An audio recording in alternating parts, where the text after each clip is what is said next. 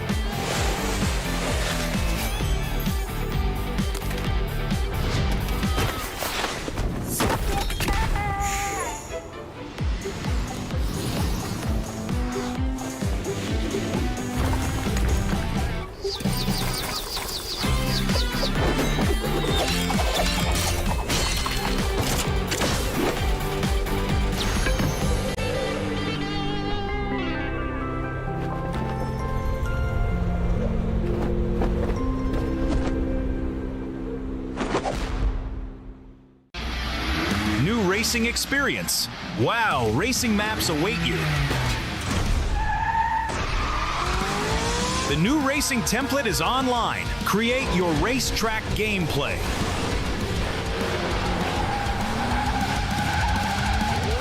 Navigate the forest racetrack. Unleash your racing passion. Surpass your opponents. Become the king of speed. Unlimited speed. Ignite your passion for speed. Play WoW now.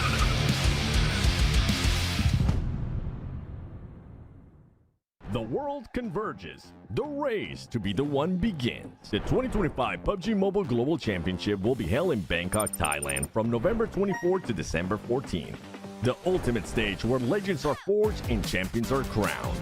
Let's dive into this year's updated format. The journey starts with the Gauntlet, a high-stakes 3-day stage where momentum and pressure peak from day one. The top 7 advance directly to the grand finals. Teams ranked 8 through 16 head to the group stage. Also new, Rondo replaces Sandhawk in the map rotation, starting each match day. After the Gauntlet, the PMGC continues with Group Green from November 28th to the 30th and Group Red from December 2nd to the 4th. 32 teams are split into 2 groups of 16. In the group stage, the mission is simple. Finish in the top 3 of your group to secure a spot in the grand finals. Place 4 through 11 and you get one last chance to stay in the fight. Land in the bottom 5 and you're eliminated. Once the groups are over, the final 2 grand final spots are determined in the last chance stage. 16 teams compete over 2 days on December 6th and 7th with no room for error. Only the top 2 keep their dream alive. After the PMGC League concludes, it's time for the final 5, the grand finals, the best of the best. 16 PUBG Mobile teams, including the host country, invite. Prove they are the one. The epic conclusion takes place from December 12th to the 14th. Who will rise on the road to glory, claim the crown, and take the lion's share of $3 million prize pool? Who will write their names in history? The journey to greatness begins here. Welcome to the 2025 PUBG Mobile Global Championship. Pro çok iyi oynadı. DX zaten I don't think any PMSL champion teams are stronger than us. ممكن اقول لرؤوف طور لعبك لانه حبي احنا جايين ندمرك.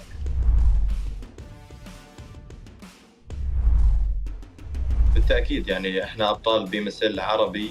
مينا ريجن من افضل الريجنات في العالم. Chúng tôi khá là tự tin ạ, tại vì chúng tôi là đương kim vô địch C nên chúng tôi không sợ. Chúng tôi đã đạt được 4 top 1 trong một ngày thì chúng tôi đến đây mục tiêu phá kỷ lục. Chúng tôi sẽ cố gắng sẽ được 6 top 1 trong một ngày. I think we will qualify straight to the final. اذا انت بطل بي ام اس ال ممكن تكون محظوظ بجيم جيمين، اما انك تكون محظوظ انك تفوز بطولة هذا الشيء مستحيل. Bên Milan tại vì họ là một đội mới nên họ sẽ có những tâm lý khá là bất thường. büyük ihtimal Wolves derdim. I think probably Virtus Pro just looks like that. Нельзя, блядь, сказать, что они удачи, что они нормально сыграли. Там нет неудачных. И те, кто на удачу выиграл. Я посмотрел, типа, фавориты своих регионов выиграли. Wolves esports. They have Coops. Best player in the world in my opinion. Đội VP ạ, tại vì bên khu vực đấy khá là căng thẳng và họ chứng minh bản thân mình từ những ngày đầu tiên. İyiler, kötü değiller ama heyecanlı oynuyorlardı. And we'll be ready. Я считаю, что из всех победителей PMSL мы являемся самой сильной командой. Pro çok iyi oynadı. DX zaten bu PUBG Mobile oynadığımdan beri hiç sevmiyorum oyun tarzlarını. Kendilerini seviyorum ama oyun tarzlarını hiç sevmiyorum. Yani bölgeleri güçsüz olduğu için ben MENA bölgesi demek istiyorum. Oradaki takımları biraz daha vurmak kolay diyebilirim. Main fight hariç. I don't think any PMSL champion teams are stronger than us. Я думаю, для нашей команды будет легче всего зарабатывать поинты на плюсах из Америки. ممكن اقول لرؤوف طور لعبك لانه حبي احنا جايين ندمرك. Em muốn một lần nhắc đến đội đương kim vô địch BMSL Milan là cách chơi của họ có thể là khá là ổn ở bên khu vực đấy, nhưng ra đây chúng tôi chưa chắc các bạn đã làm được. Yes, I think we have a lower experience than the other teams, but I think this is benefits us. It's in our advantage because the teams don't know how we're really going to play.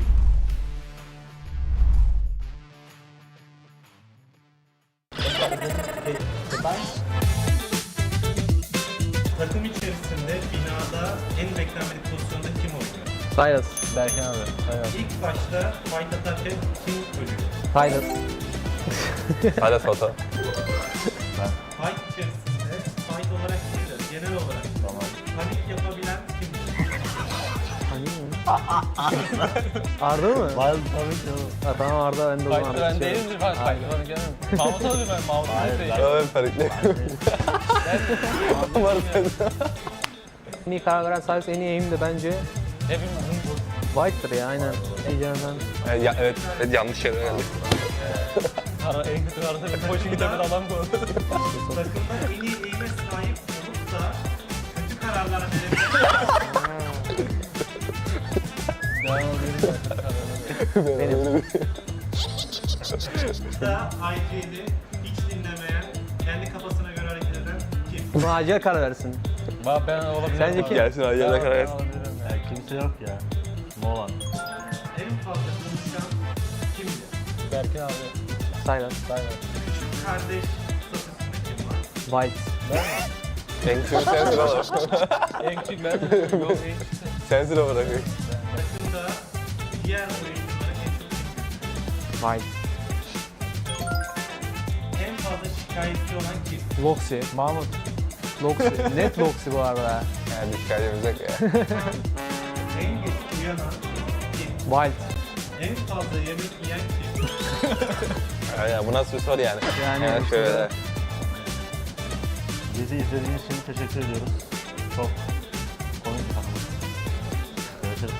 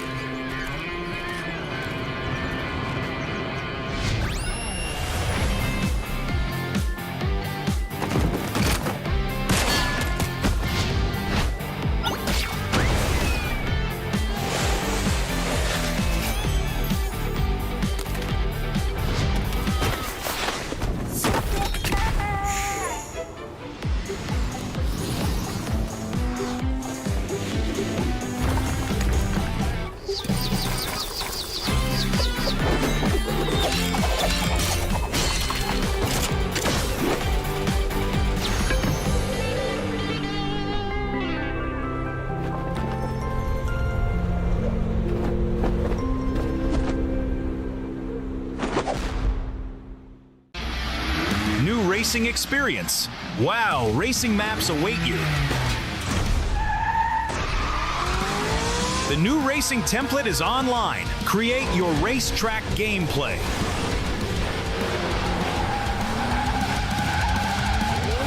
Navigate the forest racetrack. Unleash your racing passion. Surpass your opponents. Become the king of speed. Unlimited speed. Ignite your passion for speed. Play WoW now.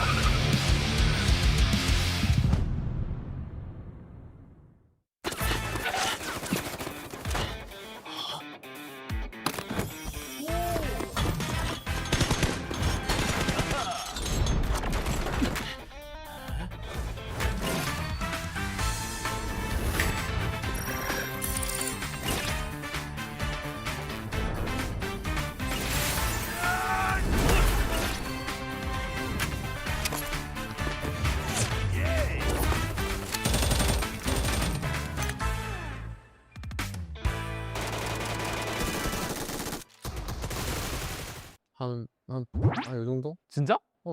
못할 것 같은데? 100% первое место. 안녕하세요. 디플러스 기아 팀 놀부입니다. 안녕하세요. 디플러스 기아 우살이라고 합니다. Меня зовут Вик, я из команды Go Team. Я держусь с командой Go Team. Сегодня мы прошли в гранд-финал PMGC и будем выбирать предикты на группу Red. 먼저 트위스티드 마인. 일단 잘 모르겠어가지고 Куда их поставим? Давай на 6 место. 한 4등? 4등. 4등? 그 16등 하지 않았어? Мне попались ГК. Я думаю, что они где-то в конце будут обитать, потому что коммерческие турики они так все играли. ARC 일단은 이로 하겠습니다. Только потому, что они наши друзья. Я им поставлю Эру куда-то в 5 место. И 10등? Зайцы, учитывая опыт Гаулета, возможно, топ-8. 좀 친근한 팀인데 인플루스 레이지. 이거 좀 과감하게 할게요. Ну, где-то возле Гикеев поставим, наверное. Ребят на их херачу. 잘 모르겠어서 한 11등? Смотря их игры, мне кажется, все-таки группа для них будет непростой и где-то на 7ом месте. 이번에 그 양곤을 꺾고 올라왔어서 좀 잘할 수도 있지만 또 세계 대회에서는 경험이 중요하다 보니까 조심히 가시면 되겠습니다. 요 정도? 진짜? 못할 것 같은데? 급하 올라오면 어떡해? 올라오면 뭐 올라오는 거지. 오케이. 100% первое место. 몇 등이라 생각해? 3등? Прям 한 2등. 그건 뭐야? 몰라, 2등 아니면 3등 할 수 있을 것 같아. Очень сильный коллектив из Китая, который упал, но поднимется на 2 место. DRX? 일단 건틀렛에서 하는 거 봐서 한 5등? 에? 나 2점 줘야 되는 거 아니야? 2점? 아, 이거 2점? 한 2점? 한 2점. 오케이. Сильно? Место. Ну, 4 место. ETSH. 새로운 팀인데요, 이게. TR? 14등? Это я вообще не знаю, кто. Наверное, где-то тут. 저도 한 이쪽 반열까지. 오케이. 뭐? 오케이. Китайцы, которые неплохо, да, показали свою игру, будут на 3 месте. 처음 보는 팀이 몰라요. 어떤 팀인지. Девятое. 유명한 말레이시아 팀인데 요즘 좀 많이 흔들리는 것 같아서 한 2쯤으로 하겠습니다. Как будто нужно было расставить на 4 места, на 9. 이거 어떤 팀인지 몰라요, 이것도. Ну, НРЗ остались, как будто очевидно. 바꿀게. Окей. 아, 나는 솔직히 한 2쯤? 아, 그건 아닌 것 같아. 오케이. 여기로 가고. No will pick this. I don't say anything. В итоге получились у нас предикты. Возможно, мы были неправы, и команда на деле кажется сильнее, чем мы думали. 또 여러분들도 좀 많은 예측과 기대를 좀 해주시고 다들 화이팅! Давай.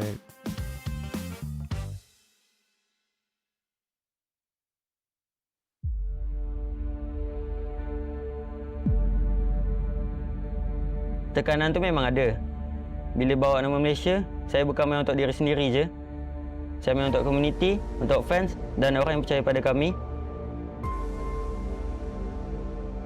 Bom, o ano passado foi muito especial para a gente. Senti que estávamos ali a um passo do título. Mas às vezes, por mais que você se esforce, o resultado não vem. Essa derrota ficou com a gente e nos mudou. آخر سنة ما راحت بالطريقة اللي ردناها، حاولنا وتعبنا بس بالأخير ما حصلنا النتيجة اللي ردناها. My first PMGC taught me a lot about myself, the pressure, the nerve, the mistake you can make only on the world stage. Now I'm here with a new roster, but my goal is still the same, to perform the way I know I can, to play with clarity, confidence and discipline. A gente está aqui para jogar e ser feliz e buscar o topo. Sim, a gente está ainda mais confiante. Eu acredito que a PMGC vai ser a melhor de todos os tempos da Influence Age. أنا واثق من نفسي هواي، واثق من تيمي هواي أيضاً، ونتأمل ناخذ توب 1. Perjalanan PMGC kita orang pada tahun 2024 boleh dikatakan sangat teruk. Kami langsung tak berjaya untuk lepas ke next stage. Tapi 2025 akan berbeza. Saya tak akan biarkan kesilapan yang sama berlaku dua kali. It's my fault, but I always come back. Don't get it twisted. Our talent was never the problem. Bom, este ano voltamos com mais fome, mais disciplina e com a mentalidade bem mais clara. Acredito que este é o nosso momento. Saya tak nak orang lain ingat, tim Malaysia ni datang untuk bercuti je. Tapi saya nak diorang tahu yang kita orang boleh bagi saingan terbaik untuk tim-tim global. Son iki maçta kalp krizi geçirmiş olabilirim galiba. Alo. Anneciğim ne yapıyorsun? Anneciğim. İyiyim bebeğim. Sen ne yapıyorsun? İyi, ben de çok iyiyim valla. Maçları izledin mi? Oo izlemeden olur mu? Kalp krizleri geçirdim ben burada. Bana 2'ye çıktınız, ikinci oldunuz, geri 3'e düştünüz, geri 2'ye çıktınız. Ben kalp krizi geçiriyordum yani o sıra. Neyse mutluyum annem. O da diyorum ya, 3 gün formayla takıldım. Vallahi. 3 gün formayla gezdim. İş yerinde görmüyor mu? Resmi atıyor beni iş formada. İş yerinde de formayla yani şey yaptın değil mi? Formayla gittin. Evet, evet. İyi, sen ne yapıyorsun? İyiyim anneciğim. Özledim seni, sadece seni özledim. Ben de seni özledim vallahi. Aradım, akşam bakmadın hayırlı olsun demek için. Uyumuşum, bir de uyuyakalmışım. Ben de dedim kutlamaya mı gittiler, ne yaptılar? Öyle işte. Tamam anneciğim. Tamam. Seni seviyorum, öpüyorum. Ben de seni seviyorum, öptüm hadi. Hadi arkadaşlarına çok çok selam söyle. Aleykümselam. Yok annem, canın sağlığı. Bunları da tebrik ettiğimi söyle, ilet hepsine tek tek. Tamam, aleykümselam. Onların da selamı var sana. Tamam, aleykümselam anneciğim, hadi görüşürüz. Hadi görüşürüz, öptüm, bay bay.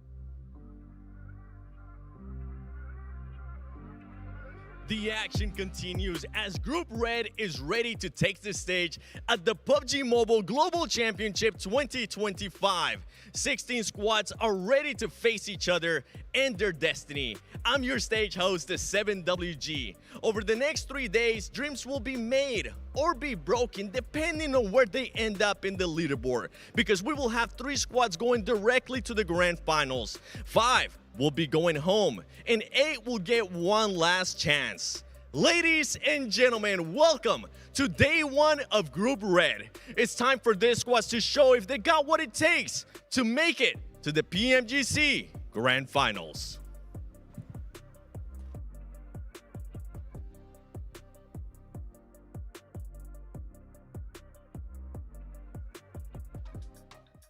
That's right, you heard the man. The gauntlet is over. Group Green is done, and now we are in Group Red, which means it's time to pull out all the stops. It's your last chance to make it into the finals. I'm your host, Hot Jukes, here with Maxman and Neptura. We have been covering this since the beginning. Max, the final part of the group stage is here. How you feeling? I'm feeling great. Group Green was absolute cinema, and I think Group Red is going to be very close to that one, Hot Jukes, and we've got so many big squads here that, again, picking 3 teams to qualify, it's not easy. So unfortunately, we'll have to say goodbye to some big names here for the next 3 days.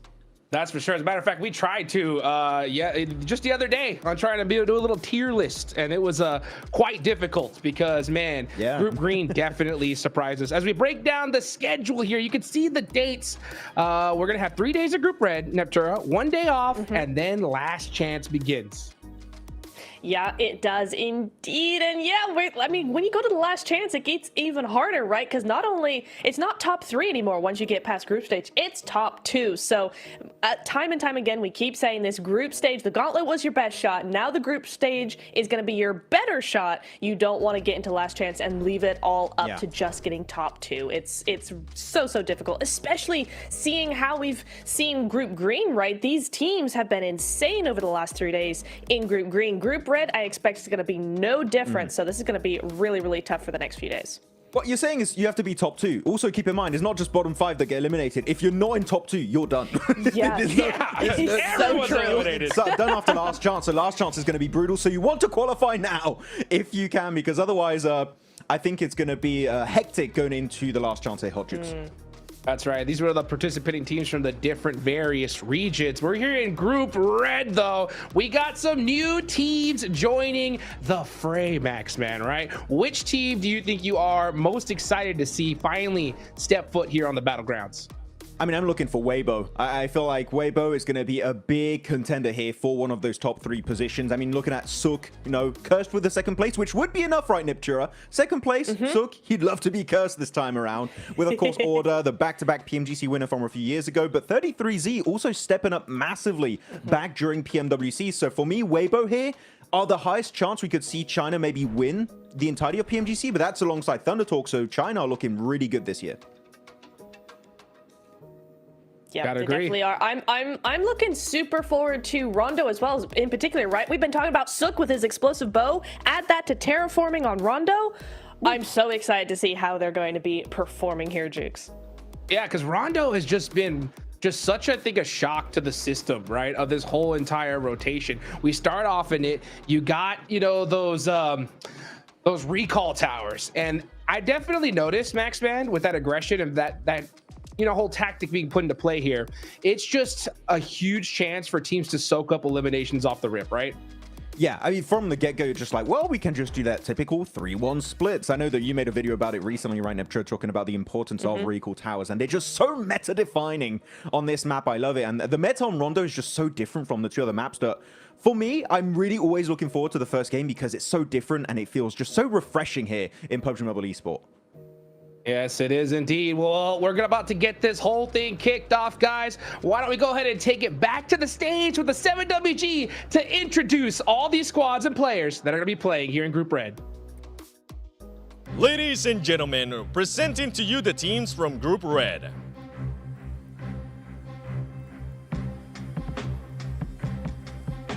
From China, Weibo Gaming.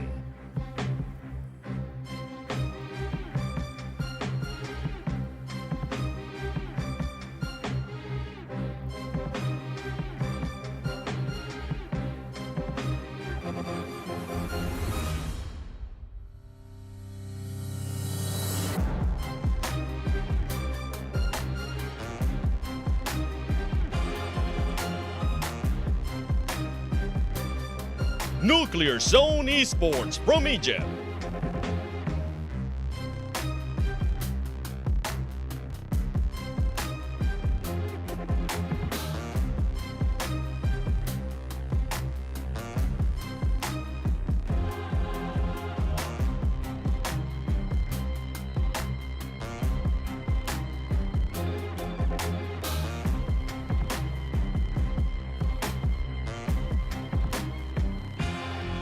From Iraq, Twisted Minds.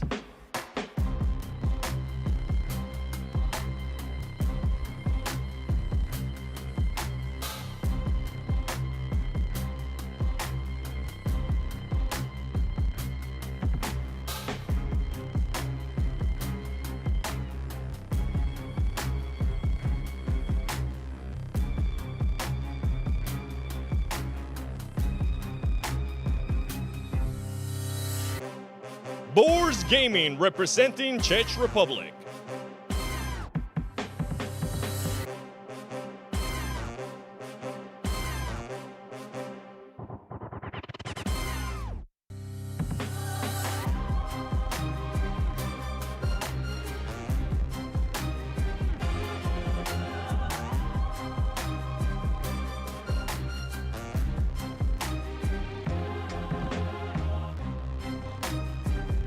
Arcred from Uzbekistan.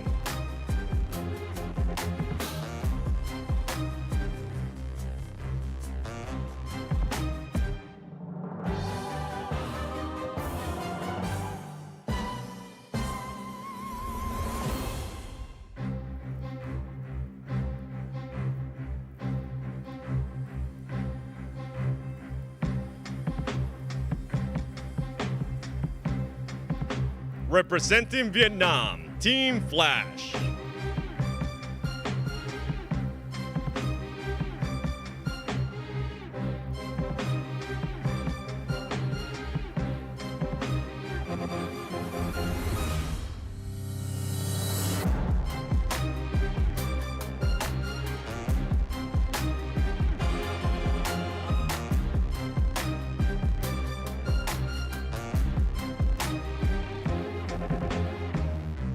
Burmese goals from Myanmar.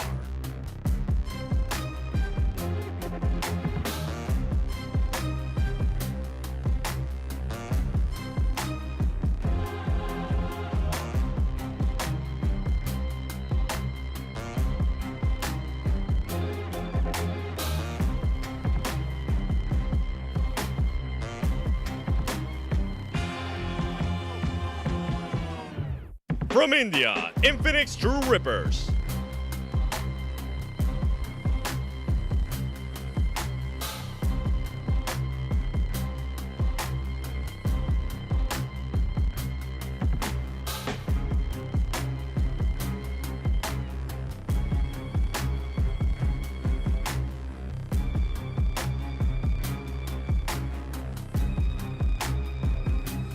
GK Esports from Saudi Arabia.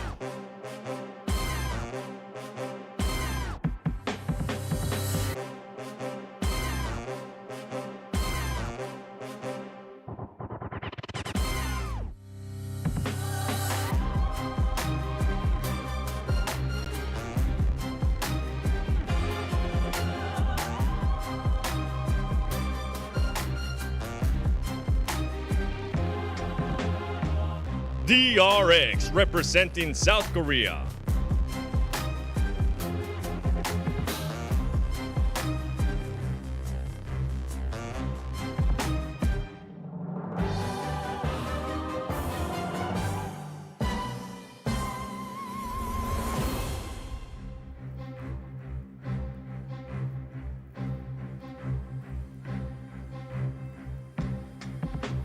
From South Africa, ETSH Esports.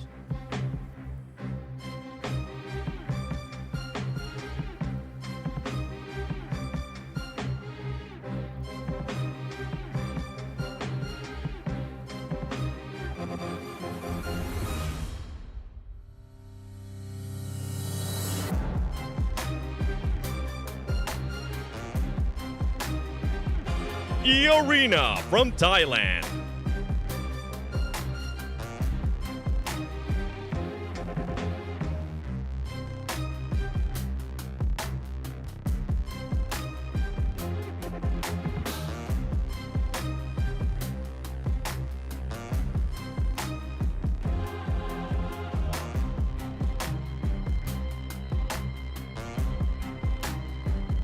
From Brazil, Influence Rage.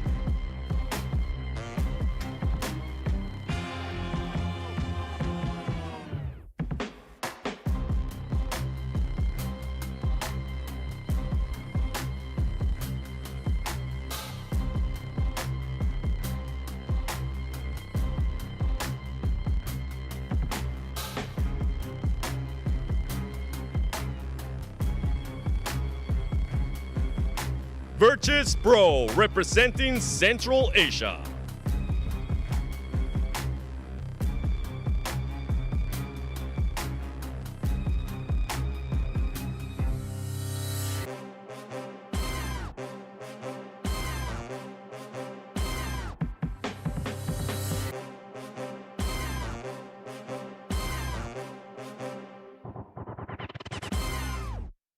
The pride of Turkey, Regnum Karya Esports.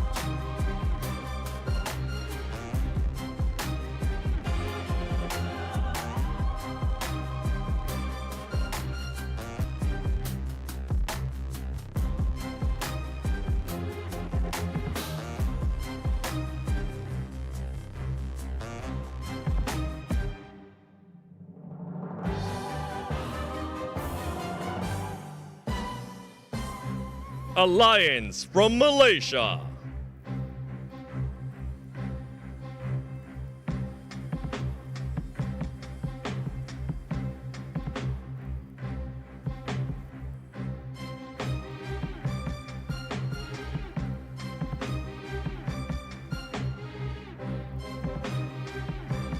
Here are the teams from Group Red, and every player knows what's at stake. Who will crack under the pressure and who will shine through to the PMGC Grand Finals? The action of Group Red Day 1 starts now.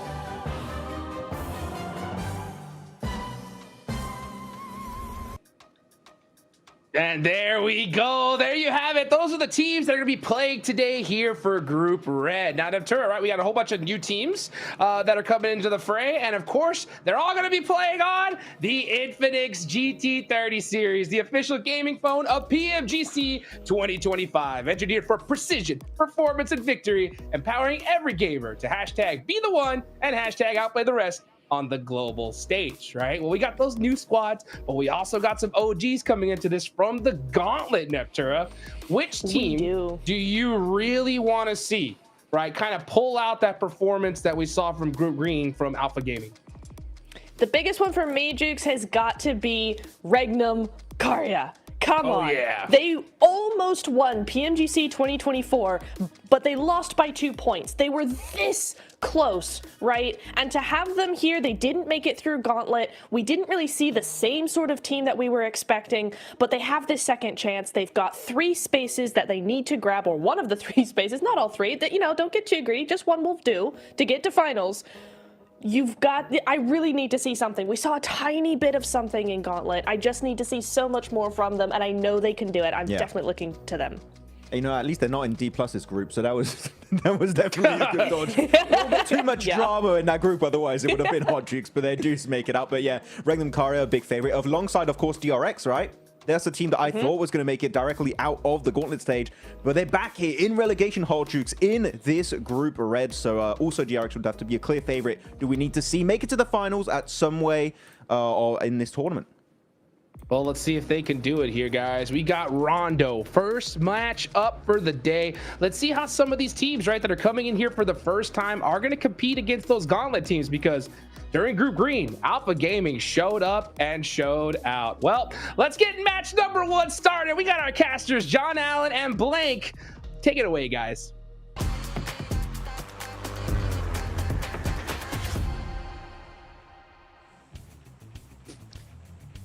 I'm only too happy to take it away. We've got 2 planes in the sky for Rondo to kick off Group Red. We're heading in for the mayhem of the early game here, as the first match will indeed start now. Right here, right now, we are ready to kick things off.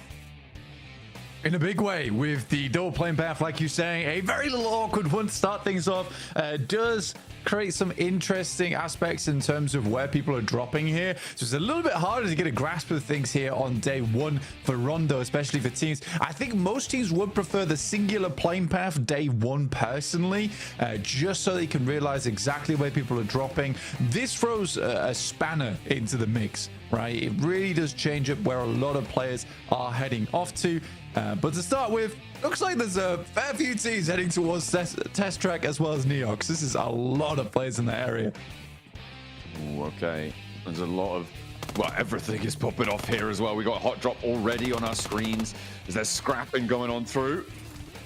Of course, not as deadly as it once was with those recall towers on board. Remember that you can get your teammates back up by getting to those recall towers, and that's what a lot of teams have been investing in right now. Arc scrapping back and forth with VP versus Pro. Oh, can't get an aid in through there. Easy for Bad Boy. Steps out though, and the spray is still good. Swaps to the micro Uzi for it, and Arc are running rings around VP. This is a great start for them. I'm still wondering what's happening over in Test Track though, because that did look pretty hot. Yeah, there's a lot of teams in there. For Arc Red, an interesting start there. I'm kind of sad that we saw Easy for Bad Boy with the very first nade that he throws here at the PMGC. Because Easy for Bad Boy is actually an insane player. He actually is insane. I think Arc Red a bit of an upstart from their region, doing some pretty fantastical stuff already versus VP, who are a significantly potent squad.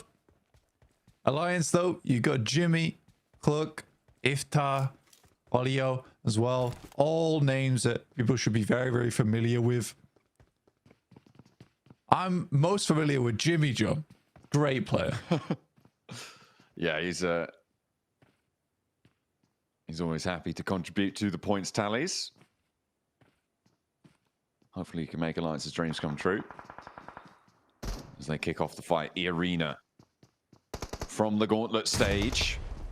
With Alliance breathing down their neck now. A little bit of a grudge match coming on through as Tony K steps in. He's got the pump action. Got the rifle at his back as well. Spots a player jumping straight up into the border and immediately flicks to the right.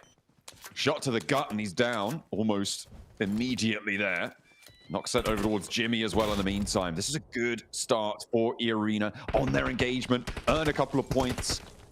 Snuffle those ones away, but Alliance should be able to get themselves back up. Tony K, he's burning. He's a man on fire right now, and he will go down. It's actually 2 Cluck, who's still alive on that top floor. Sakura joins him on the upstairs, but doesn't have the angle. Steps down, and the spray is good for another. I wonder if he's got any healing to keep himself alive on this one with, but E-Arena may be worrying a little bit more than they once were. Nice plays, though. Running rings around this team at the moment. Sakura going to go for the res now. Cluck looking to drop a smoke, potentially. Actually going downstairs. Going to see if he can grab them on the stairway. In fact, he's just going to start looting. Respect. Okay. You know, he's got priorities correct here. Get the loot on board. The limbs can come later.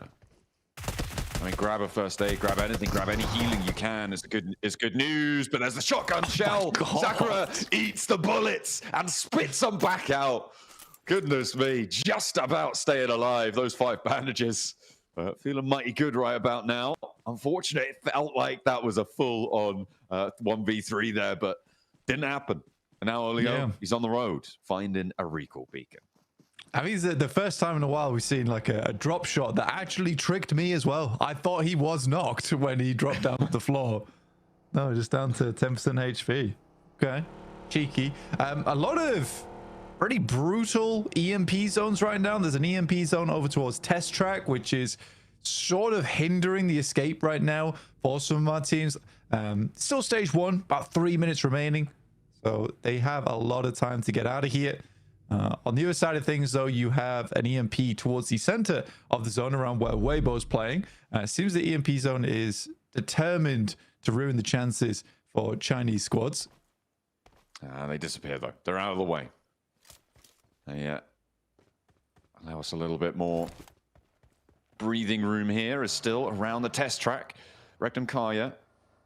And they're not going to find it. And immediately, yeah, they're out of there. It's going time. They knew about it.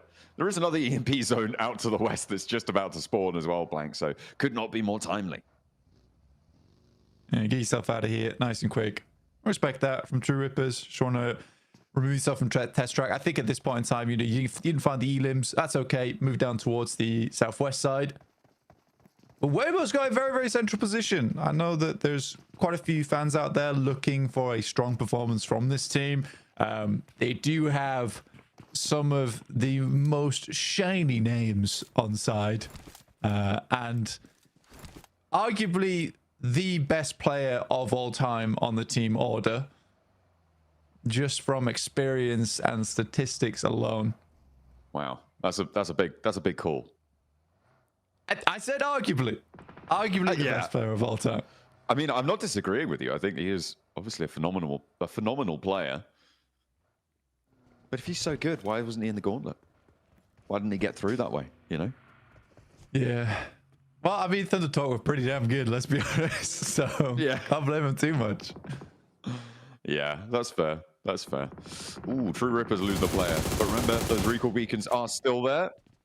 And, I mean, at least one of True Rippers is absolutely very far away on the north side. The majority of their team, sure, they're sending towards the middle of the circle right now, but Jelly, up on that north side, north of Jiaotin, actually, a very, very long way away, almost 3 kilometers away from this rotate that we're seeing, we'll be able to get those recalls on. Yeah, I mean, that's not a bad play, to be honest with you. I think splitting off here between two sides. I mean, you were late to the circle anyway, because you were locked into test track because of that EMP. So you get a 2-2 going. That's fine. It's going to be slightly more difficult to regroup later, I would definitely presume, but still possible. We saw another... Honestly, Group Red's a cool lobby. It has a lot of really cool names in it. I mean, we got Lord here as well on Twisted Minds. Another fantastic player. Yeah, I think Group Green was definitely the group of death, but there is a lot of famous players in Group Red. It's looking pretty stylish right now, right? Yeah. I mean, we're talking about famous players. We keep talking about them, right? It's Silas. It's the rest of Regnum Kaya as well. These guys did not perform in Gauntlet. Silas and the rest. Yeah, well, I mean, look. He definitely, in terms of accolades, he stands head and shoulders above the rest of them. They are all still very decorated, but it is definitely, you know, he's in a different strata when it comes to that. But they absolutely dropped the ball back in the Gauntlet stage. We were very disappointed with them. We were looking at them as being one of those top teams making it through direct to the grand finals. But no, they have to go and duke it out here in Group Red, and maybe they'll get one of the top 3, or maybe they'll have to join the Falcons over in Last Chance and keep them company there. For now, they have a central position, and hopefully they can do something with it this time around in the group stages. Yeah, I think for Regnum Kaya, there was definitely a bit of an issue where just taking down the NPCs. It's fine. I thought it was slightly more dangerous because he was taking quite a bit of damage from it. And I was like, come on, this is kind of ridiculous. But we're fine. We're fine. We're just grabbing all the loot we can from that position. That's fair, you know. Grab it while it's hot. Grab it while it's out of arm's reach of pretty much everyone else. Everyone already condensed to this next circle, pretty much. There's only a couple of dribs and drabs left to go on through. We've seen a lot of elims start to add onto the tab. Actually, I say a lot of elims. Kind of for Rondo, this isn't as many as we've seen in the past, certainly, right? What is that? You've got 9 elims earned so far. I feel like we've seen bigger tallies before these recall beacons shut off. There is still a little bit of time before they shut off, but yeah, that's maybe quieter than I was led to believe by what's happened so far. Yeah, I mean, both of them being on the side, kind of making the zone look like a Mickey Mouse right now a little bit. Do you see it? Do you see I see it. You guys at home can see it as well if you open the map feed, which is on the YouTube channel. It's gone. You missed it. You did miss it. We had a Mickey Mouse circle. It is getting a little bit Mickey towards the center right now with True Rippers, BG, as well as Regnum Kaya all on top of one another. Slightly weird circle down towards Hongshan, where you do have a lot of this terrain you got to pass through. And then towards the north side of Rinjiang, like a little bit of area with buildings, etc., to push on by. It's tough, definitely tough. Yes. A little bit unfamiliar terrain as well for a lot of these teams, right? Sure, they'll have played it a bunch, but nowhere near as much as on Erangel, on Miramar. It'll be a little bit less familiar, and with this new lobby, with the new setup, it's going to be even harder. Maybe the Gauntlet teams will be afforded an advantage because of that as well. Yeah. And having a little bit more experience with the global state of Rondo. Speaking about things that are new, just want to quickly remind everyone that we do have a you're cruel production. We do have a slightly different graphic on the right side of our screen there in terms of the leaderboard. Instead of the eliminations popping up from time to time, we have decided to change that where they are visible at all times, so you guys get a clear idea of who's doing well in these games. But as those eliminations go through, they will be immediately added to the points total, so you won't have to worry about adding anything up. It'll be right there in front of your eyes. I believe as well, when a team gets eliminated, those placement points will also get added to their points tally immediately. So if you see someone going down in third and leapfrogging someone who's still alive, you're like, hang on, they've got more placements guaranteed. It's because they haven't been added yet. What's going on? Virtus Pro looking to add a couple of points to their tally with a roll up to E-Arena right now. 2 cars slam into the side of the rock, and Joker backs off. Tony K on the back line, looking to hold it down, but Aragon's got the MG3. Ooh, is going to be backed off, though. I think he had the pin on the nade, and Joker's got an MG3 of his own. We'll back off this one. This is always a curious part of the map as well. Playing around this area, a little bit hard to leave from because the third parties can come through thick and fast. Fajita able to take down Jimmy from Alliance, but you got Iftar and Olio underneath, but he's still going strong though from this balcony. Oh, Molotov though on the wood as well. There's no way there's no way. Surely the spread gets him there. Okay, yeah, he's out of position. Will have to move. Surely he's not going to be able to get the healing done. He's still alive, but spotted by Jimmy. Oh no, hang on a minute. It's by Iftar. Jimmy's dealing with the rest of his team, and they will go down. Our first team to get eliminated here in Group Red, and maybe First Pro will be not too long for it either. E-Arena as well. Good find a nade sent their way, and they're certainly going to try their best to dodge them. One on the trades, and there's another one. Oscon in the smoke, moving forwards, getting the flush as well. And NC2 nowhere to be seen. Sakura from up on high can only watch on as his teammates get obliterated. I mean, I was hoping for a little bit more out of E-Arena there. That looked like a much better fight. That's some great nades. So there we go. That's a big thumbs up to Sakura there. But yeah, that looked like a much better fight. But falling down to a player basically crawling through the smoke in the front lines, a little bit concerning. I definitely want to see more of E-Arena. There's a lot of talk online about how this team has a lot of strength in them and they can push further into this tournament. But again, there is quite a few other squads here inside this lobby who all are deserving of a top 3. And I think the way that E-Arena played in their portion of the tournament earlier on, it was a little bit lackluster.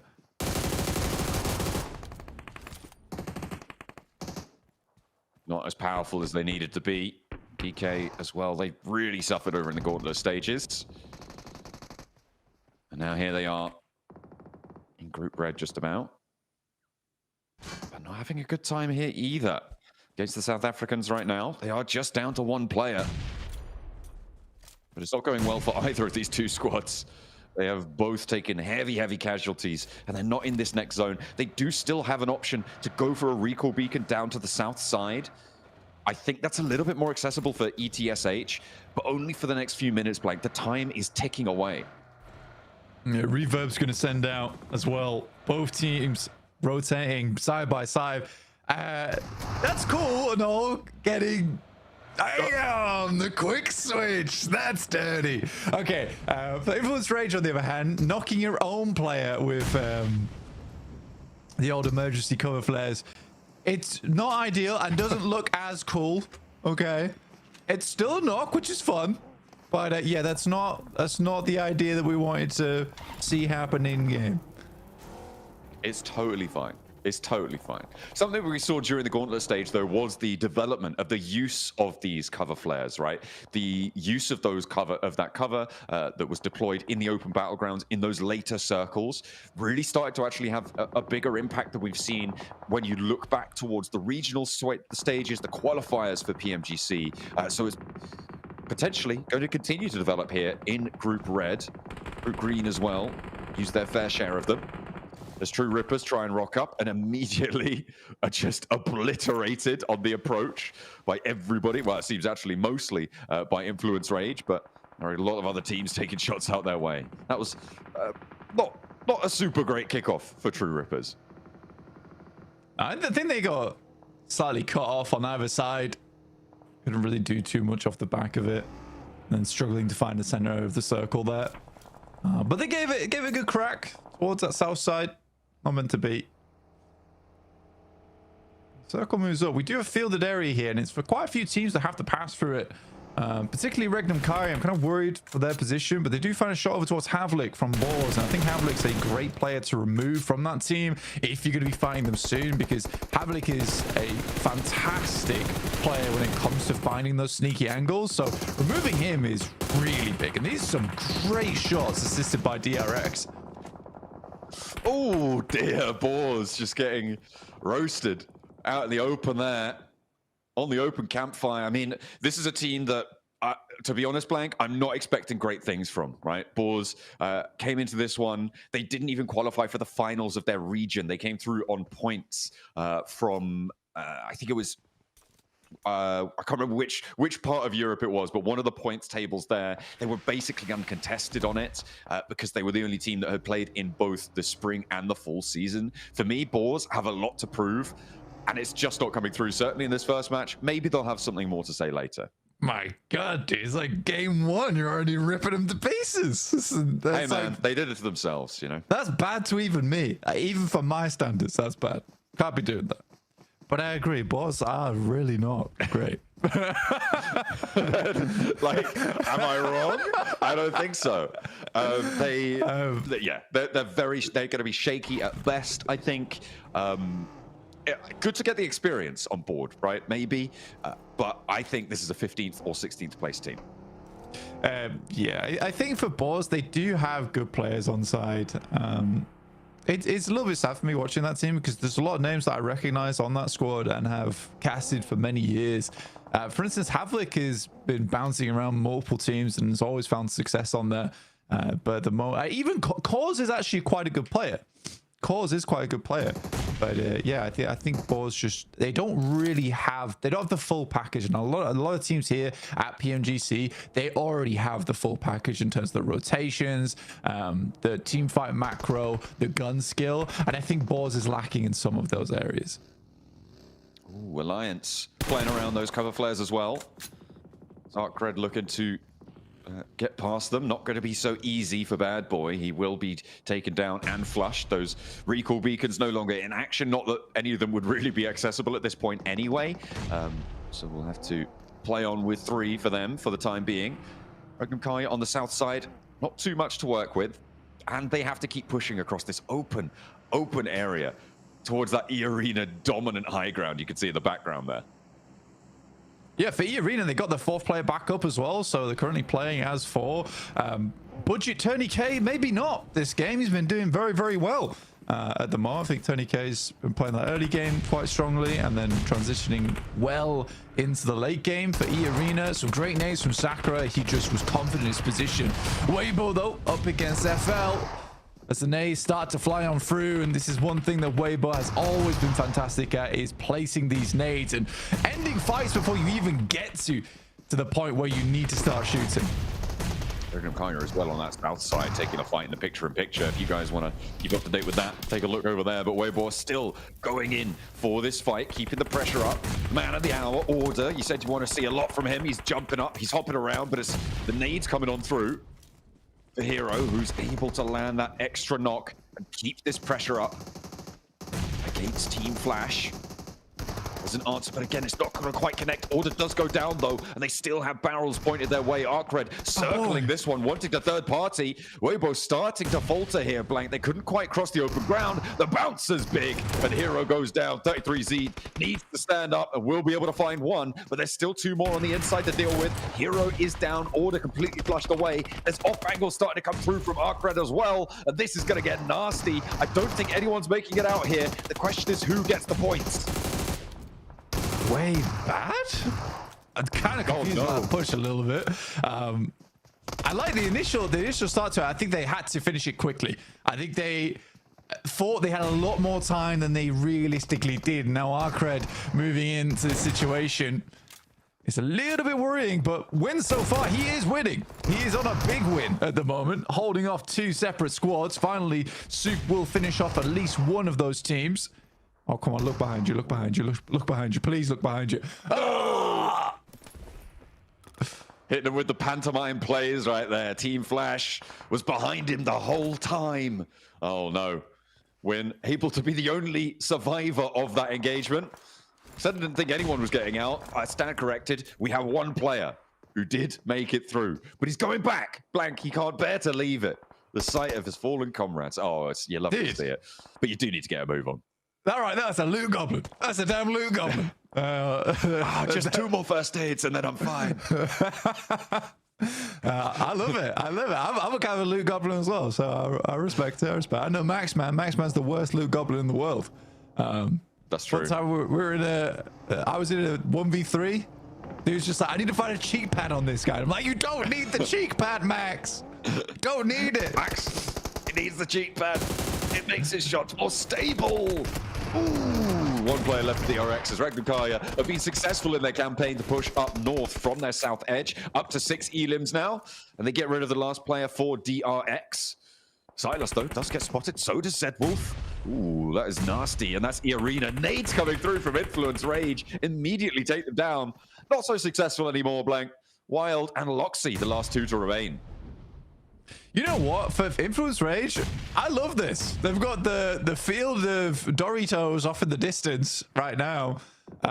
Set themselves up in a very awkward location, but it works. It really does work. They're expending so many smokes, though, to make this happen. But they have a central spot, and it looks good right now. I did not expect Alliance to get this far into the game, but they have. Doing quite well off the back of it. I mean, only 3 players, but still going strong. Now, I'd like to see a win out of E-Arena. I would love to see a win out of E-Arena.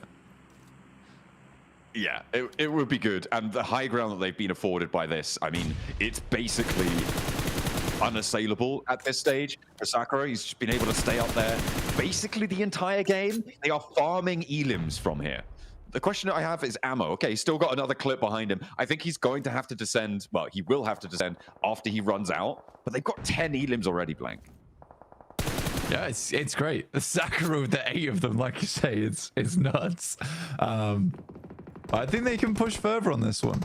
Again, it was strange because, like I said, there's a huge amount of talk around E-Arena saying this team was going to bang coming out from SEA, and they just didn't, right? They just didn't. And we were kind of I was kind of confused by it all. So that is a nuts nade. Oh. That is a nuts nade.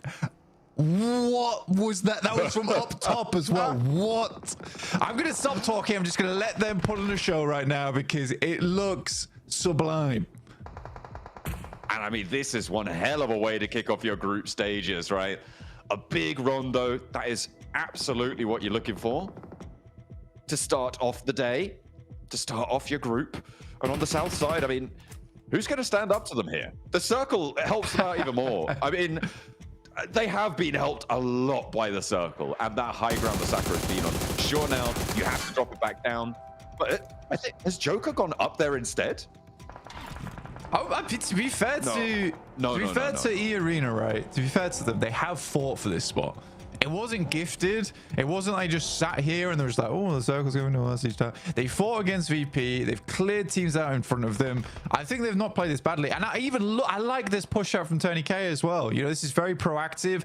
They know that it's fielded area down towards the south side. You don't realistically want to just let teams wander over towards you on this high ground. Allow them to get up towards the trees, because if they can get towards the trees, then they can play the game. You don't want them to even get to that point. Yeah, you want to keep them all locked in a really uncomfortable situation if you can. And Tony K's flex out. I mean, Godspeed spotted it. But will he be quick enough on the trigger? That's the question. Win that challenge, even if he is. That doesn't mean that the rest of the arena can't keep that suppression going. 9 elims for Sakura, by the way. That's crazy. And climbing, as he's able to get another one. Flushed out by Tony K, but that elim is attributed to Sakura for getting that initial knock. Regnum Kaya up into 4th place, but maybe not going any further. Those nades from Influence Rage have been brutal to Regnum Kaya. Yeah, it's been tough. I mean, Wild is doing wild things alongside his teammate, but Loxy did go down there, and now Influence Rage can continue to throw the Molotovs in. It's getting real hot there for Wild. Will just try and drop a first aid kit, trying to live longer than teams around him, but it's looking like a 4th place to me, personally, unless things get really difficult over towards BG, but I don't think they'll go down first. Surely not. No. So Wild does get a 3rd place. Well played. Oh, nice. Healing it out. Getting that 3rd place. Brilliant stuff. Influence Rage with Lil Boy down. Now the only team that stands in E-Arena's way. They have got that field of D4s, the tetrahedra, littering around them. Sakura, I mean, he's got 11 eliminations this match, Blank. A lot of them were up on the high ground, but he's got, I think, at least 3 since he's come back down. Grabbed a lot more ammo. And Influence Rage, I mean, there's nowhere really that they can move where E-Arena won't fully know exactly what's going on. The difficulty and the vulnerability is, I mean, exactly that, right? They are very split, so could potentially be vulnerable to that. I mean, for Influence Rage, they've created a fantastic stronghold for themselves, but they need to leave this stronghold soon. This is so cool for Influence Rage. If they can win this game, it will be a comeback to start things off. But it's very unlikely. I think what they've set up here really does show off like the cool aspects of Rondo, in my opinion. Let's see how things do pan out as we are getting in towards our final zone very shortly. You see those jammer packs on a couple of players as well. That's not going to last you too long at this stage. You imagine they've been bled through. Tony K. A cheeky little peek out the side there. Diego can't connect, and neither can Tony K. The regroup comes through from E-Arena, and Influence Rage are going to have to leave their stronghold. As Lil Boy steps out, the smokes are starting to fade as well. Up into the trees, up into the vehicles. It's going central next, Blank. The open hillside, I mean, E-Arena probably have to move a little bit later. I don't know if they've got any more flares, though, to play around with. And they could send the tumbling down towards the low side, and that's a big pickup. Tony K, the off angle, isolated and taken down. Now in a 3 versus 4. I think that peak's bad. That peak is just categorically bad, where the circle hasn't even started to push in yet. You're challenging a team that has cover right now. Luckily, you've got Byakuya Kuchiki here with the Senbon Sakura in action right now for the squad in the arena. Have you put a curse on me? What's going on? My goodness me. I'm sure Maxman knows. I'll ask him afterwards. He can translate. I mean, it's a 17-point game. This is unbelievably good. I mean, Law's definitely just going to deny the point here, but oh my days, 27 points in the back pocket. It's a blossoming game here for E-Arena. Absolutely beautiful. What a way to kick things off. And I think that might be a record for a single player, Blank. Sakura able to do so much on his own. Well, I say on his own, with the protection underneath of the rest of his team. He was hunting from up on high. I'm really waiting for that MVP card, because 100% is Sakura, first of all. Yeah. I want to know how much damage.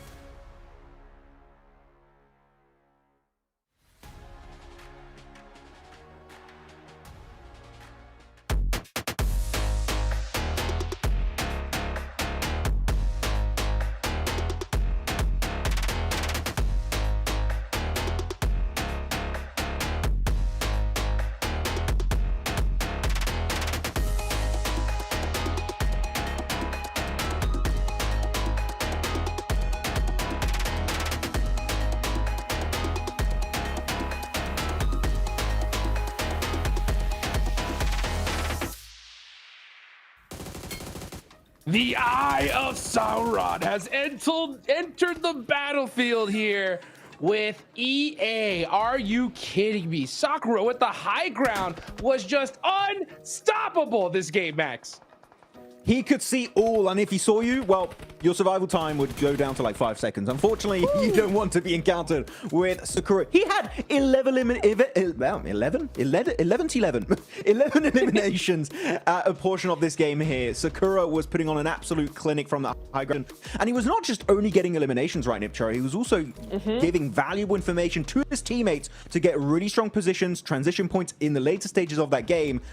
E-Arena, it was... like, sure, the circle was definitely favoring their position, but they used that spot to its absolute full potential. They really, really did. I mean, Sakura doing massive amounts of damage there, 1,400 damage. But I tell you what, every knockout he's getting, he's confirming as well. Some really good stuff there. And I want to point out as well what I loved seeing there in that transition point between being up on that mountain to having to now fight in the end zone, right? Was the mobility. They switched so quickly. They were ready for that transition. It was not, oh, we're going to be up on the mountain and then, oh no, what do we do with the aggression? It was like, no, time to go, Max. Look at Tony K. He took 757 damage. What is? Wow. He's a paladin on the team. He's the tank of the squad. I think that's literally one of the highest damage taken stats I've ever seen. So I don't know if you've seen higher, but of course, because Rondo got the recall, but oh my god, that's high. Those stats are wild. Okay, 757 damage taken, 837 damage done, and 1 elimination. That is by far the craziest stats. I mean, I'll tell you what. I mean, yeah, that high ground position from Sakura just paid dividends here in this match. We can't stress just how crazy it is for a team to get a 10 elimination chicken dinner. For one player to do that by himself is just wild, especially for the first game of Group Red, Max. Yeah, first game of Group Red. Again, absolute cinema being provided here. I'm really happy with some of these fights we did see in the mid-stage portion of this match. Virtus Pro, though, this was one of the most important fights, right, Nipchara? Them losing that position over to E-Arena kind of locks in that chicken dinner early on this match for E-Arena. Yeah, they really, really did. You have to challenge that kind of position early on, and if no one does it, or if you lose that challenge, then that just solidifies that team even more. After that, there was not really much chance of really challenging them and getting them out of that position. So EA hunkered down, held their ground, and they were able to get the win just off of that, really. But the other thing that was interesting, what are you saying? You want to hear a crazy stat? Go for it. Right off the rip here. All right, well, EA, ridiculous amount of eliminations and the chicken dinner. During the Gauntlet, right, all 3 days combined, they had 74 points, guys. In their first match here in Group Red, they are going to put up 33% of that total in just one game. Wow. I mean, you know what? I love that for them. I love that for them. Yes, because I think we were expecting so much more in the Gauntlet stage with them, right? We were thinking E-Arena is going to be one of those top teams, and they just weren't. So now, coming into Group Red and seeing them put up such a performance, it's like, finally, E-Arena is back, Max. Do you want another fun stat? Team Secret, during the entirety of their group, got 32 points. In one game, E-Arena got 27. Just saying, okay? That's a mad game they just had on that Rondo. Sorry, Team Secret, but... probably at the airport, so they can't fight back. Whatever. Anyways, Influence Rage, also a really good performance here. Able to survive against the likes of Regnum. Burmese Ghouls, also a really good hold on that southern position, low ground position. Really happy with their performance. And Burmese Ghouls, actually, Nipchara, way more silent than I would have liked to see coming out from this team. They had opportunities to maybe third-party your Regnums versus Influence Rage, or even that fight to the west versus Flash and Weibo and even Arcred at some point. But no, they stayed very passive, and that scares me a little bit because passive, would it be enough for you to be in top 3? Not quite, so I want to see more presence from this team eventually. I mean, they are generally a more compact team, so I think they probably are going to keep to themselves a little bit, but I don't hate it for the first game, right? Especially when it's a Rondo, it's still a little bit unsure about how the lobby's really going to be playing that. So I don't hate it for the first game, but yeah, we definitely need to see a little bit of a step up and more proactiveness coming through from them later on in today's matches. But your MVP of Rondo is going to be Sakura. We knew it was going to be Sakura. Come on now, 11 eliminations. No one did that. There's just no beating this guy in this map at least. Yeah, we're probably not going to see that for the rest of the Group Red, to be honest. I mean, that's just a crazy, crazy day, you know? So, I mean, for him to bust that out in game number 1 is got to be so hype for EA. Like, I did the official math. It's 36% of their total points from the Gauntlet in just one game here off the rip. We just really hope this is not a flash in the pan, you know, moment. We want to see this just rocket launch this squad, you know, and kind of have that little alpha gaming presence, right? That big improvement from Gauntlet to here. And that's the advantage, right? If you're in the Gauntlet, you get a little bit more time under your belt to come in strong. They understand how important Rondo is here, and they really took full advantage of it, Max. Yeah, definitely. And I want to talk about a team in particular we didn't highlight just yet, which is going to be Alliance. They went for position. I think some people might look at this game and think, oh, that road dip, it's not really a great position. But you can make it a great position with, guess what? Emergency cover flares. And they put down, I believe, 3 emergency cover flares in that position. And they were holding it for so long this game, which I was really happy about it. The main issue was of course, Sakura on top of that rock mountain. That was going to be an issue. But outside of that, Alliance for me had a great macro game positionally speaking, so it gets me excited to see what their rotations will look like going into the other 2 maps on today's matches. Yeah, for sure. The other team that I was actually really impressed with how they were setting themselves up was Acred, actually, up onto the northwest side it was. They were really split across the mid stage, and they had a really nice split going, and then they had a really quick regroup, and were trying to third party the Flash WBG fight as well. And I really liked how mobile they were. They were surrounding that fight. They were trying to get all the best angles. They seemed like macro wise, they seemed like a really switched on. They were really doing a great job there. So I'm excited for them as well in the next Erangel.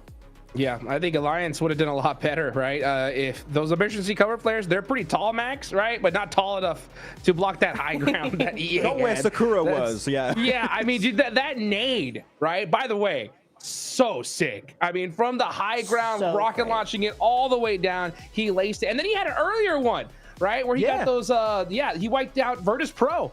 All 3 players with 1 nade from that high ground position. So that is just crazy to see. But you know what? Another good fight that we saw, Max, right?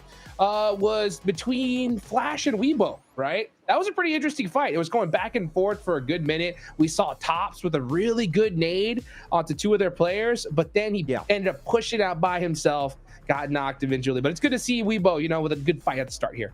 I really respected the approach actually from Flash, trying to leapfrog the position in the compound itself against Weibo. That was a really good idea. Then it got a little bit messy, Niptura, I would say. There was a very good idea at first, but then it got down to like some 1v1 fights, some 1v2s. It was a little bit all over the place. And I actually did really respect what Arcred were trying to pull off, which is third party, just a player north, a player south, try and get a little bit involved in that conversation. But Win, unfortunately, had the final word there in that fight, and he was able to survive the entire compound fight.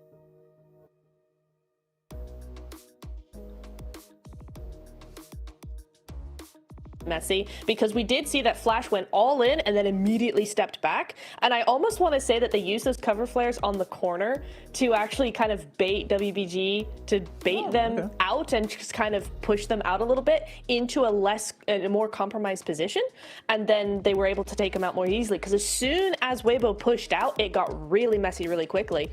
If it hadn't been for Acred, I think Flash would have won that more decisively. So I kind of want to give them the benefit of the doubt there just a little bit, but otherwise, yeah, it was a really interesting fight. I might want to go back and look at that again, because it was interesting.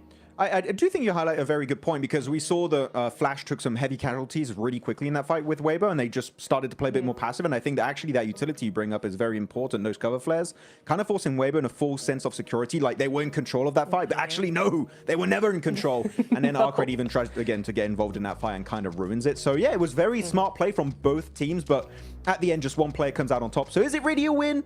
To some extent, maybe, but not quite the win they were looking for here, Hot Jukes. Yeah, you know what? Match number 1. I always say match number 1 in a tournament like this, you get I like to call it the Hot Jukes excuse card. I'll give a little punch for it, all right? You got to get warmed up. Crazy things are happening, you know. EA definitely didn't use that. That's for sure. They went out crazy. But you know what it is for the first game. But we're going into Erangel here now. That excuse card is over, okay? Looking at some of the potential drops that we have, Max, right?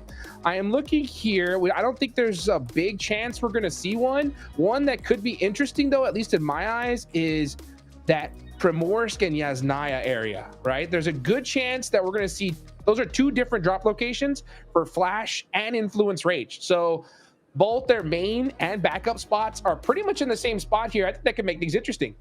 It could. I mean, if it goes in Yasnaya Polyana, Yasnaya, as we all know, big enough city, right? Hot Jukes for two teams to coexist. If you're not, if you don't have too big an ego and you're willing to share, then it shouldn't be an issue. But Primorsk, I mean, Niptura, Primorsk hot drop, you can't share Primorsk. I know we drop Primorsk quite a bit in our Ultimate Royale games. If there's a team there, 99% of the time, it is going to be a hot drop. So if you do go for a fight there, I think it is going to be resulting one team getting instantly squad wiped in that position. Yeah, I think it's really got to be. There's just not enough room, and often just the loot, you can't get the loot you need fast enough when it comes to how small it is, right? So I would think Influence Rage probably, if they do think that they're going to get hot drop there, that you see a third location here, Quarry. They probably do a 2-2 split here normally, but if Flash is going to try and hot drop them, just go to Quarry and do a Quarry split, and they should be fine.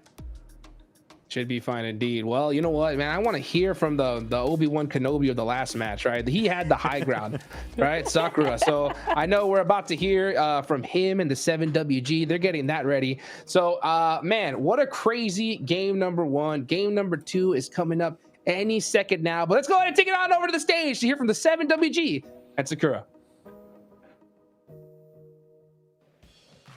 Welcome to a quick report with the 7WG. I'm joined by Sakura from EA. They just had an stellar performance. I want to pick your brain a little bit. What was the biggest change that you guys made from the Gauntlet here to Group Red? อะไรคือการเปลี่ยนแปลงที่ใหญ่ที่สุดจากรอบ Gauntlet มารอบกรุ๊ป Red กรุ๊ปแดงก็พยายามเล่นให้ใจเย็นกว่าเดิมครับเพราะว่ารอบ Gauntlet ที่เราเล่นคือเราเล่นรีบร้อนไปหน่อยครับทำให้เสียง่ายครับ So we try to play more calm because in the Gauntlet stage we rushed our timing too much and made us like die easily. Well, that makes sense. You guys played it out perfectly too, and making sure that you cleared the North of Alliance. Some little quick stats for you guys. In the Gauntlet, this team was averaging about a 10th place to 2 to 3 elims today.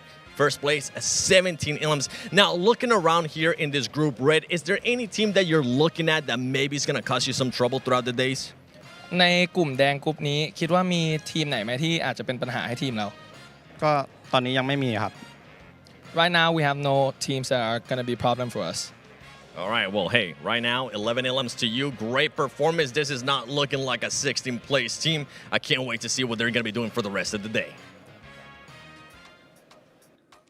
Yeah, that's a fact. Goodness gracious, right? I love that shout too, right? Saying that, you know what, we were rushing our timing just a little bit too much. And that's where, I mean, we talk about it all the time, just how imperative these nerves are to these players. You know, you're at such a big stage. You've worked all year to get here. You're not in the comfort of your own house anymore, Niptura, right? So it's understandable why some of these teams will be a little bit quick to jump the gun on certain decisions. I'm glad that they realized that and calm things down here. It definitely worked, that's for sure, for match number one. It sure did, right? Yeah, it's interesting because looking over my notes, you know, you go that E-Arena are actually really instant to rotate. They always are ahead of the zone when it comes to those zone shifts and trying to rotate as quickly as possible. So it's interesting that they say they're rushing, because if you're rushing instant rotates, you are really, really quick. So it is nice that they've adapted to the lobby, especially these teams. You know, they've done their research, figured out what they want to do, and just slowed it right down. And yeah, like you said, I mean, they slowed it right down to the point of having one singular position basically the whole match, and it really, really worked. I like during the interviews, like, oh, we just played calm, a little bit slower. I'm like, bro, you just got a 17 elimination chicken dinner. What's slow about that? what's calm about that? I think he's just a humble king, Hodrick. Just a humble king. He's like, don't worry, we'll make it fine. But actually, we're the best team in the lobby, and right now they proved it. They're the kings of Rondo because, well, you only have one Rondo per day. Because now it's a wrangle coming up. Let's go. Let's get it going to the grassy pastures. Let's get match number 2 started. It's Aaron Gale, John Allen, Blank. Are we going to see another player get double-digit eliminations today?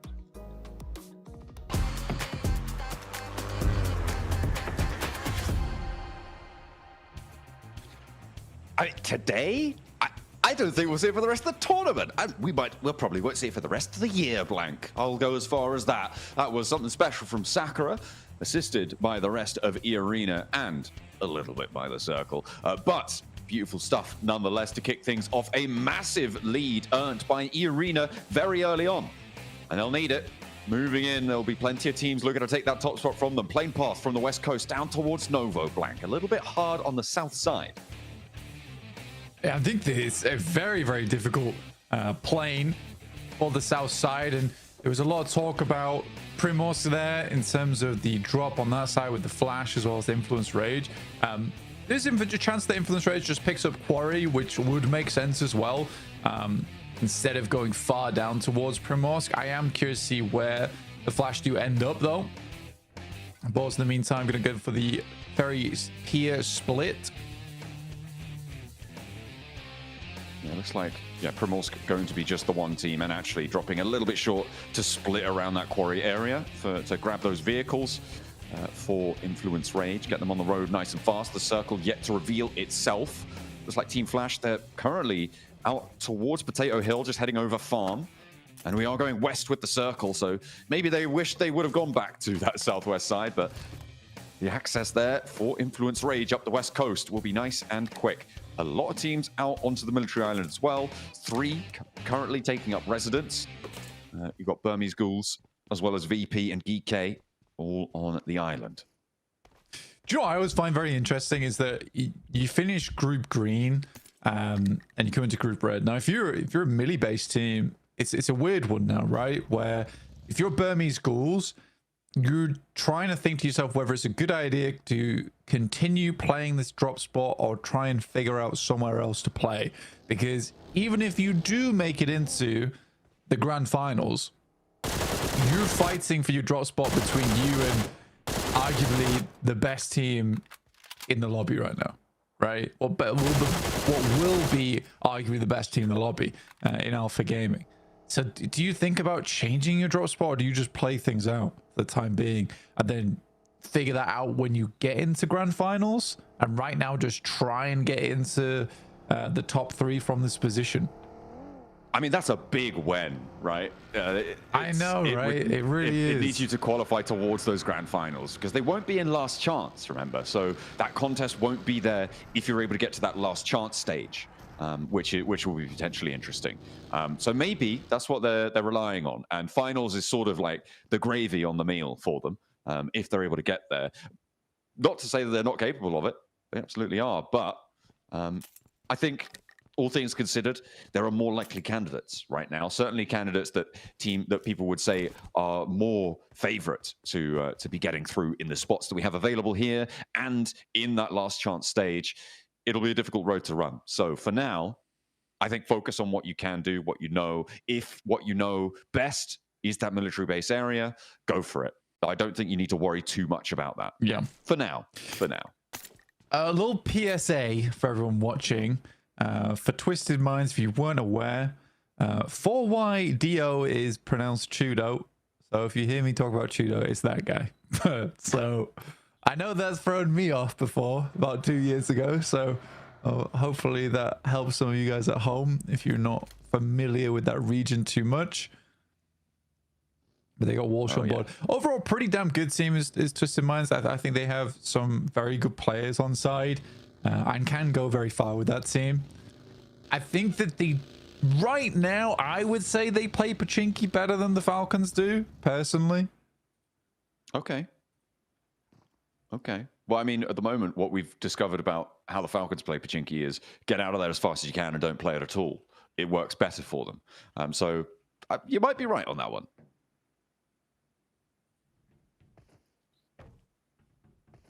GK down towards the southeast side. Another Abnoya. Bit of a journey up towards the north, but should be okay. They are cut off by quite a few teams. That's purely because of the plane path, which cuts down towards the southeast. With True Rippers playing in Milter, which I think is a pretty damn good spot to start from. It gives you a lot of options. On this circle, it's not so great, obviously, because you do have to move off to the west and pass through farm. But I imagine Alliance will leave at some point to try and get that crossing. Boars moved early off of Ferry Pier towards the north side, around Gakka. Trying to get in towards the center here. I mean, we've seen quite a lot of circles end up towards Everest, around those Gatka fields, right? Back in Gauntlet, and I think quite a bit into Group Green as well. Looks like Group Red will have their fair share. Are we going to get more Everest finishes? Is anyone actually going to go up to the top of Everest? And is anyone going to go to the compound that, certainly for a match or two, nobody seemed to want to go to on that south point of Everest, overlooking those Gatka fields? Right now, looks like Regnum Kaya are looking to go up the mountain. Twisted Minds, they transition from Pachinki to a compound a little bit further along the way. We'll see where everyone else pulls up as well. Yeah, again, this is what I love, because I think if you watch Team Falcons, they would have played Church. They would have 100% played Church on this circle, and they would have been slow to the center. I think the Twisted Minds they have a better understanding of how to take advantage of the central position. I like it. I like it a lot. They're playing a little bit of a lineup right now, which cuts out teams coming through from Ruins, so it's a good split. Weibo coming in from that north side. That's from North George, just heading over the top of Everest at the moment. But we do have a lot of teams already fairly central on this one. Teams who did get cut out by the plane early have yet to move. And fair enough to them, because it's a long journey in. It's likely you're going to be playing Edge for a while. So that's teams like True Rippers, Burmese Ghouls, Geekay, Virtus Pro as well, all the way towards Lipovka. Yeah, I think you've got Nuclear Zone as well, rather aptly playing it towards Mill to Power. Big fan of that thematic naming, thematic drop spot. Coming through on the Egypt points qualification. Big pickup for them. I'm already a fan. I want them to win the whole thing. You do? Because they're dropping in Mill to Power? Okay. Yeah, absolutely. You know, I'm a sucker for it. What can I say? ETSH, they found Win. He was the lone survivor of the fight in the fight. Goodness me. Hopefully not that. But the fight in the last game. Smelly. That's some off chicken dinners there. But he was the only one to be able to get out of that scrap we saw in the last match. But we'll go down first this time. I know. The lone survivor, you say. Must have been pretty deadly, right? He's been sat in the casting booth with you before. What the hell? The hell? That's crazy talk. No, you're very clean. Everyone knows I'm incapable of. Over towards the western side, we've got Irina from last game, who were not silent, but they were deadly over on that top side. Now looking over to the east, it's a bit of a more difficult run out for them. They got Influence Rage in front of them, trying to get a little bit of revenge for last game. Feel some vindication from that hold that they had. I think the only thing that concerned me in that last game was Tony K's angle and the time which he was peaking. I was looking back on it just on the feed, and I think that the reason he's doing that is to prevent any runouts coming through from Influence Rage. And that's the only reason I can think he would go for that. But again, they were fairly locked in. I suppose you can't play too passive.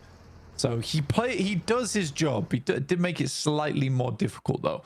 And I think maybe he could have backed off the angle a little bit quicker, because you only have to do like short bursts of fire. It depends how accurate Influence Rage is there. But I'm really going into very much specifics there. So I don't think there was too much that bothered me from Irina's gameplay last game. I want to see them do something similar again. You've got a lot of momentum coming off from the back of that rondo. It's time to put that to good use. Absolutely. It's a tool in your arsenal, and you need to be able to utilize everything at your disposal. So hopefully they can use, as you say, that momentum. Influence Rage, I mean, they have a little bit of momentum coming into this one. Everyone over 10 points on that last match will probably, well, hopefully have a little bit of momentum, right? An Alliance, we'll see if they can keep things going on their 11-point spree in that last game and get a little bit further. They're on the southwest side of that Gatka field, and we'll see what they can do. Geekay currently fueling up at the petrol station, making sure their cars are topped up from the gas. Prices, well, there's no attendance, so it's free. That's not normally what you're allowed to do, but here in PUBG Mobile, no one's going to stop you. And great shots from Easy for Bad Boy there over towards Aragon on the back line. Voston's going to try and back up there and he's chasing him down, barking at him. And he will continue to be a nuisance, though. He's not leaving fully. I'm coming back. I'm coming back for more. Okay. Yes. No, there's no one in there. He's a bad boy. You don't. It's fine. There's no one in the smokes. They've actually moved them entirely. But I mean, that's the back off that Voston was able to do, right? Maybe they do think that there's players still down in those smokes. And they're putting a lot of pressure out there. They've moved the target, and now they can get some healing and get away free. So for Voston, I mean, he might have been a yappy little dog, like a little terrier, going at it, but it's come up well. It's looking good for them. On the south side, Geeke, they leave the petrol station. They're moving past Quarry now. The nuclear zone in tow, just behind it a little bit on that south side. Rotate's looking really good, honestly, in Group Red. It's a very, very quiet game so far. I think that's because teams have been very effectively able to cut out a lot of squads coming their way. Look at the split on the circle as well. It's that, honestly, that's beautiful to me. That is beautiful. I love to see that. Everyone's got their own space. Everyone's taking their own splits, trying to maintain presence. That's a gorgeous zone. I don't see that very often.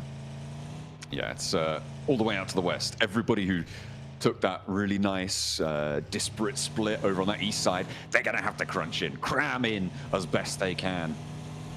Sending the overpopulation out west side, past Gatka, towards the swamp as well. The fields to the north, really tricky terrain to play around with. Influence Rage playing in the U-bend right now, off the road. And seeing if they can hold off on those banks, those terrain ridge lines that cover off towards that north side. A little bit of surround there. Irina, I mean, they love that high ground, so you're not going to get him off there anytime soon. Over towards Geeke. There's that momentum. There's another Elim. Second of the match. Yeah, I mean, they're going. They're trying to get more done. Tony K finding Ragnarok from Geeke as well. Picks up the second there. Some more shots. Little bit more wild from Tony K, but still looking over towards Kevin. I mean, does have a bit of a kick on it there with the 3x and the silencer on board. Bit tough to make happen. NC2 though will get out of there. Is it NC squared or is it NC2? What do you think? And NC2. I'll go on NC2. Because if it was MC2, then maybe it would be MC squared, right? But nah. Yeah, that would be cool. You haven't. The N hasn't earned it. You know, hasn't got the rep. Yeah, if you put two N's close enough together, though, maybe you go to MC squared. That is how that works. I'm pretty sure. Burmese Cools take a shot out towards Virtus Pro on the south side. Both trying to rotate in past Twisted Minds on that south edge as well. In these hills, down towards the roadside. There's really nothing that is going to be safe for the time being. Virtus Pro, they're not getting their teammate back up, but can they keep everyone else alive? Can they stay up as three? Because Ericord is very low. I mean, Virtus Pro's had some tough rotates so far. They keep running into squads and can't quite find a place to stay. Again, I do genuinely think this has been some really nice play from every single team in terms of rotations. I mean, even just like this zone in particular, it's very hard to keep 16 players in it, 16 squads in it. Yet we're doing it. Like there's fields off towards the east, there's fields on the north, there's fields on the west. There is this strip of land down towards the south side, and we have 16 teams at this stage of the game. It's unheard of. It's very nice to see. Honest, it's not exciting, but it is beautiful. Oh, that field.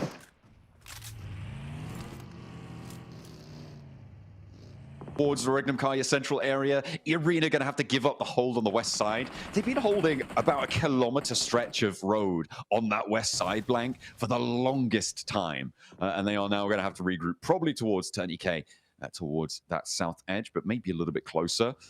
It's a very field heavy ending though on this one. We are taking up the majority of the land with that field. Yeah, I mean, there is not a lot of area to play here. I sometimes think that like the land here sort of looks like America, like this field. Look at the same shape as the landmass. You know? No. See what I'm saying? No, maybe you don't feel it. No, not at all. Actually, like with all the little states in it as well. Stop the roll up. Stop this, you. It's the wrong way round, first of all. It's reflected. But let's crack on with the game. Because we've got ArcRed trying to roll up to Weibo, who have Regnum Kaya even further beyond this one. And you know that this central hill is going to be a major feature of this zone, and the fact that Weibo have the top of it when Regnum Kaya were there much, much earlier is nice for them, but there is that counterpoint to it. Maybe they're more content with that north side. Yeah, if you Regnum Kaya, actually this is like a bit of it's a more smart maneuver in my opinion, is that you're sort of playing with Weibo as opposed to against them. It's a little bit underhanded in terms of the way you're playing it out, where any team that comes into this small valley between them is going to feel the force of both squads. And you essentially put yourself in a stalemate to live further into this game. I personally prefer Regnum Kaya's position as well, because everyone's going to want to crash onto Weibo, right? No one really wants to crash Regnum Kaya. No, it's it is a little bit tough, right? It's maybe not the best idea, but I think crashing anyone is still a bad idea. Like it is going to go poorly for you. But I mean, you have to. You have to. Yeah, crash when you Weibo. have to make that choice. Yeah, sure. That's probably where we're going to find it. Because you can isolate fights there in terms of sightlines. Like that's one of the few positions on the map where you can isolate sightlines and get it into a proper 1v1. But with Regnum Kaya being here, it's just so difficult because you can't play on the ridge side to the west. Like you have to full commit. It is interesting the way they've set it up, and basically this means that ArcRed, Weibo, and Regnum Kaya are likely just going to be like, well, guess we're all staying here until stage 7 or 8. Yeah, I mean, you've got the spot. You don't want to give it up. They are really holding each other at arm's length, but True Rippers trying to deliver on that gunfire promise coming on through. They are doing a lot. Twisted Minds really suffering. Burmese Ghouls with a little assist on the outside, and True Rippers may be able to stay alive as 3, but Burmese Ghouls going to try and roll over the top as well, or maybe just get ahead of the fight entirely. But Lord, I didn't even see him there, but was he inside the hovercraft the whole time? Oh no, Alliance now with the last player of True Rippers, Jelly, causing problems as he rides up towards the top, but against Alliance, against all 4 of them? I don't think so. No, it's not happening. I mean, that's a horrible fight. It was going to pop off at some point. You have to third party here if you want to maintain a position. Influence Rage, Stonks just went through the roof right now on that position towards the swamp. Oh yeah. That is going to get busy on that north side. But I mean, holding it all at this stage might be too much, and actually Geeky gonna sidle on into the west side of that swamp position, so they'll be sharing it. The first crash onto the center's going, and it is towards ArcRed and Weibo, coming through from Team Flashblank, looking for that central field hill towards that tornado siren. I mean, this is not cool, man. It's not cool. These 3 guys, they held this first. All right? You stop bullying my 12-man team, Flash. You get back. Uh-oh. There we go. Hard boy. Softened up a little bit there. Does go down. Tops is the trade-off, though, for it. And Team Flash, they still have a player out towards the north side. So it is basically just Zeus in that middle spot. Not really too much to do. Moving over. Wants to get that res and needs the backup in the area. Regnum Kaya, actually, they break the peace accords. Blank. Yeah, that's uncool. Yeah, that's uncool. That's really uncool. Oh, this no. is even more uncool. All right, we could have all won. We could have all won together. Oh, top 3. Not to be, maybe. ETSH as well. They're across the field, and they're eyeing this up too, Blank. Maybe a 5-team hold on the central tornado siren. Oh, bro. Is this my 15-man team? Yes, please. All right. Oh, dear. Okay. I mean, Regnum Kaya starts to sling the grenades, and I mean, those are brutal. Ooh. And another for Silas. Nade over the top. Zed Wolf polished off the knock with a spray down, and that is big. God. Another nade coming through. Oh no! Weibo, they're getting catastrophically bombarded here around the tower. Asuk now the last to stand, desperately clinging on. Everybody else seemingly unscathed. I mean, they had that little scrap on the south edge, the regroup from Team Flash. Boars, they're trying to approach. Everybody wants to get in towards the Tornado Siren. They hear it blaring. I think the back tires on that monster truck might have been out, but they're still going to make it work. Bose moves on in for the spray, but has to descend and stay alive for a little bit longer. Yeah, I'm not gonna lie. This is all Regnum Kai's fault. All right. If only they could just be a little bit friendlier, maybe this wouldn't have happened. I was thinking they do waste grenades by throwing those over towards Weibo. There was no full commit, and they weren't going to full commit over the top either towards Arcred. So, yeah, you get a couple of knocks. I think potentially you ruin the utility side of things. Good nade from Snowix. That's a bit of French passion right there. I'm sure they'll be happy with that. The Boars are trying to move in and take the position that Team Flash moved in towards, but that is a big nade over towards the back and a little bit of a response. Turns him into a bit of a pancake, but he's down in the smoke and able to bide his time. Nicely found. Oh, it's all over. Yeah, I don't want to talk about it too much, but oh no, influence rage, more like influencing the circle. Am I right, guys? As it moves down towards the south. And that's probably a free win, if I'm honest. It's a fairly easy win off the back of that one. Weibo do get out of the way, and you can see actually the nades that were sent over the top over toward. Oh my god! Actually, it's not bad. Weibo like, we need things. We just saw lots of things drop on the floor over here. We need them. So they are just pilfering whatever they can. All right, it's turned into a bit of an extraction. Shooter looter. They were getting completely bombarded out, Blank. They're almost all at full HP now. Weibo managed to put themselves back together. Ramses wants to try and change that, though. Up for order. It will be hot on the spray now. Up to Hero. 33Z charging forwards, trying to close the ground, force the peaks back. And he's on the guard. No chance of getting that flush. And that's another player going down. Ramses is down, and that is another box. Tidy. Very nice. That can't be. Weibo's just getting more boxes. I like it. Yeah, I was kind of surprised they got a full reset on this one. 33Z finds another there off in the distance. Sets them up to 2 heliums total. Maybe it was maybe Regnum Kai would just keep them on their toes, you know? Right? I got to give them pretending to fight so nobody else would join. Exactly. But they had to commit to it. Otherwise, no one would have believed. Yeah. That's very, honestly, Silas is so smart for that, you know. Brilliant strategy coming through. Maybe that'll change though, because Silas and Loxy gonna take it down. That's actually from Alliance, and now again it's just Wild and Zed Wolf holding on inside the smoke, and Weibo after their full reset and their box brigade are sending on in. There's no chance that you get through, and that is a two-way takedown with Alliance and Weibo shattering Regnum Kaya. Weibo got a taste for the boxes now. They want more boxes. Taking down Regnum Kaya, that's a big pickoff. This is a strong team. But oh my goodness me, what a backstab coming through from Glory 22. Now just 2 players for Weibo up and remaining. Too focused on the box grind.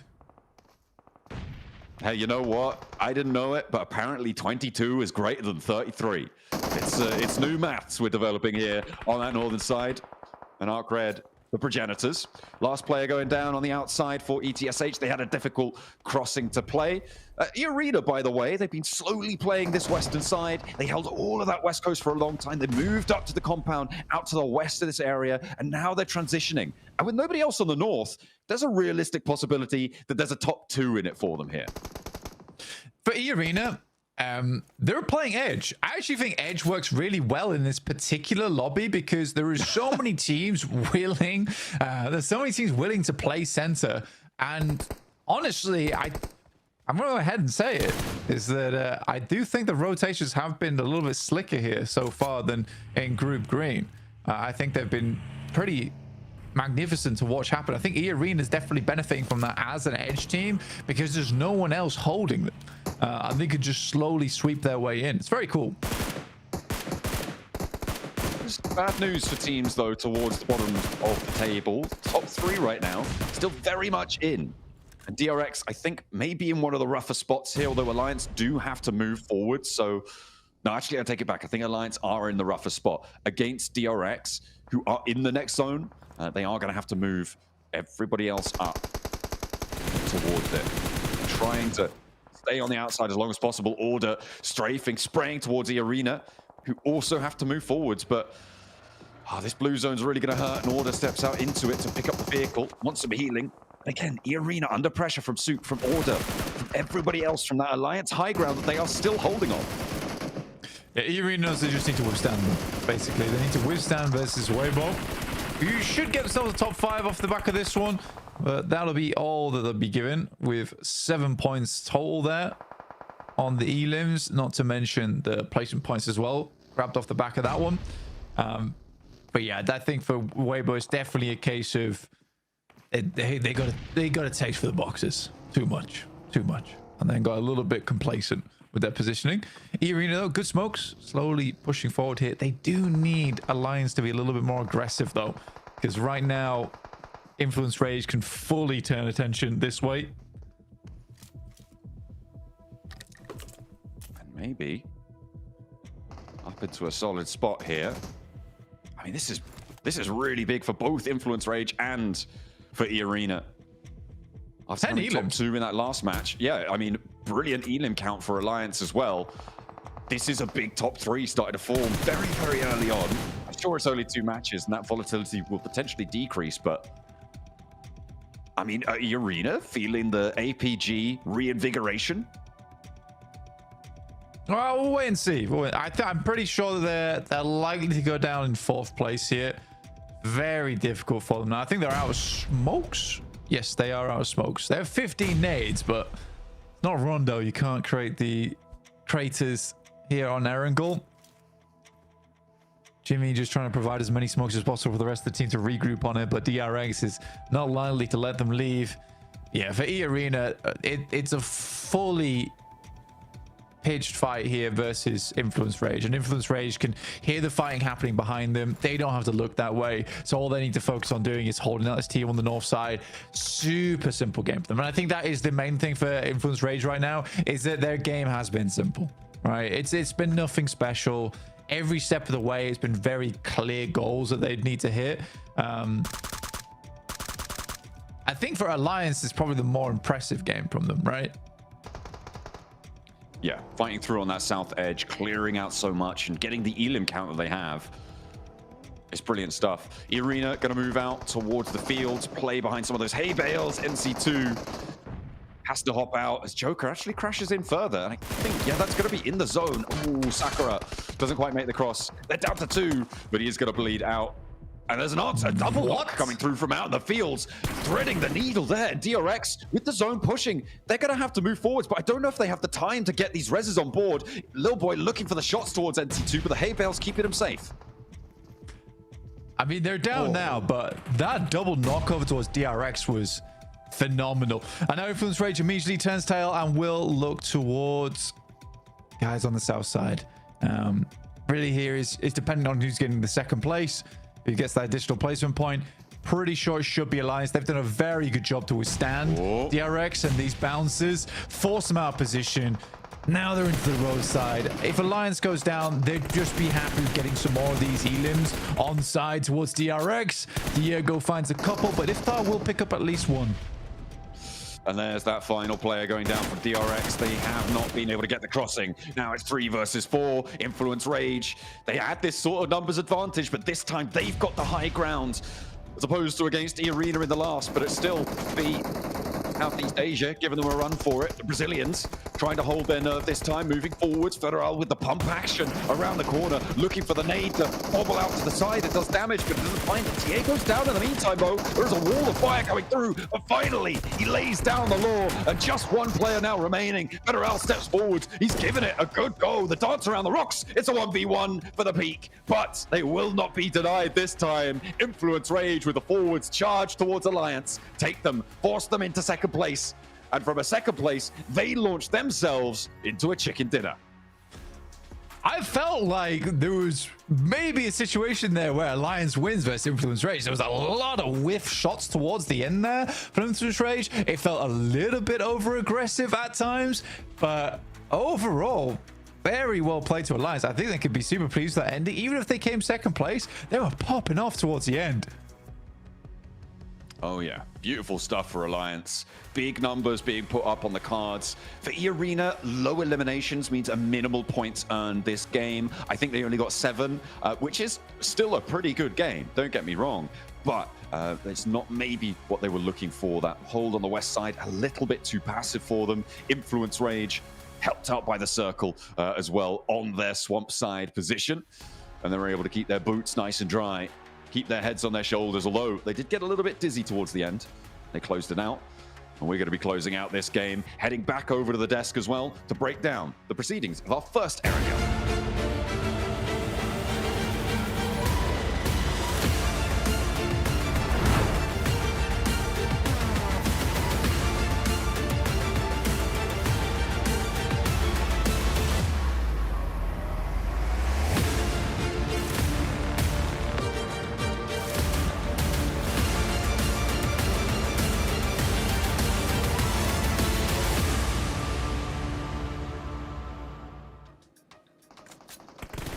Do Brazil!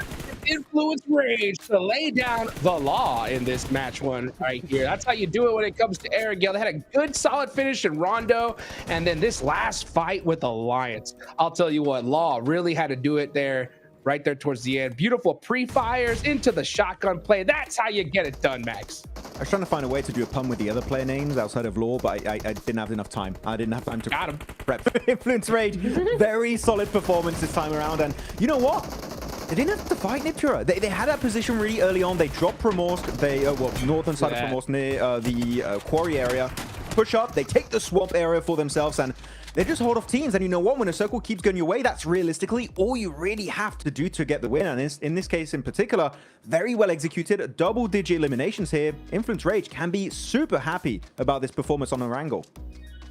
Yeah, it's a really nice compound to actually have as well, right? Because it's so open on that northern side with those fields. So then it's overlooked also on the south side in Alliance's position. So actually they were really protected just because of how open and how overlooking the positions of other teams were, that Influence Rage were able to just kind of hunker down, fend off teams from their immediate position and just wait for that final zone. Some really, really nice stuff coming in here. Some great stats we're seeing on the boards as well. I mean, Law only taking 17 damage for 4 eliminations is pretty crazy. Love that from him. Yeah, a really, really nice thing. They were able to conserve their energy for that final fight, and they were able to take the win. GG. So far, it's been a great day for Influence Rage. They've had a second place going into the Rondo game, decent amount of eliminations, into now a chicken dinner with also a really good elimination count for themselves. Influence Rage, amazing Hodgix, and Alpha 7 already been in the finals. They want to join the homies. They want to make it there in Bangkok for the grand finals, and you know what? They might just have the homies qualifying if they keep having games like what a banger right away. The hermanos, that's right. The Brazilian brothers could make it happen. That's for sure. I mean, what a great start for this squad. Another great game for EA as well. They made it towards the end game in this one. 3 out of the last 4 squads all dropped in this particular location, so they didn't have to travel too far. Alliance did have to go all the way from farm, so they were the furthest team when it comes to that rotation. But man, to see 2 teams back to back, at least the top 2 squads kind of finish in the top 4 here, you got to watch out, Neptura, because those big point sponges can definitely create a big gap at the top for sure. Yeah, very, very quickly. As we saw in Group Green, right, APG had one huge day and were never touched again, right? But it could be the same story here if these other teams aren't careful, that Influence Rage and EA could very easily run away with it. You're right, EA had a fantastic split on the western side. I really loved how they played that entire game up until the final push. I really wish they maybe had pushed Influence Rage a lot quicker, a lot earlier, rather than trying to go out for a northern rotate and a northern split. I just think that they had the perfect opportunity to do it. They were within nade range. Yeah. They could have a lot of cover away from the other teams on the south side. So I would have loved to see that a little bit more, but otherwise really, really well played from EA. I think the game plan was for them to just hope for the circle to shift away from Influence Rage, but as we saw, never quite happened, and they were just forced into that position, and it just became an absolute neat grinder position that gave so many free eliminations over to Influence Rage, but I think also Alliance got a little bit versus Arena as we go through the replays of this game, and we're going to see Niptura Tornado Siren was just hectic. Goodness. It had 3 teams for the longest time in Weibo. It was Regnum to like how about we just work together? And we had a 12-player team on that position. It was crazy. It was insane, right? I love that position so much. You can see here first, Weibo getting absolutely pummeled on both sides, and then Boar joining the conversation. Love the pivot that Flash made, actually. They were very, very quick to shift their attention from Tornado side to the back side of that area just to make sure Boars didn't do too much. Boars did get that win against them, but then immediately went out, and so then you had Acrid actually moving in, trying to do stuff. But WBG, that whole thing, just able to get them a full reset and then come back and do the business. It was really fun to see from them. I'm really happy actually with Alliance. I thought too passive, Nitro. I was saying this entire game, they're not committing to a big play right now. They're just trying to silly. They went for these crate positions right next to Influence Rage, and actually what they were hoping for is for the circle to not be giving a decent position over to DRX, and which has happened. So that forced DRX out of their compound, and because they leapfrog that position, boom, easy pickup for Alliance. So Alliance not only able to secure eliminations off the back of that, in this case, 12 total eliminations, massive, massive performance, but also able to secure a second place just barely ahead of DRX. So Alliance, me quite a bit. Great position on the previous game on Rondo. This time around, the timing was on point, and they played until the right moment of this match, Hot Jukes. Alliance are genuinely impressing me so far in these two matches. I love it. I mean, that's always a great part about PUBG Mobile. There's so many different ways you can win, right? I mean, you could play it, you know, kind of sneaky, passive, and then right when you get that opportunity, you pull the trigger. And Alliance did that. I mean, yeah, because we were talking about it, and you were like, yeah, dude, these guys are really playing this slow. But the second they saw that door open with DRX, they're like, all right, let's make it happen. And they did, right? So great decisions from all these teams. I'm definitely noticing, at least this compared to Group Green, and you can tell me if I'm wrong here, like when it comes to rotationally and fight timing, I feel like much more calculation from Group Red. I feel like Group Green would just be like, let's just gun out and take this team out with just our superior gun potential. But here, teams are very particular with their fights and shot placement. What do you think about that? Group Green was like a little bit more demon mode, and now we're a bit more sophisticated, Nipturo. Just like, how about we work together in this position? Yes. You don't have to fight, homies. And actually, it's been really working out greatly for some of the top squad. I would have to agree. It has for sure. One thing I do want to mention just really quickly, though, is Law, actually, because he's MVP of the Erangel, the first Erangel. Really nice stuff coming in from him. But no, one team I want to mention just really quickly, though, Jukes, and Max, is VP. A top team that had so much potential, because of how unpredictable they are, how aggressive they are. But I feel like right now they're not sure how to read the lobby. This particular lobby, this set of teams is proving very difficult for them on those rotations. They just keep getting blocked and interrupted in those rotations, so they're just not able to really find that position in circle. But yeah, they're going to be at the bottom of the leaderboards, but we want to look at the top right now because EA, Influence, and Alliance all up there, but the points are very close. Yeah, they're close for now. That's only because we had 2 matches, but that's already a 15-point gap between 3rd and 4th place, Max, right? If we see, you know, these squads really run with another top finish in this game, it's going to be hard to catch up. That's what it comes down to, right? Whenever you get that good position, you got to put out a good game. And Influence Rage, they got blessed with that zone, but they put out some serious points, and that's how you get it done. Now, you're saying hard to catch up. Like, we still have we have 16 matches, guys. Okay, let's which is down. True. Fair enough. But like, you don't want to take it too late. But it scares me a bit for DRX because they barely missed out on the grand finals going into the Gauntlet stage. So hopefully that's not going to repeat itself. They're looking at the bottom of the leaderboard. I really want to echo the point that was just made about Virtus Pro. So far, they are a very aggressive team, very aggro, willing to take any fight they see. But here, you just got to be a little bit more thoughtful of when you take your fights and how you take your fights and where you take your fights. And Virtus Pro, I think, might be a team that struggles because the lobby is playing very differently than what we had at the very start of this PMGC season. I gotta agree. And it doesn't help, especially when you have a pretty good, solid position, and all of a sudden, 3 of your players just get naded and you're out. Right, in game number 1. It's so difficult to bounce back from that mentality, Nipturo, right?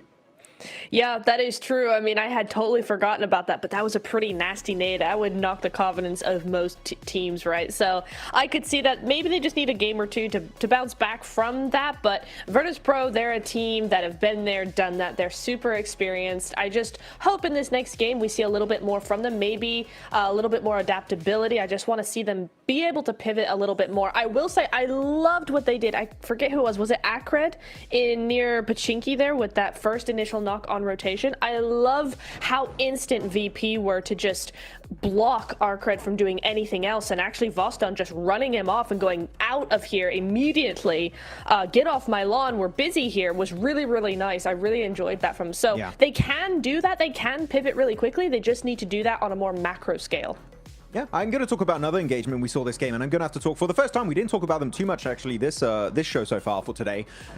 It's the side of True Rippers. They had a fight that they engaged versus, I believe it was onto Twisted Minds, onto the staircase, and they kind of all funneled themselves in a very small area on those staircases. I want to see some changes in terms of how you engage fights. True Rippers, for me, that was just never going to work out, not in 1,000 years. I want them to see for fighting the open, maybe try and secure off angles as you try and go for that initial engage, and then because if they do have off angles, Niptra, maybe 2 players south and 2 players on the staircases, I think they win that fight versus Twisted Minds pretty damn easily, but they all committed to such a small area that one spray just destroyed pretty much half the team instantly. Yeah, that's often the case, isn't it? And I think especially in this lobby, we're seeing a lot of players, a lot of teams use those off angles. So it's definitely something you want to also use so you don't get left behind in terms of those fights, in terms of those CQC. So yeah, I really do agree that maybe just a little bit of a tweak there, just a little bit of a split is going to work wonders. Well, let's hear from Law and the 7WG. Let's take it on over to the stage.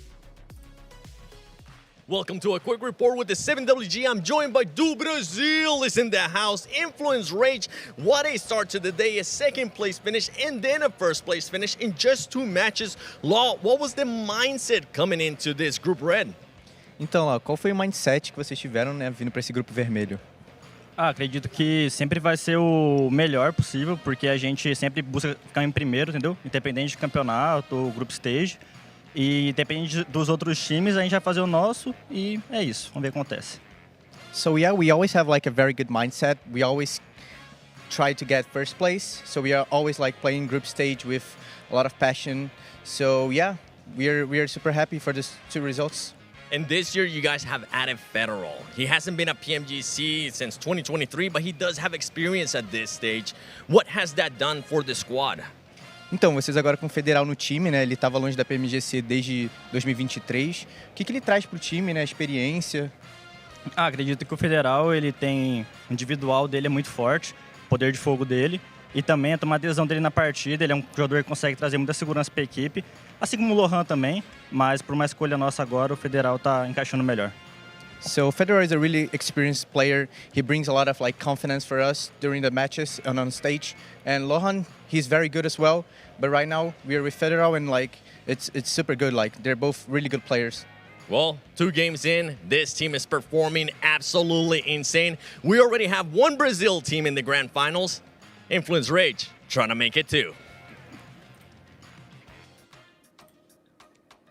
Yes, they are. They're pulling out all the stops right here. It's good to hear that from Law as well. You know, yeah, and it happens. Sometimes you gotta, switch up the team a little bit. You bring Federal in, an OG in the PUBG Mobile esports scene, and it is definitely working out for them. That's for sure here, Max. It's just a matter of time before we get back into the Federal era, Hot Jukes. Okay, this is a player that, when it comes to Brazil, the Carrillo, Revo, of course, Mafioso, even though he's benched recently for Alpha 7. But like Federal is usually very close to being named one of the best, if not the best player sometimes for that entire region. So yeah, I think that they found themselves. Influence Rage were looking really solid this game, despite still the circle favoring them a little bit, Niptura. But they made full use of that, and this gets me hyped for Influence Rage can bring to the table for not just this stage, but maybe the entirety of this PMGC season. Yeah, I'm super excited for this next match in particular. Maybe we'll see. You know what I want to see? I want to see them have to work a little bit more. I want to see those big rotations come through and then see what they've got in store because they're looking really good so far, Jukes. Yes, they are, but there's some teams that need to start stepping things up. Virtus Pro, I'm looking at you. We know that they like to land near that Lipovka mansion area. Maybe we get an Eastern Circle on this one. My question is, John, Blake, where do you want the circle to go?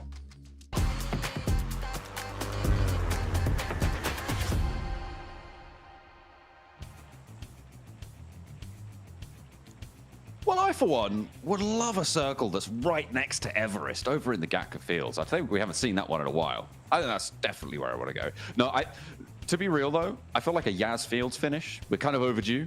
We've seen a couple of field finishes. Maybe it'd be a bit cruel to have back-to-back ones, but certainly would be interesting. We haven't seen that one in a little bit of a while. That or maybe the top of the Lumberyard Hill down on the southeast. Yeah, I think Yaz teams are pretty frustrated about that as well, because we really haven't seen a single time where it's gone over there. Not saying that the Yaz teams can't do well off the back of it. I mean, we've seen Thunder Talk been able to transition from the south side against Naya multiple times into a strong position on Erangel. But it is one of those things where, yeah, I think we haven't really seen a circle on that side of it. I personally do enjoy Yaz finishes. They are so unbelievably hectic. I imagine players are quite glad that those aren't coming through all that often, though. Yeah, maybe a little bit of positivity for them. We'll have to see the plane path cutting out to the northeast side, though, so it does go straight over Yaz and the circle. It's going to pop up very, very shortly. Looking for any hot drops. We do go out to the east, so maybe we're off of that Lumberyard Hill. Keeps a little bit of the military island in, but I'm pretty sure it's not going there, right? 100% can't happen. It could totally happen. It could still happen. Be a bit of a difficult one to make work, though. You do have Troopers down in Milter, which is a good starting point for them. As well as Nuclear Zone over towards eastern side, Milter Power. Two strong starts. But for Alliance, again, around farm, it's a strong position to get going from third place. I mean, 29 points. It is very close to number one of E-Arena there with 35. Like I said, despite getting quite late in that last game, weren't able to get a huge amount of points off the back of it. You can see here Alliance with the majority of the most limbs in the lobby. Sakura off that one game still leading with 11 total. And that is, yeah, that's, I mean, there's no way that that's getting toppled. Maybe this match, if Alliance do well again, but I think that might stay, well, we'll see. We'll see how long, but for a game more at least. 35 points, 32 points, 29 points.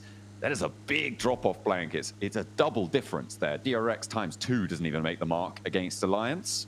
And they have really extended over into a top 3 there, which is something that we didn't see in previous groups, right? It was kind of APG and then very, very flat for a long, long while at the start of Group Green. So now in Group Red, maybe we'll be a little bit more definitive on our top 3, but it's still very, very early days. I'm willing for well, I don't have to be willing, but I think things are going to change. Rondo is the big thing, right? Where it changes so much the dynamic of a lot of our games, purely because we get the Rondo through, teams get a massive game off the back of it, and it makes the leaderboard look a bit weird. So I think for the rest of the day, at least until like match 4, match 5, it is just a lobby playing catch up to that Rondo match, which is what makes things look so odd in terms of our tables throughout the day. I think I prefer to see Rondo like towards the middle of the day, where it's looks a lot more even. It's easier to tell which teams are doing quite well. I think Rondo does create a little bit of a skew right at the beginning of things, but it's always fun to watch. I think it's a fun high octane game, and I think for players they're quite glad it's the first game of the day, because you know it's your first match, you're very warm, you can give it your absolute all and try and get the most amount possible off the back of it. And I think for E-Arena, obviously that was certainly the case. I mean, yeah, absolutely. Strike while the iron's hot, right? And see if you can get those results. Because of the inherent slight randomness that exists within PUBG Mobile, right? It is a question of converting on opportunity rather than being able to... I mean, everyone has it in their wheelhouse here, right? To have massive, massive games, to get those 20 elim chicken dinners. It's a question of how frequently can you convert on the opportunity to do that? That really starts to distinguish champions. So for Irina, this is great news. And I think especially coming off their performance in the Gauntlet blank, this is something that Irina will be thrilled to have had happen so early. Silas getting taken down early by Glory here. For Regnum Kaya, I don't think they can afford to keep having these early losses in terms of players. It's not a team that it should be happening to either. I think it's like some aggression to try and get central positioning because they know they need points. It's tough. It's tough to even give advice to them at that point either, because just like, if you're a fan of them, you're like, well, slow it down. But if they slow it down too much, then they're not getting enough points at all. If they aren't aggressive enough, if they're too aggressive, then they're suddenly losing players early. I think that they're yet to find that sweet balance, honestly, right now for Regnum Kaya. But you're in groups right now. Yes, you had the Gauntlet, but you already had the Gauntlet to try and find that balance. And that's something that should be acquired coming into your next stage. I don't want to see Regnum Kaya going through to last chance, but even if they do go for the last chance, if they don't make it through in last chance, it is a pretty big shakeup. All things considered, because you had 6 days to figure out the rhythm and you still couldn't do it. And they're the regional champions as well, right? If they aren't representing in the finals, then that's a pretty big disaster. You're right. It's not fun. It's not fun for them. Yeah, especially with Zedwolf's debut season with them, I think it's bad. True Ripper though on our screen, and he's going for one. Oh, he's traded off for a second, and there's no backup really. Jelly can only sit there and watch as he has to turn tail. The survivor to drive the story back to the rest of them, strike fear into their hearts. The Boars not feeling that fear right now, not against ETSH as they try and push on in. 3 players now in the ground floor, not quite connecting, and the spray is huge there coming through from Shiva, the destroyer right now. ETSH now holds the door and a headshot, beautiful. Hop out the window, look for more. ETSH don't have the backup for the Boars players, not rallying towards each other. Doesn't realize there's a player behind him, but has got his teammate now to play against him. ETSH running through the Boars, beautifully found. Shiva looking stylish, but doesn't quite keep his back under control. Goodness me, what a fight that was between both those teams. Baby there goes down. Now Reverb looking to finish the job off. Sneaks and Reverb still up and kicking. Nade doesn't quite make it into the building.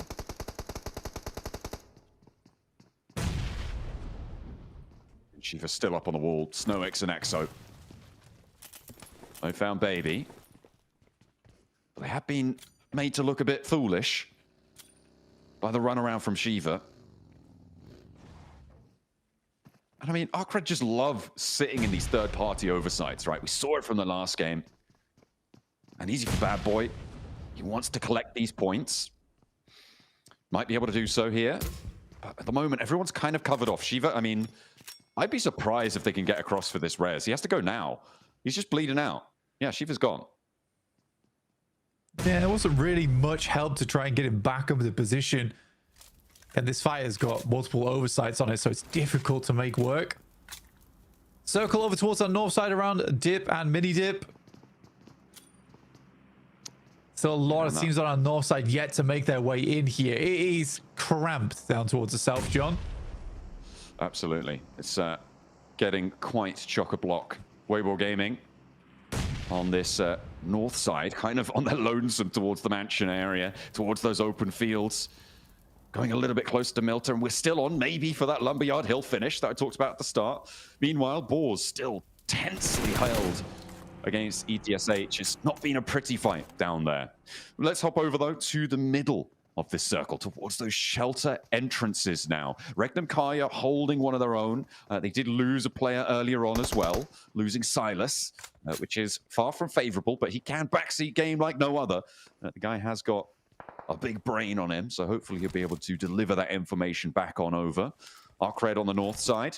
They sent their third-party tendrils out towards the fight we were looking at before between the Boars and ETSH. They are still holding a nice central area, and they have managed to get that regroup going on that south side. Alliance, who are looking to convert on that big elimination game and looking to keep that points tally going. And it seems that they'll be safe for the time being. E-Arena late to the party on the west, though, and they are just passing school. They'll be pushing in, maybe towards Influence Rage, who are also on that north side. For now, the top 3 teams are kind of out of the thick of it. They can bide their time. Yeah, I think that for Regnum Kari in particular, it's a frustrating one because this is a very typical position for Regnum Kari as well, John.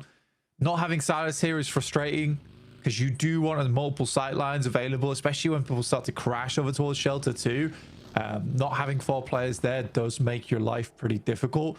I think all 3 of those players, though, are capable of taking a 3v4. It's just you don't really want to have to take a 3v4 in the first place. Alliance, I like this spot. They are sending a player out wide up the hill, though, to try and scout out. I don't really want to let too many players get over towards the Wizard Tower and have oversight down towards you. But right now should be okay. A little bit quieter. Again, I am really liking the rotations here in Group Red for a lot of our teams. Yeah, you're a big fan. You love it. You love it so much. And rightly so. I think that it is certainly interesting, especially early on in a new group, right? To watch those rotational dynamics, to see how teams start to feel each other's positions out and get a feel for just how their pace of their games need to go. We'll see if that continues, because we still do have, well, not quite 3 days, but the majority of our 3 days left to go. And our next circle will, again, reveal more about the rotational proclivities of our circle teams. And it goes all the way up to the northwest. I mean, this is great for Influence Rage, right? It's great for E-Arena, potentially, as well, to hold this out. Twisted Minds, I mean, it would be great if they were all on the Tudo spot, right? In the middle of that zone. They have to make that dash, and Arcred are going to try and stop them. That south point for E-Arena, potentially as well, taking shots out their way. But they are going to go for it, and rightly so. No, hang on a minute. They're going to regroup back to the dip on the west. Yeah, I mean, it's difficult to hold that. I think that Tudo makes the right decision there, though, on the squad, is that although that position would have been lovely, it was very greedy. It was very, very greedy. And I think he realizes that the team's not going to get there in time.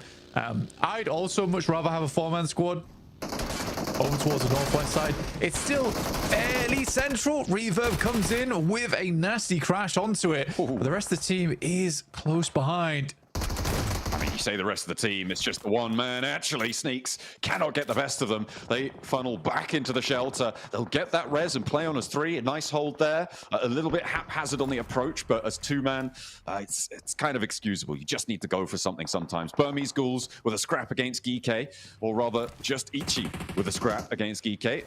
Steal that hovercraft, get on the bike, get out of there. Burmese Ghouls, you don't want to be sticking around too long. The blue zone's here to play. But Yatka doesn't have that position under lock, and Key will be taken down with the side swipe. Will be immediately flushed as well. Ichi can't land the shots, but neither, it seems, can Burmese Ghouls. Over the top they go, and they are just not finding it. What has just happened there? As Geeke giving him a ride out of town, Ichi is knocked, but he's going to hop back in, try and reverse back on over, do more damage, create more chaos.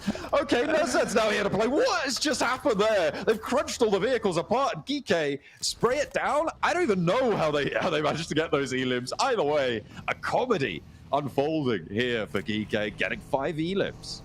Yeah, it's just a messiest fight I've seen in a while. He's just ramming vehicles into the players.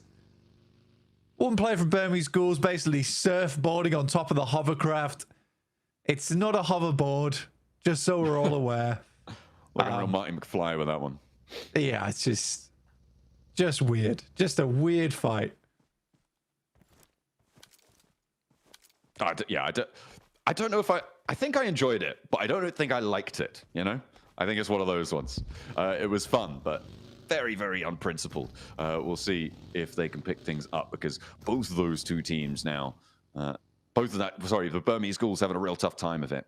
Nuclear Zone, they move up north towards Virtus Pro, and they have been spotted. Fajita is down in the open, and Virtus Pro aren't going to let that one go. They will keep that pressure up. Next circle is going to take us central. No, it's going to go north. Hey, look who's there. It's Influence Rage. That's kind of frustrating for a lot of teams. Influence Rage getting these circles is unbelievable. You can zone with a nade over the top there to find some damage over towards Voston, who was the front man for the squad. Malloy now immediately has to recover this position. It goes very, very long. Doesn't get too much value off the back of it. Weibo playing a pretty good spot right now. I think teams are going to start to lock into this tomorrow, by the way, in terms of the rotations. I think there'll be a lot more central teams because there are a ton of areas quite frequently that are open to rotate through.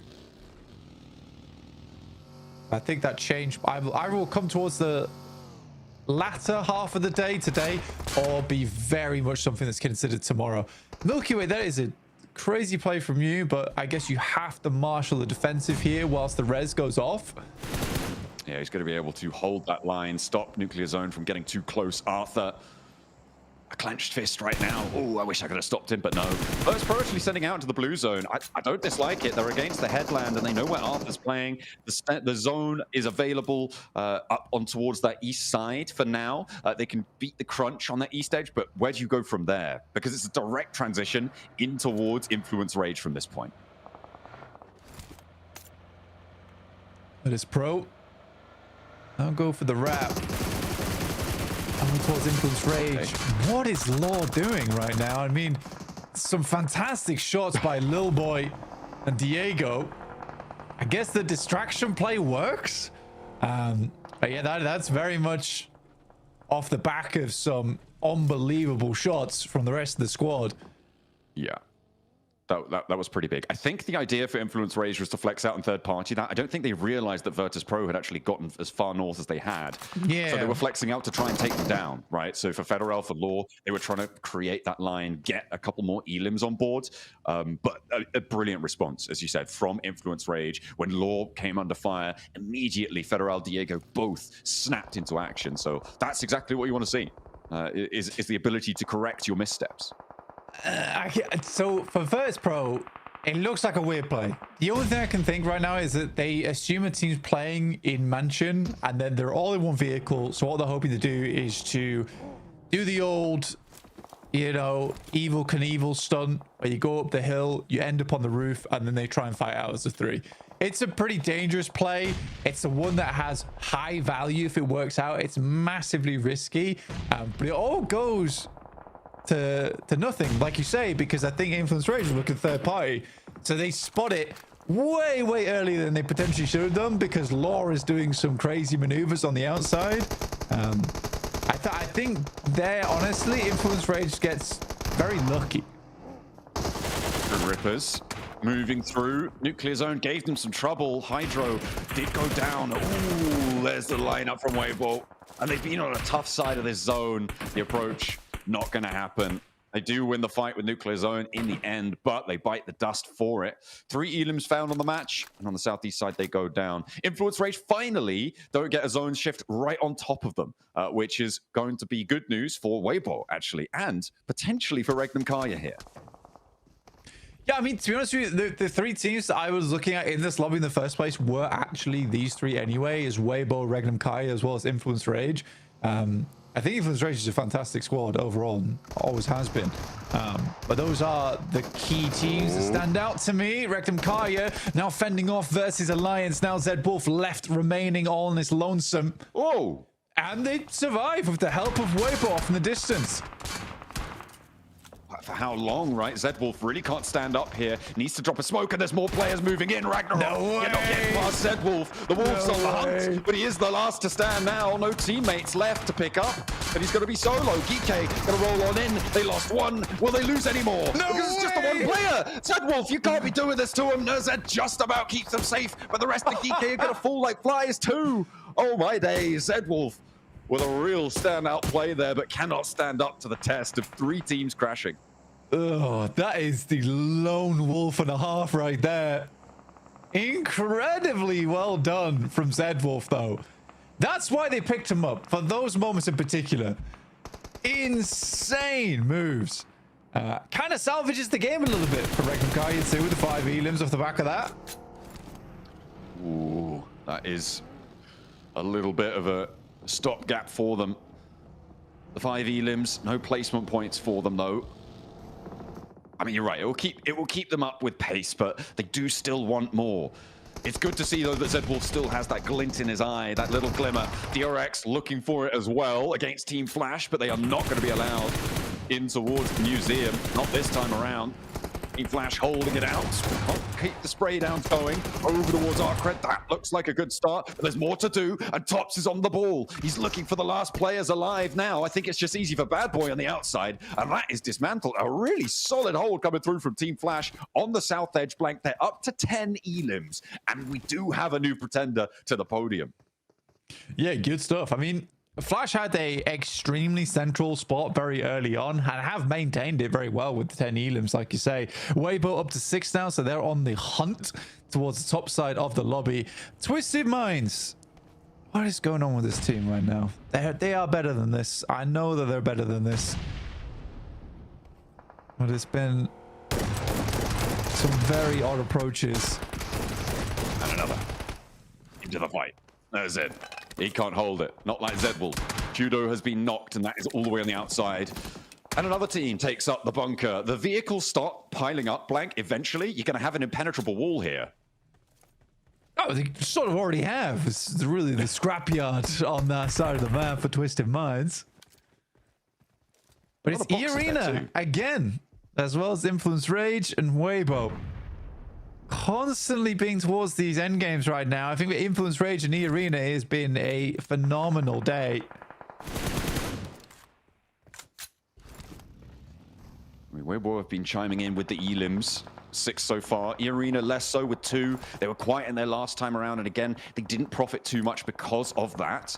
They're not getting stuck in this time either, but keeping up consistency, especially when you have those big games under the belt, is so important. They're still over that 10-point average already, Blank, not even including any of the matches that they, or any of the rest of the points that they get in this match. Influence Rage, they're a little bit louder with 4, but they were playing up in heaven, and they got that VP spray down, which is where those points have come from. Team Flash, they've got a streak out towards E-Arena though, and the south point on the 2-2. There's only 2 of them. Can they hold it? NC2, a good lineup over towards Flash at the moment. But it is a good initial roll down. It's down to Joker. He falls, and it's a big job now for Sakura versus Bose. Can he hit the target? It's a 1v1. And Lil Boy's chiming in as well. They've got Influence Rage with the flex outs towards it. Sakura is on his lonesome here. Bose, same story. Weibo have moved in, Blank. They've rolled straight up to this hill. They hear what's going on. They're flexing out from the southeast side. Influence Rage can't control it, and they are just going to get crunched in the pinch here. Team Flash having a real tough time of it. Speed Force not working out for them. And Weibo deal the final blow. A lot of points earned for E-Arena there, though, Blank. And that is 6 on their tally. So despite only having 1 player alive, 4th place in a 6 elim game, that's still going to be happy. Good wrap from Weibo. Only sending 2 players as well. I think they heard and saw how disastrous that engagement went. Out comes the hovercraft, though, and it's still going strong at this stage of the game. Sakura jumps in the buggy. He doesn't want anything to do with this.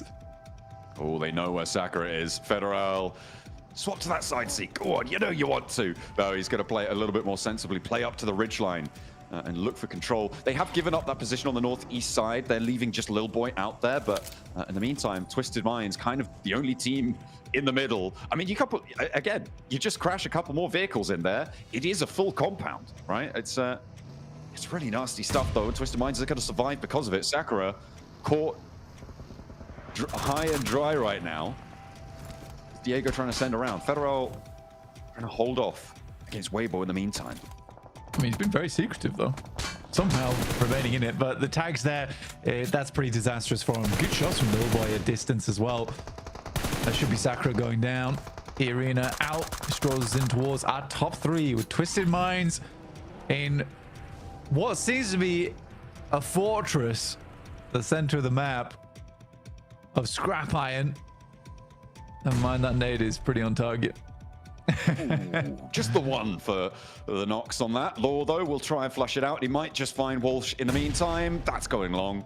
It's actually pretty difficult to land the nades into this one because of where the vehicles sit. There's a lot of cover, and you can see it's not doing too much damage. They're all burnt out, sure, but their protection from that shrapnel, though they are getting forced, and the nades are dropping a little bit shorter. Pop up. Oh, the bobble around. It just goes over the bonnet. It's surprising how difficult that spot is to nade, it seems.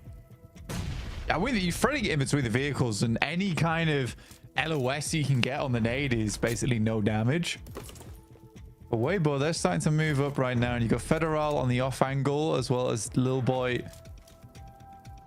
Diego and Law, the only two players that are close together, and Weibo's trying to find that position on the map where they can push the spear through the armor. Hero flexing out Lil Boy to match. Behind the rock, Hero actually corralling the man in now, and two players from WBG holding that flank down. The back line for Souk is completely under control. They've actually moved all three players up that north side, and now Orders streaking down the middle. With Twisted Minds out, they can start to establish on that bunker. They can play that same spot, but with off angles to complement it. Why do we have the bow here, Souk? I know it's your specialty, but I don't really think there's any areas here where he needs it. I think he'd be better off with the shotgun right now. I think he's fantastic with it, but it's not like he has to hold down any angle with it right now. Maybe you get hit the vehicle potentially in the back, but I don't know. I'll wait and see. It is always exciting. Okay, it's his speciality. Thank you. Thank you. All right. You know what? If WBG win PMGC, we're starting a campaign to get a Souk skin for the bow, I reckon, for the explosive bow. That's what we want. Only if they win, though. Otherwise, we get no help from us. I'd love to see it. Influence Rage. Haven't been able to do too much damage to Weibo. We've been allowed to set themselves up quite nicely here. Diego hopping out. Down in the dirt. They're worried about the flank, and I think rightly so. If you get rid of Hero, then all of a sudden you can start to line up, but that's a really good opening pick for Tech3Z, stepping up forwards, getting that first knock. Influence Rage. I mean, they're going to suffer to these nades. There's 24 nades and more in the boxes for Weibo, and none for Influence Rage. I didn't even look up at the utility before, but okay, yeah, this is done and dusted. Weibo win, for sure. Yeah, it's been a great game from Weibo. It's been a great game, and I think that my favorite thing about this game is that Souk put the bow and arrow down. He put it down, which is something that he refused to do in previous international tournaments, even in these moments where it didn't make sense. I think he's the one player that can find an unbelievable amount of value of it, but I do think he needs to put it down sometimes, and that's great. It's good news. It's great news, in fact. Yeah, Order's just like, I'm finishing this job now. With a million boxes and the burnt out wreckage of half the teams in the lobby, Weibo able to close this one down. Influence Rage, though, it's not doom and gloom for them. They have 5 elims in a second place, would be brilliant. Diego, gonna give it a fair crack, but Order spots him in the grass. It will be taken down. Weibo Gaming able to find a chicken dinner, add to their elim tallies, add to their points. And this top section of the table is looking pretty happy. Weibo certainly more expressive on their victory there as well. Maybe with some of the more happy we've seen teams going, and the celebration comes through. Nice stuff. Yeah, I mean, it's a really good game. To be honest with you, it was a really good game from them. Some very smart maneuvers around there. And yeah, again, I think but the big thing for me is definitely the discipline coming through from Souk, which is like, it's not always the best time to have this weapon out. I'm going to switch it.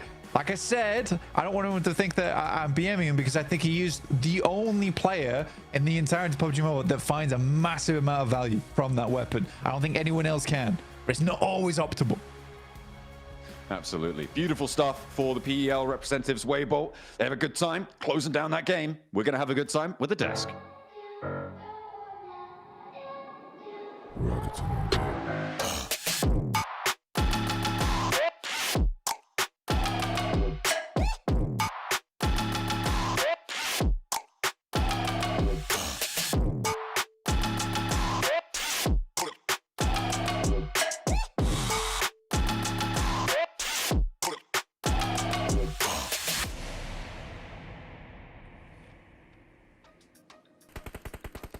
That last game was an esports PUBG Mobile symphony. And Weibo were the conductors. Are you kidding me? They controlled this lobby so immaculately, Max, man. That is how you do it. Oh, the puppeteers of this game. Everyone playing in the palm of their hand. The execution was beautiful from start to finish. And especially it was respectful. It's not just Niptro that were going in and just blasting everyone with their guns. No, like the strategy behind every move they made this game was just a 10 out of 10 from start to finish. And in particular, they had this big fight on the southern edge, 2-2 split. I was like, oh, that's a bit much. But they're so respectful that they don't suffer any casualties in those engagements, and then they just easily control the terrain, take it home, and it's so good, in fact, that Sook takes 0 damage this entire match. He is him. He is him. He is so him. I love how they played this, and you were talking about them being really respectful, right? It's like they know exactly how much they need to do to pressure other teams with minimal fallback on themselves, right? They don't go all in. They know that just letting people know that they're there right over that ridge, like we could come over at any time, but we're not going to, but just in case, we could, right? It brings that unsettling feeling to the rest of the players. I will say, Influence Rage played that beautifully. Like, they were trying to cut off Weibo. They were trying to cut them off. They were trying to do different things. They were very, very careful. It was just a battle of the biggest brains, to be honest, in my view, right? You just had these two teams trying different things all the time. It was really great. Man, look at that. 3 eliminations from every single player. I'll tell you what, if you guys are basketball fans, that they played this one like the 2014 San Antonio Spurs. The fundamentals were just so good. It's like they were in every single team's heads. They're like, all right, you're going to go here. We're just going to roll up on this hill, throw a couple of nades here and there. And they just forced everybody to just play their game. Yeah. And they clutched up a beautiful chicken dinner here. I mean, that is how esports PUBG Mobile is played to perfection, Max. I'm sure you're gonna have some people also in the comments or after this game saying, oh, like it wasn't that like impactful of a game, it wasn't that wow. But it doesn't have to be. Sometimes being calm, cool, and collected is all you need to get a win. And in this case, Weibo showed exactly how it was done in this specific area next to Alamo on this Erangel match in particular. Though we've seen some other replays, Museum Fight, Arcred, in my opinion, bit of a rough send over there, kind of sending it one by one every once in a while. Not the best play, and Flash easily able to abuse that in their favor. You can see Nazed a big disappointment there, Niptro. He was not happy about that fight.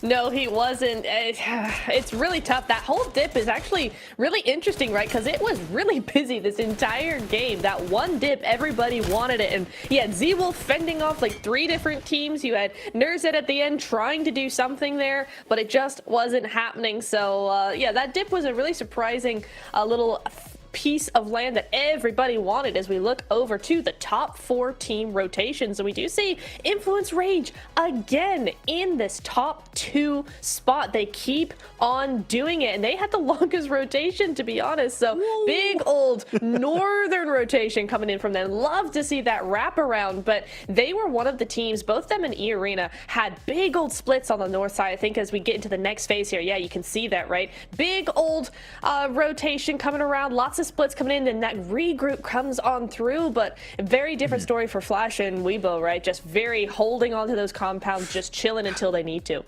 I mean, I want you to look at Weibo right now in particular. Flash, next circle, forcing them away. E Arena currently fighting to the western side. Flash, big southern western rotation. And look, the 2-2 split third party, and they don't overpeak it. This is really what I want to highlight about this push from Weibo. They get there, but they just don't show their character models. They just stay in a really safe spot. They start nading over the ridge, easily get a third party, get a few eliminations while taking very minimal risk, Hot Jukes. I was, again, a bit scared about that 2-2 split push, but for me, that was played to, I know I said perfect a lot, but that was literally a perfect way to execute that game plan. Yeah, I mean, I'm telling you, these guys knew exactly what to do with this game. And if they continue this kind of play style, they're going to be pretty tough to stop. I mean, also, I mean, you got to give a big shout out to Influence Rage, right? I mean, top 2 finishes for the first 3 matches today, guys. I mean, what more can you ask for? And you get EA still extending themselves into the late game. We're already down 3 matches. We got 3 more left to go. But I mean, we got some standout teams here, Max. That's for sure. Oh, for sure. I mean, Influence Rage playing Heaven. And we know, Niptro, when you have a circle finish around here, guess what? Heaven is the best location to play. Unless you're Sook. And in that case, any location is really good to play because he has the explosive bow, which he did change at the end. And I'm going to blame Blank for that. He made himself conscious. He swapped the explosive bow, but This man alone is responsible for changing the meta. That's what I'm gonna say. I love as well Sook's positioning, right? Because he played anchor for his team. It's one of my favorite splits to play or to see other teams play is this anchor position where you have 3 players working kind of in a half circle around one player, and that one player was Sook, just holding down their position, holding down the fort, and letting the rest of his team do their job. So really love that. With that performance, they're into the top 3, not by much, sure, but they put themselves into that conversation, Max. They were in 5th position before this one, now jumping up into the top 3 position. 35 points for them, really happy to see it. E-Arena, Influence Rage still going to be holding on to that 1st and 2nd place respectively, so they're going to be happy-chappy about that one. The bottom of the leaderboards, no, a lot of downwards arrows here, Hot Jukes. Unfortunately for them, it seems like they are definitely not building any kind of momentum so far, so there's still a lot of time, of course. It's only 3 games in, but when you only have 3 days worth of action, you don't want to stay down there for too long. That's for sure. Well, let's take it on over to a quick break, guys. We'll be right back in just a minute.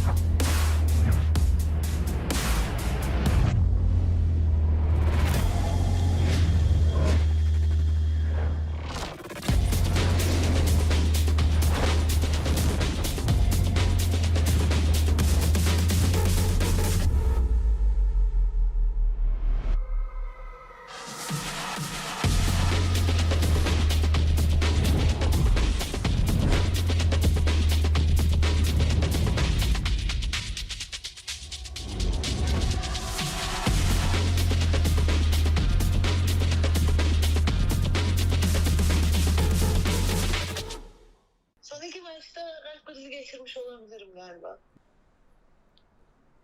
Alo. Anneciğim ne yapıyorsun? Anneciğim. İyiyim bebeğim. Sen ne ne yapıyorsun? İyi ben de çok iyiyim valla. Maçları izledin mi? Oo, izlemeden olur mu? Ben krizleri geçirdim benim burada. Bana 2'ye çıktınız, ikinci oldunuz, geri 3'e düştünüz, geri 2'ye çıktınız. Ben kriz geçiriyordum yani o sıra. Neyse mutluyum annem. Bu da diyorum ya, 3 gün formayla takıldım. Vallahi. 3 gün formayla gezdim iş yerinde. Görmüyor musun? Resim atıyor ya iş formada. İş yerinde de formayla yani şey yaptın değil mi? Formayla gittin. Evet, evet. İyi sen ne yapıyorsun? İyiyim anneciğim. Özledim seni, sadece seni özlüyorum. Ben de seni özledim valla. Aradım akşam, bakmadım hayırlı olsun demek için. Uyumuşum bir de uyuyakalmışım. Ben de dedim kutlamaya mı gittiler, ne yaptılar? Öyle işte. Tamam anneciğim. Tamam. Seni seviyorum, öpüyorum. Ben de seni seviyorum öptüm hadi. Hadi arkadaşlarına çok çok selam söyle. Aleykümselam. Yok annem, canın sağlığı. Bunları da tebrik ettiğimi söyle, ilet hepsine tek tek. Tamam aleykümselam. Onların da selamı var sana. Tamam aleykümselam anneciğim, hadi görüşürüz. Hadi görüşürüz öptüm bay bay.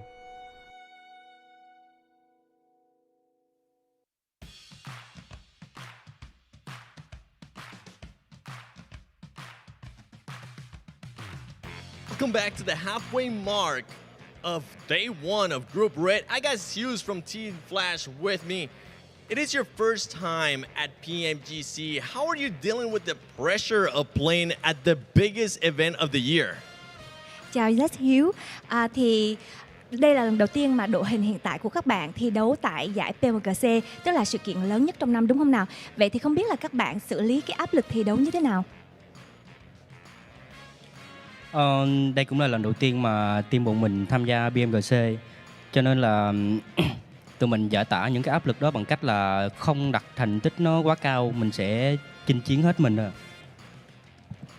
Yes, this is our first time playing at PMGC, and we try to release our stress by not putting so much pressure on the achievement we need to get. We just have to play at our best. Okay, well, I mean, the day started off quite well in regards to eliminations. You guys are, after 3 matches, you're averaging about 7 eliminations, but you haven't been able to place in the top 3. What is stopping the team from just getting a top 3 finish after 3 games? Thì sau 3 trận đấu đầu tiên của ngày thi đấu hôm nay thì các bạn có những cái điểm hạ gục khá là tốt, trung bình là 5 điểm mỗi trận. Tuy nhiên là mình chưa vào được cái top 3. Vậy thì không biết là điều gì đã khiến các bạn dừng chân trước khi vào top 3 mỗi trận như vậy? Mình nghĩ đó chính là điều bọn mình thiếu kinh nghiệm, cho nên là sẽ không làm lại những người mà họ có kinh nghiệm hơn, cho nên là mình chỉ dừng chân ở top ngoài thôi. I think the reason is because we lack experience. That's why we couldn't compete against more experienced or more veteran players, and that's why we stopped before getting into the top 3. Okay, well, I appreciate the honesty out of that one. And talking about experience, you kind of don't really have to have any rivalries at this stage.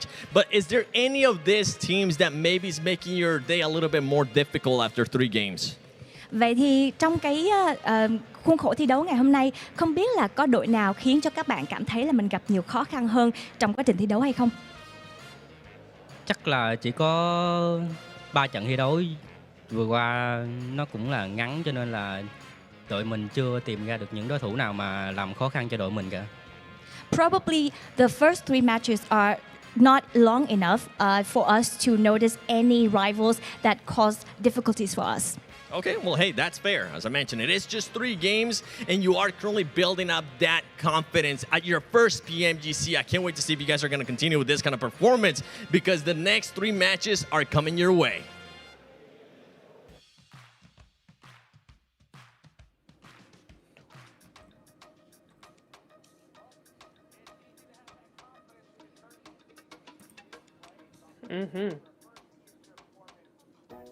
Well, that's how you get it done against the top teams in the lobby. You love to hear that there from Flash. First PMGC, they're playing against the best, and they're playing on the best device as well with the Infinix GT30 series, the official gaming phone of PMGC 2025. Engineered for precision, performance, and victory, empowering every gamer to hashtag be the one and hashtag outplay the rest on the global stage. You know, Neptera, I love to hear that, right? Because, you know, this is Flash's first PMGC performance, and in my opinion, they're doing great so far.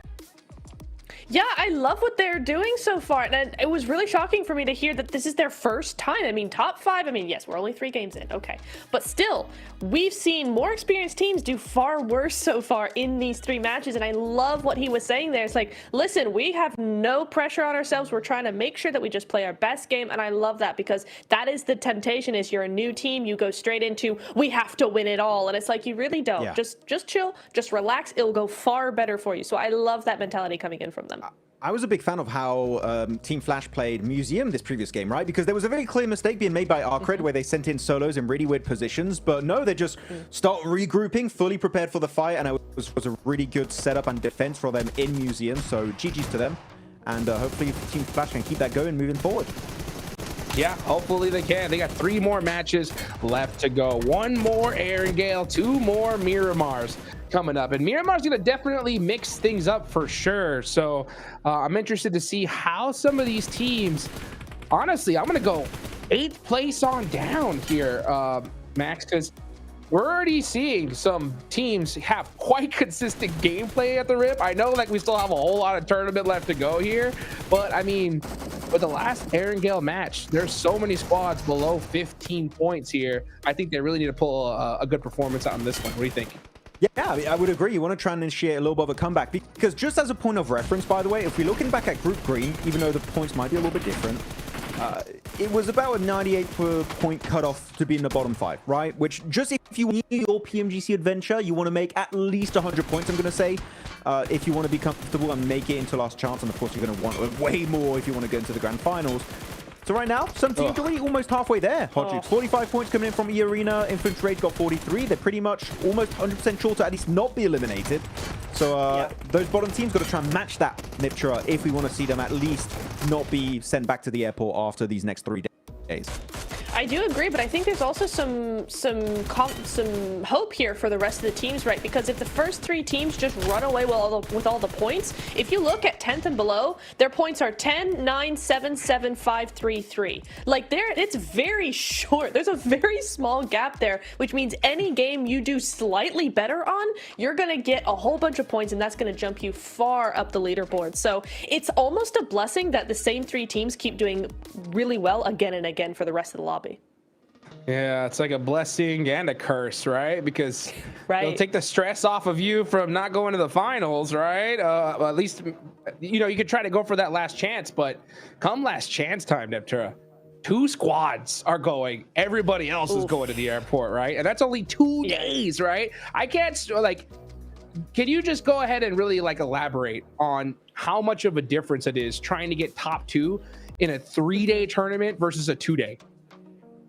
Well, you have 6 less games. That's the obvious one, right? You have 6 less games to only get 2 placements. Yes. Yeah. It's kind of insane, because I think even here, even if we look at the group stage, right? Yes, you want to get top 3, but there's still 4th to 11th to keep you still in the tournament, right? It's only the bottom 5 going. So not only are we losing 1 place to the finals in the last chance, we're also losing that 4th to 11th buffer zone as well. So whatever pressure these teams are feeling to just get to top 11 is infinitely worse to get to last chance, because there's just not that buffer there. It's do or die. It's top 2 or nothing. Just to add something on top of that, the more games you have, of course, the more consistent, the harder it is to be consistent, especially on a global scale, right? So those top teams, the more games you have, that means there's a higher chance, Hot Jukes, that they can falter, they can fumble, they can have 1 bad day, and instantly it makes it easier for these middle squads, maybe bottom squads, to jump back up there and compete against the best in your respective group. So yeah, I think 3 days, it's still really tough. We said it many times, 1 bad day is what we can really have. More than that, you might be sent back home. So you can't really afford to have 1 single bad day, because otherwise, we're seeing how close it is towards the middle of the pack here. You might have a really hard time making sure you at least can remain in this year's PMGC. Yeah, for sure. I mean, if I'm one of these squads, I'm trying to avoid last chance. I mean, with everything I got at this point, because let's pretend we're right here, Neptura. All right, let's pretend this is last chance, okay? You got EA, who have the craziest rondo of all tournament. You know what I'm saying? Like that point lead in that 1 game, I'm like, oh, that could be 1 spot cooked, just like that. And then you got Influence Rage, finishing in the top for the first 3 matches, they already have 43 points.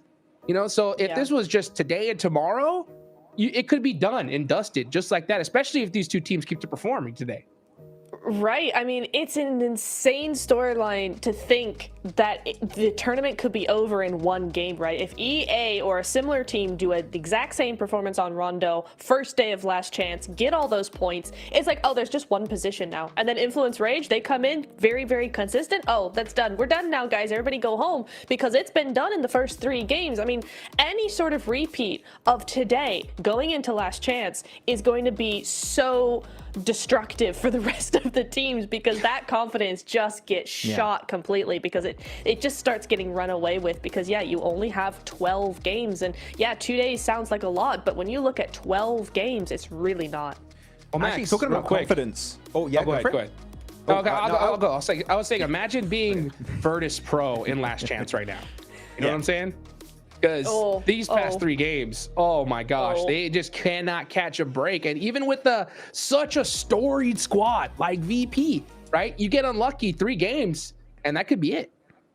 It could be. It's really weird too, and we said it a little bit earlier today. Virtus Pro do seem kind of out of their depth. This doesn't feel like a lobby they just naturally will perform well into because it's a way more passive lobby. I think if they were in group green Niptura, it would be a lot more in their element. Like, okay, everyone's fragging out. It's a way more aggro-focused lobby. We're doing great. But no, here, they're having a bad time adapting to how this lobby is responding to circles and situations in these maps. So Virtus Pro, they've got to adapt quickly because if they don't, I think that they might be unfortunately in the bottom 5, which I never thought I would ever say, but right now it's just not looking great. I think you bring up a really, really good point is that if they had been in Group Green, they would have done far, far better than, at least for now, they're doing, right? And I think it's because Group Red is hyper focused on every angle, right? They are looking, because they're not focused on that aggressive play on those fights, that really what we're seeing here is every team just making sure their position is locked down, whereas Group Green are so aggressive, so ready to push and ready to fight that I think Virtus Pro were able to just sneak in between enemy lines and get a really, really good position, and that's what fueled their unpredictability, where here they're just not being given that opening to actually make some surprising plays. And you know what that gets me hyped for, Niptura, Hodrix, is the last chance stage. Like, you've got these 2 lobbies which clearly play quite drastically different in their approach to the game sense. And you're going to go into last chance where every team is so desperate, and one lobby that was clearly more frag oriented and one that's more macro oriented and getting in positions a little bit ahead of other squads. The last chance generally is getting me so excited with how different some of these teams and groups are currently playing. So last chance, man, is going to be intense, and also teams will have to adapt on a dime because otherwise, again, you're not in top 2 in that stage, you're going to have a bad time. So you want to be in top 3 right now because Hodrix, otherwise I think that adaptation in last chance is going to be so rough to execute that all the teams are just going to struggle to get even remotely close to the top of the rankings. I think that's a great shout, man, because honestly, I guess to do a comparison, to me, Group Green was like an arm wrestling match, right? The stronger guy just made it happen, you know? And then we're in Group Red, and it's like a chess match. It's like totally different, right? The way you see Weibo just calculated, making the perfect moves, teams being much more careful on their rotations, not moving until the perfect second. So yeah, when you have both those 2, different lobbies crash with 2 days only, it's gonna be such a tough position, So, I mean, we still have quite a few games left today. We got 3 left and then 2 more days. And the great part of those 3 days, like I mentioned, or we're trying to really kind of emphasize on, is that it gives you a little bit more time, right? A little bit more time to afford those mistakes. My question is to you, Max, is have Virtus Pro burned through all those mistakes in these first 3 games? Because we've already seen 2 games today where almost the entire squad got deleted in just like a second. I don't think so. We already had this. I think you asked us this question a little bit earlier on, also in Group Green, and I'll stay true to my word, which is you can afford 1 bad day. 1 bad day. Okay. There's still enough potential for you to make that comeback with a total of 12 matches. Especially now, they're not that far off. They're like 42 points away from first place, which really, you have a good second half of the day. You can close that gap quite significantly. So, no, I think there's still an opportunity for them to make that comeback. But the thing is, if you do want to be in top 3, one entire bad day, then maybe that's a bit too much. Maybe for top 3, it's almost out of the question, unless we see, again, a big change. But Niptura, this lobby, again, just doesn't feel like they're just well-suited to deal with it. Yeah, they're really struggling to figure out how exactly they need to play the lobby, because every other team, honestly, I think every single other team knows how to play this lobby. Every other team feels pretty well suited to this kind of gameplay. It's just not really happening for them. So I agree. I think one bad day is going to be pretty difficult. Well, let's go ahead and take it to a quick break, guys, and we'll be right back in just a minute. PMSL champion teams are stronger than us. ممكن اقول لرؤوف طور لعبك لانه حبي احنا جايين ندمرك.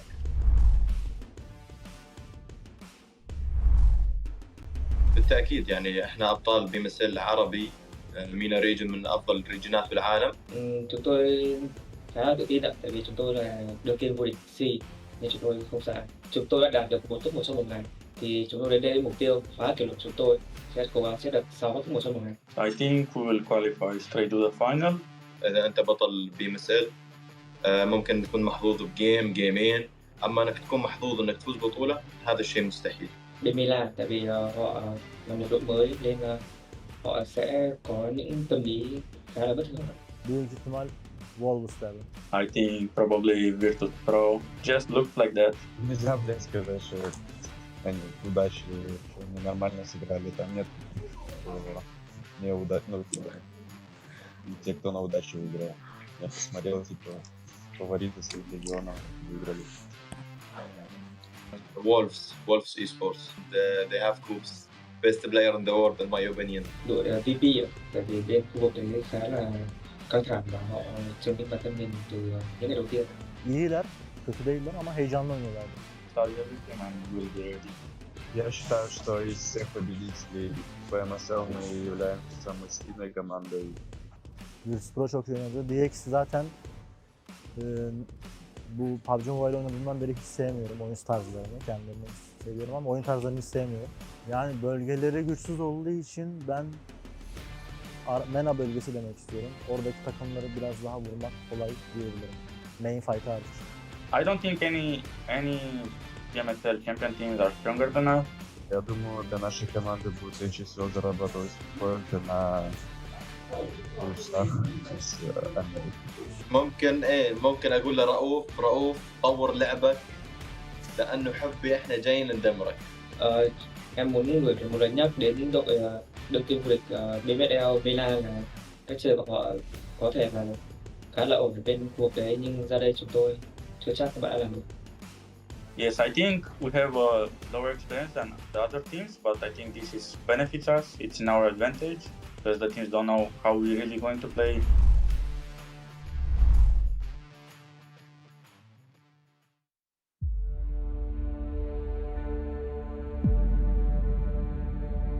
Tekanan tu memang ada.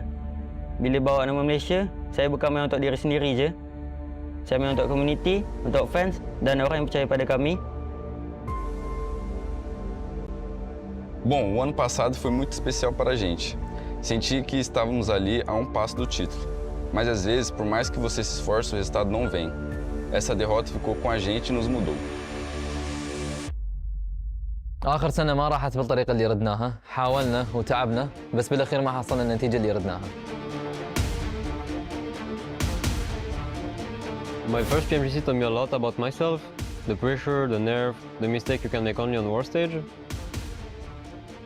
Now I'm here with a new roster, but my goal is still the same, to perform the way I know I can, to play with clarity, confidence and discipline.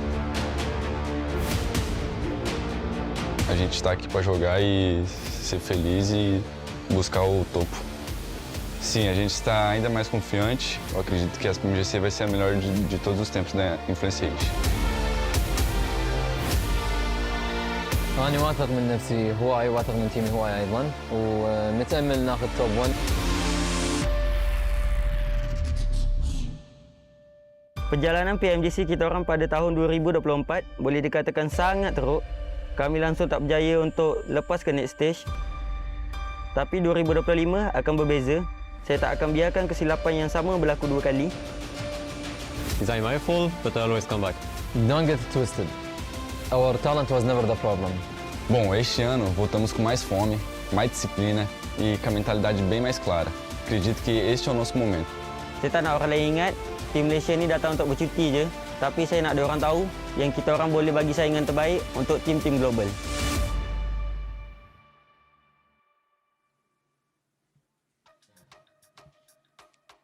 All right, let's keep things rolling.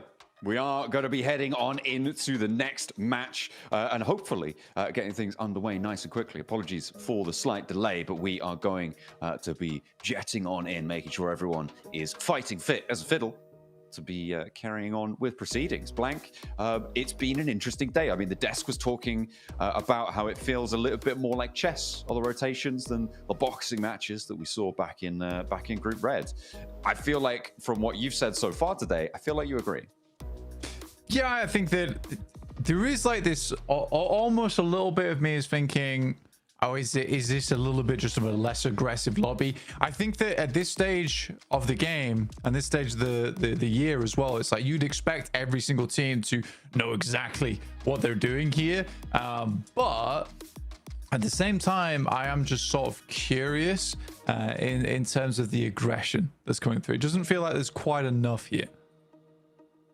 Yeah, it's that is interesting. That is interesting to bring up, right? Because we've seen, I think E-Arena is kind of the example of this, right? Obviously, in the first game, we kind of, that's an exception. Maybe we don't talk about that much, but throughout the rest of it, generally very, very passive, right? Waiting for things to come to them, surviving quite a long time, though, to be fair, and that might well be enough if you're able to blast out when they all do come to you.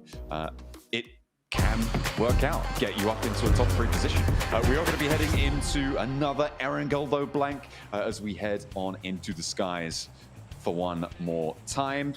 We'll probably be seeing this one again after... No, this is the last one today. Yes, we are on match 4. We'll be seeing the Miramars after this one, so we'll have to wait till tomorrow to see more after this one, so make the most of it whilst it's here. Again, quite a hard cut south on the plane path. Yeah, pretty tough playing path on this one. Obviously, Nuclear Zone's gonna be quite happy being able to drop towards Mill to Power easily off the back of this one. Yeah, it's very southern leaning. It's actually one of the hardest playing paths to play over on Erangel. The fact that it cuts down south of the water as well. So difficult to get towards the north side of the map. And a lot of times, you do have a lot of players dropping over towards the east, but the majority of that split is on that western side from Primorsk all the way up to even like a Zaki split. Just the eastern side of shooting range. So I think that this is harder in general because the area of the map where you usually have the most amount of players being able to move across is on that western side, and here you're forced to cram everyone towards the east. There's definitely going to be teams dropping on top of one another, as you can see here, Weibo taking down one player from VP. Now, Maxman was talking in particular that VP just wasn't looking like a squad right now who could take over the lobby, which is what they enjoy doing, and I'd agree with that. I think they're a team that likes to bully, and here there isn't a lot of teams to bully, honestly. There's not a lot of teams to shove out your way and take a central position. Yeah, it's a lot tougher of an opponent than maybe they're used to. And we'll see if they can adapt to it, because right now they are dead last. They got 1 point a match. We'll see where they're going to be able to earn their point this time around. I was looking at where teams were dropping. I was worried about down towards Primorsk because both E-Arena and Influence Rage were dropping down in that area. But E-Arena sent a lot further up, and they will play that West Coast split. Again, just keeping that one going.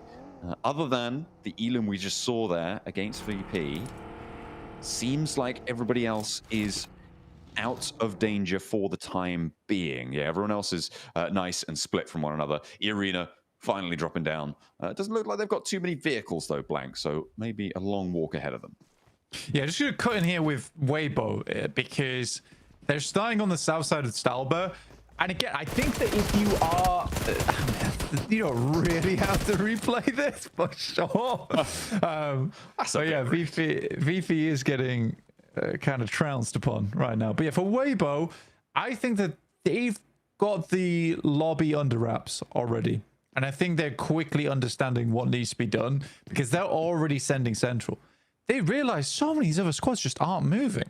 They just aren't moving off the center of the circle. They're not looking to pick up strong positions early on either. On Weibo, on the other hand, they're just like, well, we'll just pick a central spot that we can rotate freely from and then work from there, because everyone's trying to play on the edge or just towards the center on the outer bounds. I think there's a little bit of a lack of confidence inside this lobby at the moment. Maybe. Or maybe it's caution, right? Like, obviously, new lobby, don't know what's going on exactly. You should be aware of general principles, but every lobby is different. And we do keep chopping and changing them here at PMGC. Some familiar faces, some not so. And making sure that everybody is on a little uneven footing going into this one. So maybe they're feeling it more here in Group Red. So yeah, maybe it is a little bit not as bold as they potentially could be. And at the moment, there's a few teams taking advantage of that. 2 teams over that 40-point boundary, and Weibo up on 36. It's looking pretty decent, and a really big drop off down towards 6th place with Pregnant Kai only on 17 so far. ETSH currently passing that Stalber Hill, moving in on that south side of Severny, as teams need to move farther north up here for the circle as it popped all the way up towards shooting range. I did praise Weibo. This is a very greedy split from them, to be honest with you. They're playing towards Severny and the compound that just sits the west of Stalber. Both really strong positions, to be honest, especially the one off towards the western side of Stalber as well, John. The circle does move over towards the northeast. You are going to see teams rotating towards that position very quickly. But this does keep Weibo pretty safe. They have an eye in over towards Severny, but Order's pretty okay in that spot as well, because you can play the ridge line. Then you also have the 33Z trying to pick up a positioning shooting range. Wow, okay, interesting. Yeah, that's very, very big right now on the split. And maybe they'll look to regroup. I could see some vehicles being hopped into from the east flank, but not holding my breath. Alliance, they blasted out on the swamp side. They're on 29 points now, Blank, in 4th place, moving 2 and 2 right now. So they have got this is their rearmost position. They've got 2 players a lot further north, so Jimmy and Olio bringing up the rear. Not across that river yet. They're just to the east of Roshok right now, east of apartments. In the meantime, Burmese ghouls actually might have boars to deal with on the far side of this bridge, as the boars are sticking around, it seems. They don't want to get to the next circle. They're busy. Yeah, I mean, they're taking the time. They're definitely taking the time with this. Slowly move across. DRX on the western side of things have crossed the bridge over towards the south side of shooting range. A little bit split off at the moment, just searching for position in the circle. It's a little bit more central, but again, you don't really want to be playing on the outer edges of the circle anyway. QXZ will send Easy for Bad Boy packing, but the rest of his team not so happy with the fact that they were rebuffed there. QXC's coming back for round 2. Okay. He's just he's letting them know, you know, for DRX, holding as much ground as you can in this area could be quite important. It forces teams further towards the east side of the center of this next circle. It puts more pressure into that area, and the more pressure that exists there, the less pressure is on you. So I like the outward presence that they're trying to take. Sure, it's a bit of a risk though, but at the moment, I think it's okay. I think if you did this in maybe 2 minutes time, that's where it starts to get a bit dangerous for something like that, for a play like that, because there'll be more teams around. Everyone will be a lot more confident in their holds, in their positions. It's during the establishing phase that you can have an impact on that pressure. I'm not insane. I hope someone can confirm this, but Snorix did just spin like a Beyblade in that vehicle, right? I was looking at the map feed. I'll be honest, I didn't catch that. Can we get an analyst confirmation on the Beyblade technique? Yeah, it felt pretty cool. And he was straight back on target as well. All right. Yeah, we've got confirmation. Cut his bow nice and early. Big Beyblade yeah, action. He did let it rip. He did. Fantastic. Believe in the heart of the cards or something, I believe. I'm not sure. What the... what you just said is digital monsters, right? So criminal. Digital Monsters. Stop. You need to stop. Ooh, okay, well, Wild needs to stop too, because he is taking shots out, and it looks like Loxley's going to be the one to pay the price for his hubris. Although he's giving them a good run around. Whoa, okay, Flying Silas out the window. Going to try and look for the shots on the overpeak. Might actually... Wait, Loxley's not flushed. Is Silas going to get Loxley back up here? Did he just fly and save him in the vehicle? Ooh, it seems so, but there is a player looking to come on in, and we'll clean house. Where was the hold? Yeah, That's there was the another player for question. Regenkaya on the outside. I mean, they win the fight, but that was messy. It looked fun for Silas, but that was messy. The big news, though, is the circle blank. Big shift. Yeah, it's a massive shift over towards the western side. I mean, for Weibo, though, easy picking for them. Managed to instantly pull off from Severny, head over towards... Probably going to try and pick up a compound on the western side of shooting range, try to play the high ground there. I'm very impressed with Weibo so far. I think that they've had the cleanest rotates today. I think there's been a fair few games where they've been almost free wins for teams, and I think for Weibo they've made the best rotations out of all of them when it comes to salvaging, when it comes to setting themselves up for that late game. Big fan, very big fan. Yeah, they're doing okay right now on that northern side here. A big stretch out and still holding quite a lot of ground. Twisted Minds, they are across the bridge onto the northern shores. So we're not going to quite have the ability to have a Zaki circle, but near enough. Teams out on the west side. I'm looking at E-Arena, and again, they're kind of chilling. No one actually competing for the west side of this one. Sure, the fields to the north of North George, not super favorable, but there's buildings out to the east side of them that they could potentially look to turn in towards. That ridge line as well to co-occupy with WBG. Weibo Gaming on their split can't really hold 1 point of it. Actually, I'm looking on that north side, and maybe they are going to have to hold a point against True Rippers, but that'll unfold in a moment. I mean, Sook's in a vehicle right now because he either needs to maintain scouting over towards the south side, but he immediately also needs to regroup with the rest of Weibo should they have a team rotate over the top side of Severny. And Malloy, very nice. Love to see it. Ooh, and the rest of them too. This is a pretty important compound as well, given the state of the circle. Holding here would be brilliant, but the nades are good to open up for... Wait, hang on a minute. No, they're not. That wasn't them. Not. That was actually... I take that back. It was entirely really bad nade from Voston. Nade himself. And True Ripper's actually going to try and descend on this blank. A third party potentially coming on in. They want to earn those points, grab those prizes. Nuclear Zone looking to try and keep Virtus Pro at bay. And True Ripper's also going to give it a good go. There's a knock found. And Alliance are going to wade into this fight as well. Could be another third party coming through. Virtus Pro stepping out, flexing out from their building, and actually doing a lot of work in the chaos of that third party engagement. Yeah, I mean, True Rippers made their way onto this. They have taken a knock, but so far are controlling quite well. Malloy has been pretty crazy with the pump action so far. For Weibo, though, yeah, overall, just insane game from them so far on the rotational aspect. They get a real classy compound to themselves in the center of the circle, and they play this one out fantastically. Good nade from Hydro over towards Milky Way. I feel like True Rippers should be able to clean out this fight now. They did commit to it. They committed to this third party. For Alliance actually sailed all the way past. They want to get into the zone, and maybe that would be the better choice in the long run. But for now, True Rippers riding high and able to take down 3 points off of that engagement. They'll be happy to be able to earn those. They're up into 8 points now. But, as I said before, their next task is to move further west, and Alliance had the inside track, diverting, completely avoiding that third-party situation. I mean, they get ahead of it. That's the main thing, right? They get ahead of it. And passing through that area is not easy.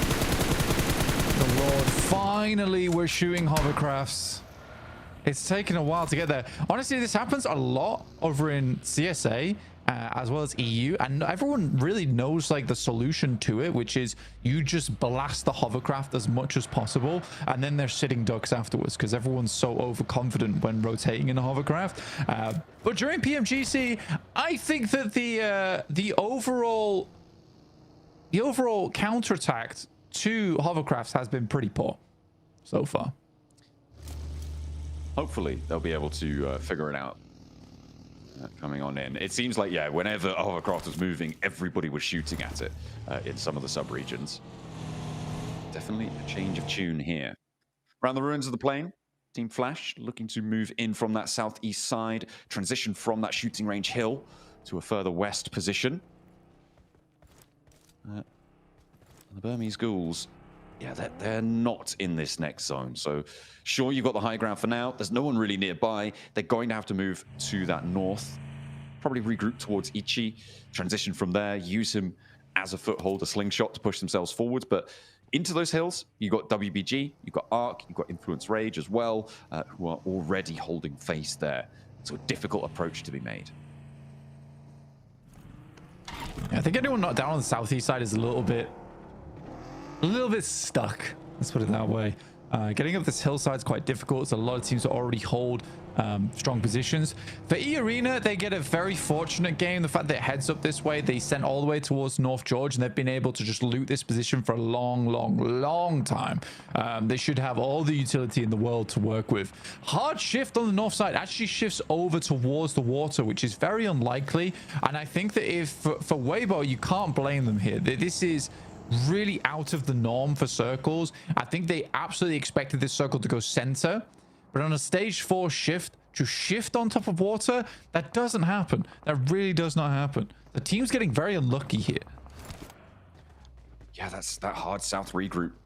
Kind of nasty. They gave up this bunker position that Arc Red now have as well. On the north side, Rectum Kai went for a very quick move towards that coastline, and DRX are taking the dip just in front of them out to their west side. E-Arena, they've been chilling for a long time on that west edge. They love playing these edge style situations that you highlighted that during the previous matches. It will be no different here. And the fact that it's gone so far north, I think that's kind of great news for E-Arena's game plan. Again, I do think E-Arena got lucky on this game. I think they got very lucky on this game in terms of where they went to go loot. Because this could have been a horrible game for them if the circle shifted far over towards the eastern side and they spent so much time in Georgia Pole. But here they've just been able to loot all day long. And then just because there's no one on this western edge of the circle because of the way the plane path fell, they get a really free and easy sweep on the west side. There's still teams in front of them that they'll have to deal with, and that will require skill. But the setup for this game has not been that hard. No, it has been a pretty long road, though. I think it's safe to say a south plane path into a north coast near to Zaki finish, right? It's definitely been a bit of a trial, and I wouldn't be too surprised if that impacts the sort of the total utility count when we get towards the later stages of the game. Teams might not have had as long to get that loot on board. A couple fewer smokes maybe, and maybe more expended to get to the approach. We'll have to wait and see, though, if anyone's been hoarding them. A little cache of goodies to play around with. We'll have to wait and see. Okay, some fighting is starting now. E-Arena on that west side. Twisted Minds, Boars coming into conflict, as well as DRX, actually, a lot closer to the center, picking up the stragglers of Twisted Minds. For E-Arena, this is a good time to go. Sadly, Twisted Minds fall over really quickly. Means the Boars are very secure in that position. The rest of E-Arena really weren't there. They're still looting for some reason. Still have a lot of smokes to work with going forward. True Rippers with the hovercraft will drop that one down. Good side swipe actually from Hydra, and immediately backs off the position. Quite like that there. It's a good distraction maneuver, and now the Flash just down to one player. Influence Rage will come in to finish the job, though. Oh, yeah, they're getting taken down here. It's Team Flash on the ropes as True Rippers, they've lost one to a full Flash. Influence Rage moving on in with 3 players alive. Federal Has to hide behind the tree, though. Healing up as fast as he can. Stage 4 zone, so just have a little bit of time to play with. The heals are coming through. Influence Rage are continuing to break ground here. But Jelly on the low ground needs to worry about Federal. If he hasn't taken him down already, that could be a really, really dangerous angle for him to handle. And Law's able to get the side swipe. Picking it up now. The last player to stand, Federal, did go down. And there's only one player for the True Rippers. He's spotted. But he will be put to bed. That is nasty on the off angle. They've still got one more, but no. It's going to be done and dusted. 3 Elims found. Who's this, though? It's the last player from Deep Flash. Dias is going to take down Influence Rage. Okay, they survived through it all. But now Arc Red are here. They love these oversight third parties. That's exactly what they flex out for. This is the second time today the Flash has been able to live out a 3-man third party as the final player. We had Win do it over there on Rondo. Seems players just seem to forget that they're still existing in these engagements. For True Rippers, I did quite like the way they were manipulating the sidelines, you know, playing multiple angles, then quickly pushing off. Good shot from NC2 with the Epicam. Really easy initial shot. That might be the go signal for E Arena, actually. Something. They might need to be a little bit quicker than that, though, because Snowix hits them with the Beyblade attack. Blasts them with that metal core. Now they lose a player. Sakura down for the time being, but the Bulls having a really rubbish time now. As 30K sees him coming from a mile off. E Arena picking up the points there, losing 1, but with 5, they will reclaim that top spot that Influence Rage so temporarily held. Weibo, they lose one player in order who was their outpost, but now they're looking to finish off a couple of teams in their zone. Wild spray there from Sook. Luckily 33Z is there to pick up the slack. Now Geek looks to send a grenade across. It's quite long. I don't think it does too much damage. South G takes a lot there from the high ground. We're not going to be too worried about that nade. That one's a little bit closer to home, but it's not going to do enough damage to get another knock. So smoke's starting to come on through. E Arena flexing down south here. A little bit of a split still. They're not overcommitting. They're just continuing their watch to hold on this western side. Tony K. I don't think he's going to be able to do enough to take down Weibo entirely here. Not with the Burmese Ghouls up the top, with GK on the oversight. Don't think you can push around as convincingly enough. Walsh is okay. He's not in any of the teams that are playing around here. Walsh is on a mad one right now. He's still alive. How has that happened? There were about 1 million barrels pointed your way. How have you gotten away with this, Walsh? I mean, you can just send dead center, to be honest with you, but see how long you can live out for. Regnum Kai up to 5 eliminations so far, despite losing a player earlier on. And here is the bow in action. Very, very good, actually, fights versus Wizard Tower, because it's pretty particular angles you can take there, and you can just pepper both of those positions inside that building. I mean, the difficulty is getting that lineup right with Burmese Ghouls up the top. You can't really peek for too long at all if you're Weibo. So you can't keep that suppression going. Okay, there we go. Walsh does go down. That came from Regnum Kaya, actually, all the way up on that northern side. And the circle, I mean, it doesn't hugely favor anyone right now, Blank. I mean, E Arena maybe, but DRX probably the only team that's going to have I don't even want to say good time, but an okay time. Yeah, it's curious the way that Weibo need to play this out now. For Geek, they've set themselves up very nicely ahead of the pack, and they just need to hold out Weibo. And because they understand the terrain here, they know that Weibo's options are very limited going forward. They could send out over towards that northern side, which is what 33Z is going to go for, but they need to immediately find a pickoff over towards 10K. Spray down towards GK. So 3C going down, you're right. I mean, that's immediately getting flushed. They're going to have to leave this fight. It might be favorable, but they didn't do it quite quick enough. Stop GK trying to step up to them. Maybe a bit overzealous there. Not too sure about that push, but it's going to slow Weibo down. And it's going to make them a little bit harder on the get out. There's the rundown as well from the Ghouls. You're right. They deciding instead of going for the circle, they're going to try and push GK as they leave. But Godspeed hit them around their tree trunk there, not quite able to connect from the spray down. And he's taking a lot of damage. Steps out too wide against Kevin, but the reverse spray down is going to come on through.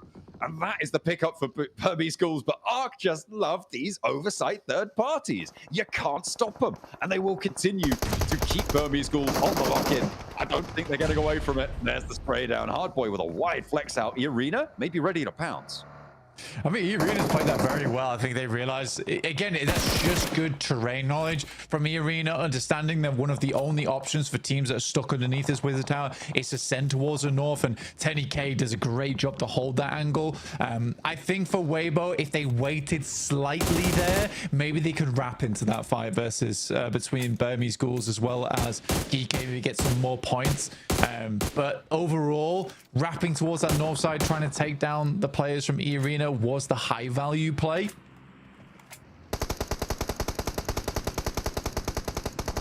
if they can keep those high value players coming thick and fast. Starfred moving on towards Joker, and he doesn't have the backup necessary to hold out against this. Only the one player now left standing for Arena. But with 8 elims, it's louder than they've been previously. So I'm not too displeased. Out of top 5 again, getting very deep into these games.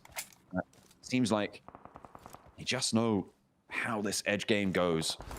With 8 elims, it's looking pretty good. But for now, I mean, maybe this is Regnum Kaya's game. They have got a pretty solid spot on that northern edge. It's not easy to play, but they are safe and they are very central.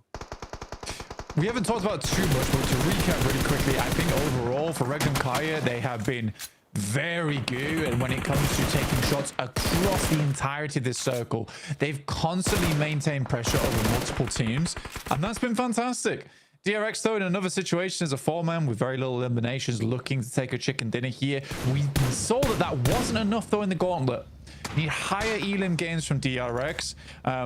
Okay.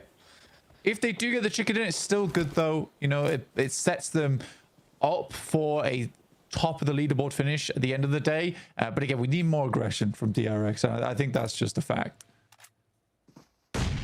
Yeah, I think we'll wait to see it. It came through from their South Korean counterparts. We'll see if they can bring it to bear here. For DRX, they have to move further east, but Regnum Kaya holding on that long terrain might actually be under threat here, as if DRX get those sideswipe angles, it's going to be tricky for Regnum Kaya to fully deal with it if they have to stay down on the belt buckle because of Arc Red's position right now. Tough ending zone. Very, very tough ending zone. There's a slight incline right now, which really does keep Kaigse safe over towards Regnum Kaya. And as soon as Regnum Kaya is in nade range, they are in a lot of trouble versus a lot of these other squads. They're looking for basically a second place and maybe some more eliminations here. I think that's the most that they can hope for. If they can get a chicken dinner, it will require massive outplays. Ooh, Arcred trying to move in now. They're really not having a good time of it. Alliance taking shots. Regnum Kaya, DRX, everybody lining up, getting in a queue to take them down, and it will be Alliance falling in the end of it. Because, well, hang on a minute. Arcred successfully crashed that position. Well, successfully. They only have Glory 22 left standing, who's going to have to try and navigate this one. Plays up to the tree. Blue zone not giving in too many favors there as TinyK falls. That's a third place locked in for Arcred. The Arena out, but they get 8 elims at a 4th place, so a good result for them. They will continue to stay pretty solidly at the top of these tables because of it, Blank. And this is what I was talking about, right? Late game, the supply's a little bit dry because of the length of distance that teams have had to travel. Yeah, I mean, DRX coming from the west side as well. If he was picked clean by E-Arena, DRX can get over TinyK's body, then maybe they get a little bit more loot on board. Into the 3 versus 4. DRX, they know exactly where the guys from Regnum Kaya are playing. Regnum Kaya also have to deal with players behind them in Glory. It's those nades now, which is going to be the big issue for DRX. They need to immediately get a knock here. Those are very close to Kaisei. Big investment on nades as well. Regnum Kaya now only with 2 remaining. Silas takes a lot of damage from that one. Another follow-up comes through. The bounce is there, and Silas is down. Just now alive. Zedwolf immediately on the reposition, but the buggy goes up in smoke, and the next nade's coming through as well. Zedwolf, be careful. Oh, no. He didn't want to go for that after all. The buggy explosion was good. DRX on the approach. Do lose one, but Glory's lighting him up now. A 2 versus 1, but he's behind a tree. I don't imagine he could do this, Blank. I just don't believe in it. Is low. Maybe maybe there's a miracle on the cards. As DRX do not have him under lock and key right now. He's challenging, he's boldly peeking, completely bold as brass, and the rest may be coming through. I'd say not peeking. This is absolutely insane. Okay, he steps out and finally will close this down. DRX take the chicken dinner. They step up. That's what they were looking for. The four-man presence on the western side get the chicken dinner. Yeah, good job. Good job for DRX. Good clean sweep from that western side. Again, it came down to a lot of other teams fighting amongst one another, and then DRX coming in to pick up the scraps. But the rotate that they made was still fairly good. I just want to see a little bit more of a stronger performance from DRX in terms of that firepower. We saw that from D+ as well, where they were a little bit slow to the mark, but they were getting good placement points and some elims, but then they really turned things up to secure the position towards the top. Yeah, absolutely. Great stuff coming on through. A lot of decent elim games there coming through from Influence Rage, from Reworked and Kaya as well. We'll see what DRX can do to get up towards the top spots.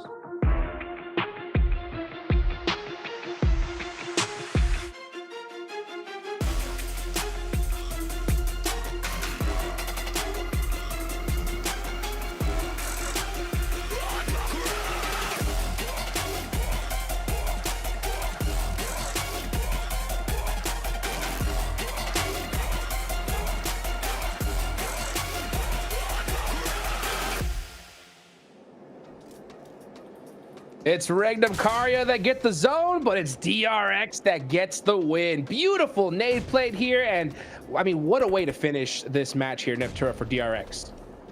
Really, really great stuff. I love seeing this from DRX. My favorite kind of team is a team that'll do these big old splits, and the timing that they get in this game in particular was really, really nice because they were holding the same position for so long, right? They had this for like a couple of zones, and EA were just keeping them cornered with their own big split. But the minute that EA started getting into a fight, the minute they started falling down, DRX caught that. They went, hey, we're going to spread out now. Now is our time. They move in around Regnum as well and just have clean sight across to Arcred. Really, really good stuff from DRX. I love this for them. It got a bit dicey against Glory though at the end. It was like, oh no, let's not get 1v4 please. It would be a really bad way to wrap this game. But no, it was very good, and I want to highlight one play in particular. It's QXZ. I think his scouting was very important for the squad to get control of that dip very earlier on in this match, because I think without his scouting, they may be just going completely blind in this match. So maybe in terms of, you know, par with Hyunbin, but QXZ definitely very to the macro decision making hot jukes for this team and for them to make sure they can claim this chicken dinner. Absolutely. Hey, speaking of macro, right? I love the way Arc did this game, right? I think they were really solid when it came to the third parties. You just see them kind of waiting in the shadows, picking their fights, trying to steal some eliminations here and there. I think they were definitely trying to hunt down more Neptura, but at the end of the day, getting a top 2 finish and putting some points on the board is big. Yeah, they've really got their heads on a swivel. I've been really enjoying watching them take opportunities against other teams in all 4 games we've had so far. It's been a big thing for them that they've just been trying to get those third parties as much as possible. I love an opportunistic team like that. So really nice to see them continue to do that. And then in the final zones, go in against Alliance as well. Looked really, really good. It was the play that I hoped that they would make. Yeah, it's not going to get them the win, but it definitely gets them that top 3. It gives them that position. And what I love in particular is the confidence that they're doing those plays in. You see that style? That's almost got away with so that save, funny. just flying over the entire compound. And it almost did work out, but he did get punished at the end, but his teammates were able to at least redeem that fight somewhat for the rest of the squad. As you go for all of these circles, it kept shifting up northwest towards Zaki, which is very rare to see circles around this area in general, so I feel like a lot of teams were taken aback by these circle shifts. And so because of that, a lot of these southern eastern fights just broke out when teams really wanted to delay it as much as humanly possible, but they were just forced in making those fights happen in the first place. But WBG, this ridge for them was so strong until it unfortunately in their favor. But Sook did this, as much as I love seeing him play with the explosive bow Neptura, when you're in CQC with an X4 and they have an S12K, chances are the shotgun is going to win. And in this case, that was definitely how it did go down. Yeah, unfortunately. So, Hardboy just going way out into the blue zone for that one. I love that from them. But yeah, I think WBG had some fantastic rotations, particularly in the early game. The 2-2 split to rotate right around to the north side. I loved that from them. But as we go over our top 4 teams, because WBG were not in the top 4, we got some pretty cool rotations from these guys as well. Yeah, I mean, I'm looking especially, yeah, you can go for Primorsk. They left it for free. Influence Rage, take it. That much, so you can have that one. That is a-okay. And very quick rotation from E-Arena then into Southern George Pole and Residential, then going into Northern George Pole. Very step-by approach, especially because of the circles continuously shifting towards them. That means all the fights are going to happen to the east, and they can safely make it in. One major issue here, Niptura, is this split to the west. I think the split was good earlier stage, but when you get into the late stage of the game, it keeps you in a very weak state, and I feel like that is the main core reason as to why they kept losing players left, right, and center, is because that split did not make them ready for any straight-up fight that was coming their way. Yeah, I think especially with the ground being so open there, right? It's quite flat, so you're bound to lose players pretty quickly if you keep a large split like that, if you don't cover yourselves in some way. DRX able to just really spread out, as you saw, over EA's position there once they were cleared, so really nice from them, and it gets them 18 points. You know, it's not the most, the biggest elimination count we've seen so far, but 18 points in a lobby that, as we've been talking about before, Jukes, is really, really close, because those top 3 teams just keep running away with all the points. For DRX, this is a massive game. Yeah, I think it was a massive game for a lot of teams, especially in that mid-pack area. It's the first, game that we see Influence Rage not end up with a top 2 finish, right? They still end up sneaking 5 eliminations, so they'll definitely take that. E-Arena putting up some serious points though, one again. So we definitely got one big point sponge, but I think this was the match, Max, where a lot of those mid-pack teams can finally start catching those top 3. Oh, definitely. I mean, especially at the halfway point of the day, you're going to try and initiate that comeback if you are falling slightly behind. So it's good to see, but you know what? A man that is stepping up to the plate, it is Hyunbin. Again, I keep calling this guy, he is the rising star, not just of South Korea, but I would say on the global scale. This guy, if you guys don't know, started his career in early 2024. He started last year, and he's almost played every global event, and he's been doing so well with GRX. I mean, GRX is one of the most consistent teams globally out there. So Hyunbin, I don't know when it's going to happen, Ipchura. I just know one day he is going to be a global MVP. I'm telling you. I don't know when, but it will happen. It will go down. I mean, to think that he's doing this well and is this successful only a year and a half into his career is a crazy idea to think in 2 years, where is he going to be as we look over in the leaderboards. And yeah, DRX's win pushes them all the way up into 5th place, right behind top 3. To be honest, they're only 6 points away now. So a big game. But yeah, as we were saying earlier, right, a big game for everybody here. I mean, Regnum still stay at 6th place, but you've got Arcred moving into 8th now as well. BG and TR, both of those teams now moving into the top 11. So some really good stuff here. A great game before we head over into the Miramar. I don't like saying, I know that Hot Jukes, he's definitely onto something. Hot Jukes, you're onto something, because the top of the leaderboard, it's not moving. I don't know what it's budgeting for the last few games now. It's just been E-Arena, Weibo, Alliance. Of course, DRX able to jump up a little bit over Regnum, but yeah, it's moving a lot at the bottom, which makes sense. The point gap is very minimal, but the top is not budging an inch, Hot Juke. So your theory is like coming to fruition every stage, it feels like. It's kind of wild, and I'm gonna do a theory in the future as well, right? Again, imagine if this is last chance, guys, right? Where top 2 move forward, everybody else is gone. If this is a scenario that happens here, all these teams, like, let's be real, right? We would be counting out half the lobby already at this point. So it just goes to show how deadly that last chance coming up is. We are obviously still here in Group Red. We get to see Regnum Karya again. It's pretty crazy how much that top of the leaderboards has not shifted, because prior to this game, they were in 6th place with 17 points, okay? They now have 31. So you're like, oh, they're moving up for sure, right, Neptura? Nope, still in 6th place.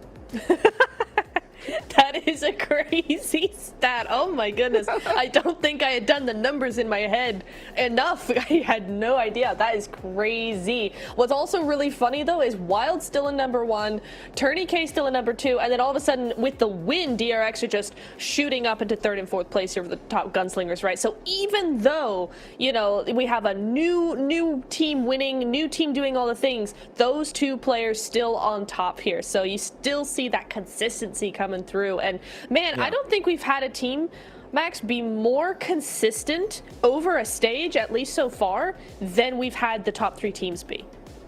They're not budging. They are, I mean, except Just for not. well, the first time was not in, what, top 2? I feel like this, which is crazy. They haven't been in top 2. They fell off. It's really kind of interesting for Influence Rage. But no, E-Arena 2, TourneyK, just a rising star from that region.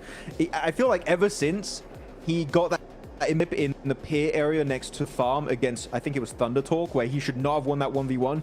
This guy's been on an absolute killing spree, and he's doing it once again in this stage here for E-Arena. Sakura's been also doing amazing, especially on that Rondo game. So E-Arena, the running White Rabbits here, popping off, and I'm going to see Hodrix because they showed true PMWC in Riyadh. After that, they kind of fizzled out, but it's good to see that potential kind of coming back to that same level on the first day of this stage. Yeah, and that's what it takes to be a champion, right? I think you have to get, you know, you get a little bit of circle love or a very fortunate position in one particular game, and you got to capitalize it. And the thing is that EA, I mean, they did it right off the rip here. That was like probably a Rondo that we won't see for the rest of PMGC. That's how good it was, right? And the fact that they did it in game 1, they knew that, hey, this was so huge, Max. Let's continue with that momentum. Let's play it carefully. Let's get to some end games and put some consistent points, and let's shut down this slot right before we can let anybody catch up. And they're executing that strategy to perfection. I adore the shift, by the way, from earlier this year in Globals where we had Sanok to now having Rondo. Because Sanok, it was a bad game, but it's Sanok. You know, we were all saying that, oh, it's a Sanok, whatever, who cares? But now when you have a bad game of Rondo, it's like, no, you could have so many possible points. The elimination points are just so high if you do get a big game because of the entire recall tower system. So, yeah, E-Arena able to pop off right away there, Nipchura, get himself that massive chicken dinner with a ton of eliminations. Is definitely success very early on in Group Red.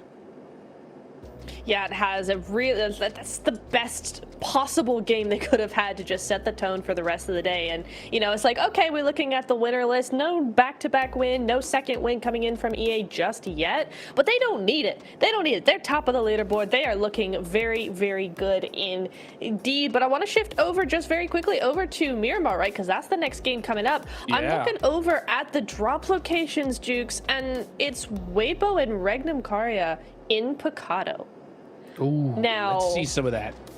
We've had many of these hot drops before, and all of them have lasted at least 15 minutes running into the blue because there's just this standoff. I really hope we don't get this time around.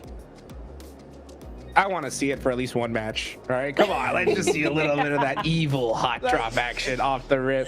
You know, I mean, you don't want to, but hey, I mean, come on, Weibo versus Regnum Karya, that'd be sick. That would be kind of fun. That'd be kind of fun. It would be, but Picado's really bad for hot drops because you literally have options that are next door. If you're fighting, it's just an ego trip thing.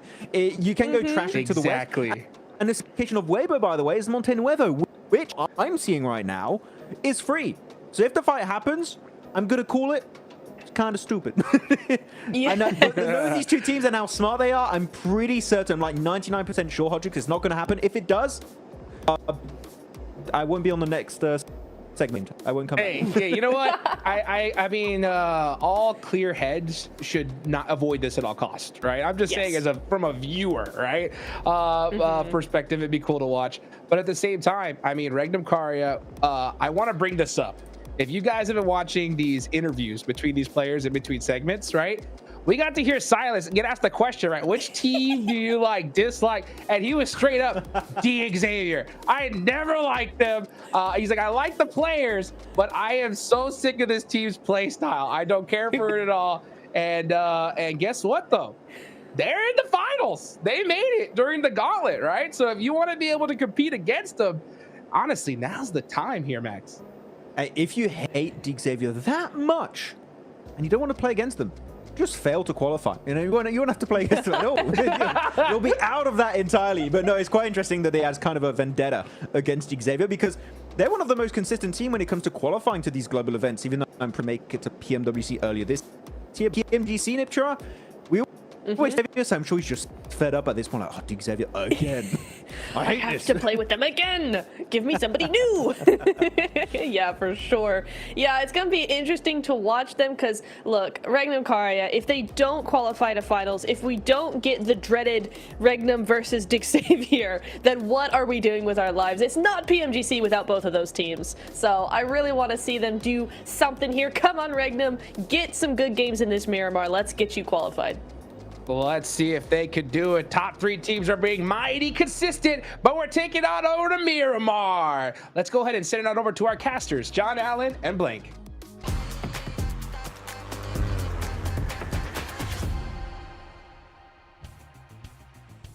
My, the time does fly. It's Miramar o'clock. We are in the sky. Trailer park over towards Impala as we are going to see if that stagnant hot drop in Picardo is going to be a reality, or is someone going to split off from the norm?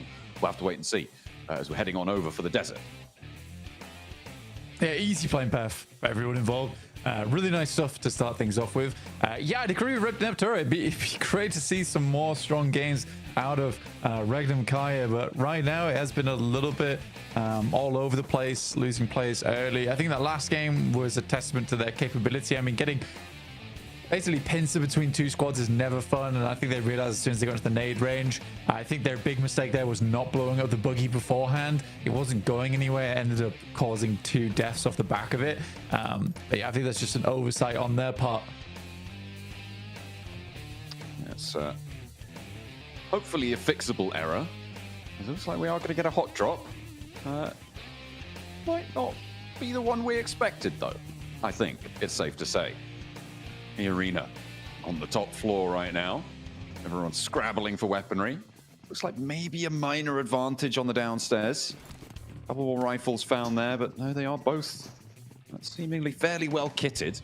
This is over towards San Martin instead of Picardo, which, by the way, only has Regnum Karya in it. Boars trying to spread around, but not going to be dropping into Picardo. Arena descending the stairs, though, on our screens, and looks like Burmese Ghouls are actually not going to look to push up just yet. In the same building, though. This is nasty stuff. This could hold on for a while, and maybe we were looking at Picardo too firmly, because this is apparently where it's at. I mean, this is a really weird drop. Down on the south side of Hacienda, it is so strange to see this one. I think this is my first time actually seeing this hot drop in an actual game before. I don't quite get it, personally. It is a bit of a curious one. I mean, going towards San Martin, I mean, you do get some decent loot. Maybe it was a backup drop and it was a new drop that someone was trying out, and they both just decided, we'll go for the same place. I have no idea. It is very curious. Be interested to see what the analysts have to say about that. But the circle is up to the north side, which does mean that this fight can stagnate, as we normally see in Picardo. Everybody else seemingly well behaved at the moment. Blank, nobody getting too close for comfort. Not like we are right now in San Martin. But yeah, everybody else very happy with this one. There's just a lot of buildings here. I guess not quite as big as Yaz, but they could have easily just not dropped on each other and play this one out slow, but you really delay yourself. And I think for both Burmese Ghouls as well as E-Arena, I can't tell which team it's more frustrating for, because you start in a good spot. You look at the circle here, and if you're Burmese Ghouls on the downstairs, you're just trying to throw smokes and get out, because you should be way more concerned with zone 2 and being able to freely leave. It's just a weird one. It really is a weird one. In the meantime, Influence Rage get up towards that north side on water treatment around that area and claim a lot of ground in that position. Arcred have a decent rotate out from Impala up towards El Azahar, wrapping around maybe even Torre Armada if they want to go super far, but likely going to cut west as they hit the El Azahar hills. Would seem to be wise, but the furthest journey is the team on our camera just then. Nuclear Zone, who have got a long way to go from Vallademar on the southwest edge. Leaving Picardo, Regnum Carrier did not have a hot drop for themselves.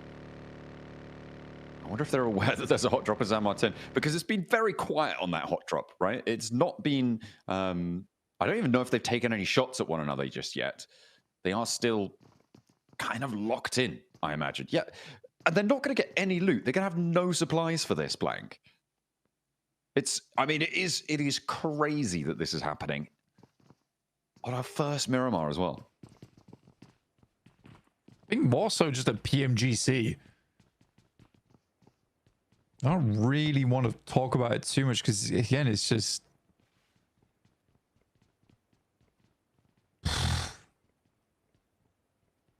This is going to conclude when another team arrives and just takes shots at the arena, right? Yeah, that's the only way this fight concludes.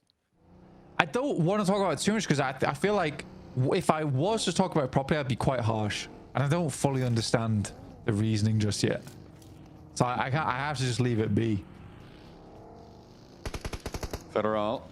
I mean, he's being chased down. Silas has spotted him, but he's got a shotgun. And Silas has to dip behind the cover for just the time being. Actually sprays out with the UMP. A nade? No, the pin's not going to be staying out of that one just yet. That's a good nade out for Wild. Goes a little bit long, though. The cook not quite there. Has got another one in tow. Federal with an answer, potentially. We're going to try and cook that one down. Again, doesn't quite tag him, but Zedwolf's there. Spots with the pinfall, and that should be easy pickings for the Hunter from Regnum Karya, and they will be able to get away with that one. Maybe not cleanly. There's still Influence Rage across the way, but the suppressive fire from Wild is good enough to keep his teammates safe. Got 455 556, which is quite a bit of ammo there for Wild. He's being the entire ammo box for the whole team. Double weapons there. Double 556, mini 14 in the Scar. Must be why. Yeah. Surely. Stylus has that can't be as well, surely. Yeah, they're getting ready for the long game. Oh, okay, I mean, yeah, no, it was fair enough as well, considering they're so center.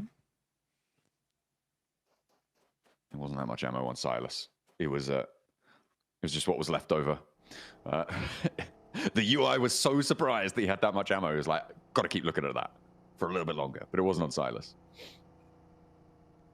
Ah, I see.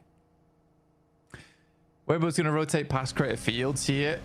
It's a little bit of a longer rotate for them. Frustrating in the last game. I think that for Weibo in that previous match, and I mean, I'd still stand by the fact that their initial rotates there towards the end game were really good. Good split. Then you set yourself up to what should be a really strong compound. And then you get a phase 4 shift over towards water. I think it's genuinely very unlucky for Weibo. I don't. It's very annoying. It's very annoying. Oh, like, no. Both teams don't want to do anything. For Burmese Ghouls, they should just leave. They should just leave. I mean, as soon as you try and leave the windows, like, they'll take shots out the windows, right? And that's what you're worried about. And, yeah, like, the fact that also basically none of San Martin is going to be looted as well could be pretty great for some of the other teams who are trying to find a home around that area. Maybe some of our longer in the tooth teams out towards the southwest side. Boars, DRX, Nuclear Zone, all moving in, still bundled up a little bit around Picardo as the next zone comes in fairly soon. So maybe San Martin could be a more valuable transitional point than they expect, and they certainly won't have scouted it. I don't think they're going to be going in, though. That's the thing. Where's the next zone? And so it's towards that northeast side. Okay. Very much far away from everyone else as well. So we're actually going to Torre Armada, which we don't see very often, honestly, around Cruz de Valle as well. So if you, some of these teams on the north side, you're getting quite quickly into the zone. I think for Alliance, they should be able to get a great game off the back of this. Weibo's making a very wide wrap. They're not even on the map. Oh, here we go. Finally. They were like, oh, the circle's not slap bang on top of us, guys. Guess we better do something. This is going to get rezzed, and Tony K is going to go back to the top floor, and it's going to be like nothing happened. Guaranteed. Oh, wait, hang on a minute. No, they're dropping off the side. They do want to conclude this fight. They're more preoccupied with holding up the stairs as well. Tony K drops down the drop down and sends him straight in towards NC2 with a spray. This is, I mean, where was this earlier? They could have done this 5 to 10 minutes, well, not 10 minutes ago, but they could have done this 5 minutes ago. Well, the thing is that E-Arena had the advantage, right? E-Arena absolutely had the advantage on this fight where Burmese Ghouls can't... And I'll explain why this is so funny after this fight ends, because it should end pretty soon. Initial Molotov to stop the run out up the stairs. Still 3 players alive right now for Burmese Ghouls. E-Arena underneath, and they just switch positions. But yeah, the thing is, it's on Burmese Ghouls to take that fight, to try and assault E-Arena, and E-Arena is just waiting for the next circle shift. And then E-Arena sees the movement off towards the northeast side, and they're like, well, we have to finish this fight now. Because you've got no choice, because this team is not doing anything underneath us, so we have to take the initiative, which is unideal. And the fact that E-Arena comes out on top is a bit surprising. But to be fair, very well played. I don't blame E-Arena for this. Difficult, but now they're on the ground floor and they can leave, but they're not.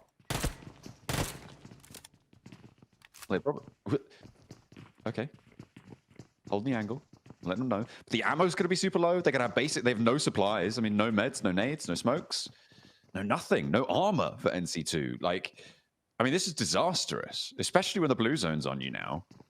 You want to loot through the rest of San Martin? I mean, it's literally ruined their entire game. It's literally ruined the entirety of the game for both of these two squads. They're just not surviving this. They're not getting through. And even if they do, they're going to be easy pickings for anybody who even looks their way, who even so much as breathes in their direction. But the center of the circle is starting to get clogged up a little bit. Alliance did move there early. Unknown, trying to find the shots, but it's Sakura. Okay, they stormed the staircase whilst bouncing about on the drop down, and that is that's a pretty solid take for E-Arena. But they need to heal up, and they need to loot fast, and they need to run as fast as their little legs can carry them, because right now, they need to make up for lost time. Yeah, a lot of lost time. They're in big trouble. I think for E-Arena as well, when you look at this, I think Max brings up a great point just in the analyst chat right now, where it's the first Miramar. If this happens again, I would be very upset. I'll be very upset. I hope it doesn't happen again. But for E-Arena, yeah, it really has caused big problems to the game. For Burmese Ghouls, they get absolutely nothing out of it. Absolutely nothing. 0 points. Nada. Regnum Kari, though, we get to be back on board with these. I don't want to talk about E-Arena or Burmese Ghouls for the rest of the game. I'll wait and see the next Miramar and what happens there. I think it's okay to put that line of thought to bed for the time being. Yeah, it's better left for the future on that one. Regnum Kaya, they lost Zedwolf earlier during the rotate up towards the north against Alliance, who were able to pick up... Oh, no, sorry, not Alliance. I can't remember who was able to take them down, but they lost Zedwolf, I believe, to that rotate up to the north. But they are very, very central now, close towards Torre Hamada. Helium start to come on through. DRX swinging out towards that north side. Weibo were in front of them, but Sook is spotted, taken down, and 3 players move into Torre Hamada on that northern side. You can see them moving through the oil field. I'm trying to strike a goal here for all of these teams, but now Nuclear Zone bringing up the rear. These 3 teams moving in from that western side. They've swung all the way out on this edge and had very similar ideas, but now there are caltrops on the road that DRX are going to lay down. Nuclear Zone cannot make through all the way through, and they'll divert south. So not losing anyone there. Good news. Yeah, for Weibo, really wide wrap from them. Getting caught there is really unfortunate as well. But it's a good play from DRX to send up here so quickly to try and battle out teams that are trying to make that wide wrap, so Weibo get read into a little bit. Nuclear Zone just cannot find anywhere safe to stay off the back of this one. You've got True Rippers down on the southeast side playing around that. Oh, don't show me again. I mean, what's happening on the screen right now? Nothing happened. It's fine. Don't Don't worry about it. Oh my god, giving it. Giving it to Fairview Schools. Fair enough as well. I'd be hella upset. Let's see if they've got a little bit more left in the tank. There's 3 players for Influence Rage. A little boy on the inside with the dastardly drop down there. Not a lot of health to be playing around with, and looks like he might be able to handle them singly on his own as he steps out. No, he closes the door there and gets the flushes onto 2. A beautiful drop down from the balcony. Quick on the draw, and Tony K on the top floor doesn't really have too much to do. Hang on a minute. No, he does. He's got the pump action. And even with the low HP, they're still dangerous, and it is a 2v2. In comes Twisted Minds, though. To finish off these 2 teams. I imagine this should be a cleanup coming through from Twisted Minds. You'd hope it was, at least. NC2, very low HP. Likely to have absolutely no mids either. Can't believe Tony K is getting the cross. Okay. He's going to get knocked and flushed there, though. And his Twisted Minds putting a stop to this one. 2 players from Influence Rage. Yeah, they're just going to try and get out of there as the fight continues as well on our picture-in-picture. A lot of humans being found, and there's NC2 getting knocked out. Influence Rage heading for the hills. You've got to get out of here. There's NRZ and ETSH both still clashing on this western side. Really super favorable for either, but teams are keeping their reses safe. Oh, he has to step off it. Hold the angle, no ammo on the backline. And this is going to be a full push for ETSH, but they're getting lined up for him. And the spray down continues. It's so nasty and messy on these outside angles. And Twisted Minds might be able to third party this as well. Shiva looking to get a little bit frosty. Tries to take down 1 on the outside. Gets a good bit of tag damage in, but Nuclear Zone still living off the back of this one. There is the wrap around the side. Starting to look worse and worse right now. And a good shot for the window. Wow, very, very nice. Threaded the needle on that one. Shiva will get knocked by Walsh, though, off in the distance. It's a long shot from him. In the meantime, Weibo tried to make a wrap down towards the south. It wasn't meant to be, though. They were doing an okay job of it, but it get cut out. They've been all over the place, this map, man. It's felt a little less sublime than some of the other rotates today. I'll tell you that now. It's not been super solid, but everyone has their off games. Nice spray down from Freak. I mean, the Twisted Minds have been third-partying everything on this southwest border. My question is about their next maneuver, right? Towards Alliance, maybe? Maybe slink into the south edge of Cruz de Valle? See what we can find there instead. But these shots just continue to land for Freak, who's doing very well. I think the shotgun's a bit ambitious there. We'll get the flush. And only 1 player escapes. It's Shiva, and even then, that is under duress. A lot of bullets being sent out that way, and it goes to Milky Way on the point. Great shots coming through from True Rippers as well over towards Boars, not letting them quite leave so easily on this side. They've got a tough rotate in, though, from the southeast moving downwards. There is a little bit of locales that they can head over towards to stay out of dodge. Very cool finishing circle here over on Miramar, though. Do not see this one too often. The flash in a great spot towards the center. Depends on these next coming circles where things start to tighten up, but right now they have a very high chance of being in those later zones. Ooh, nice answer by Cause on that nade to Easy for Bad Boy, right in his ear. Blasts him sideways, down, needs a res, needs some help, but Cause absolutely leathered there. With a nice little shot out the side. Havlik trying to hold on around the cactus, prickly as ever, and he's prickly too. We'll find the knock, get the flush, but he's the last to stand for Boars. And everyone on this east side having a tough time. And actually, True Rippers going to be stepping up to maybe third party this. Havlik just about able to get out. There's 2 players from Arc Red. Be able to move forward. Havlik on a solo dash towards Weibo. They're going to spray out as he tries to go for the approach. Half his HP bar gone. True Rippers not taking the shot, but he's good for 1 on the hop through. Hero able to stay alive, but the flush for Havlik leaves him as a solo now for Weibo. Yeah, could potentially stayed up as 2 there, but sadly down to 1. Good third parties coming through from True Rippers, though. They control a lot of space now on this eastern side. Their only really big contestants now are DRX all the way to the north in Toya Armada. He will have to wrap through them eventually, but True Rippers just waiting for this run out and fair.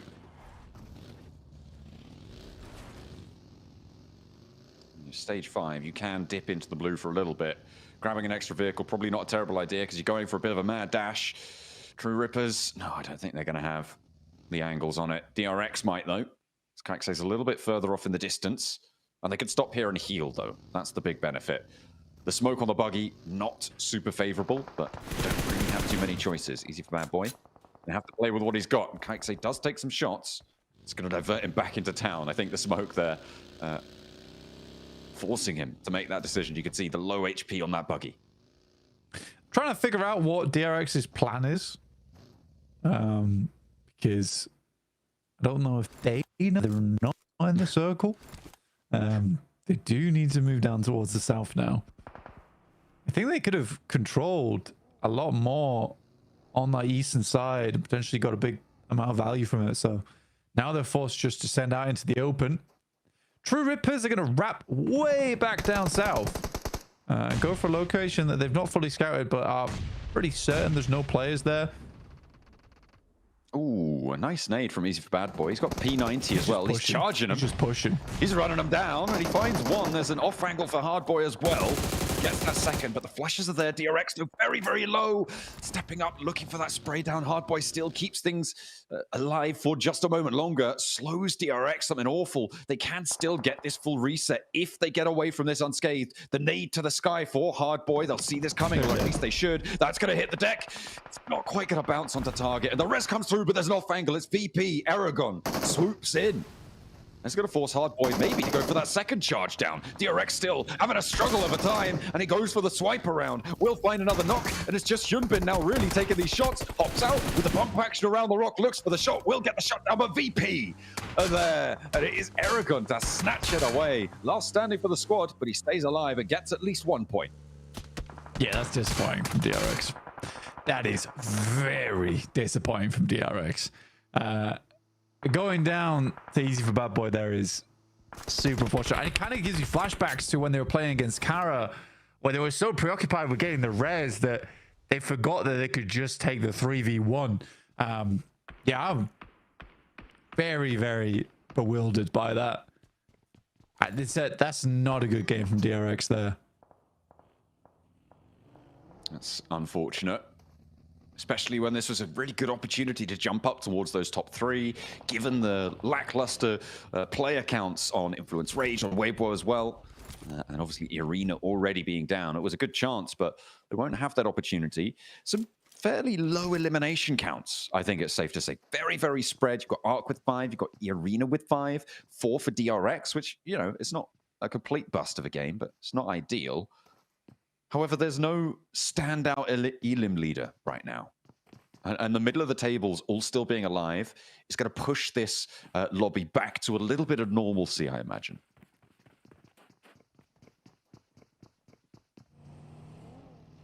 Yeah, dropping straight over towards Crucify as well. This is cool. It's very, very cool.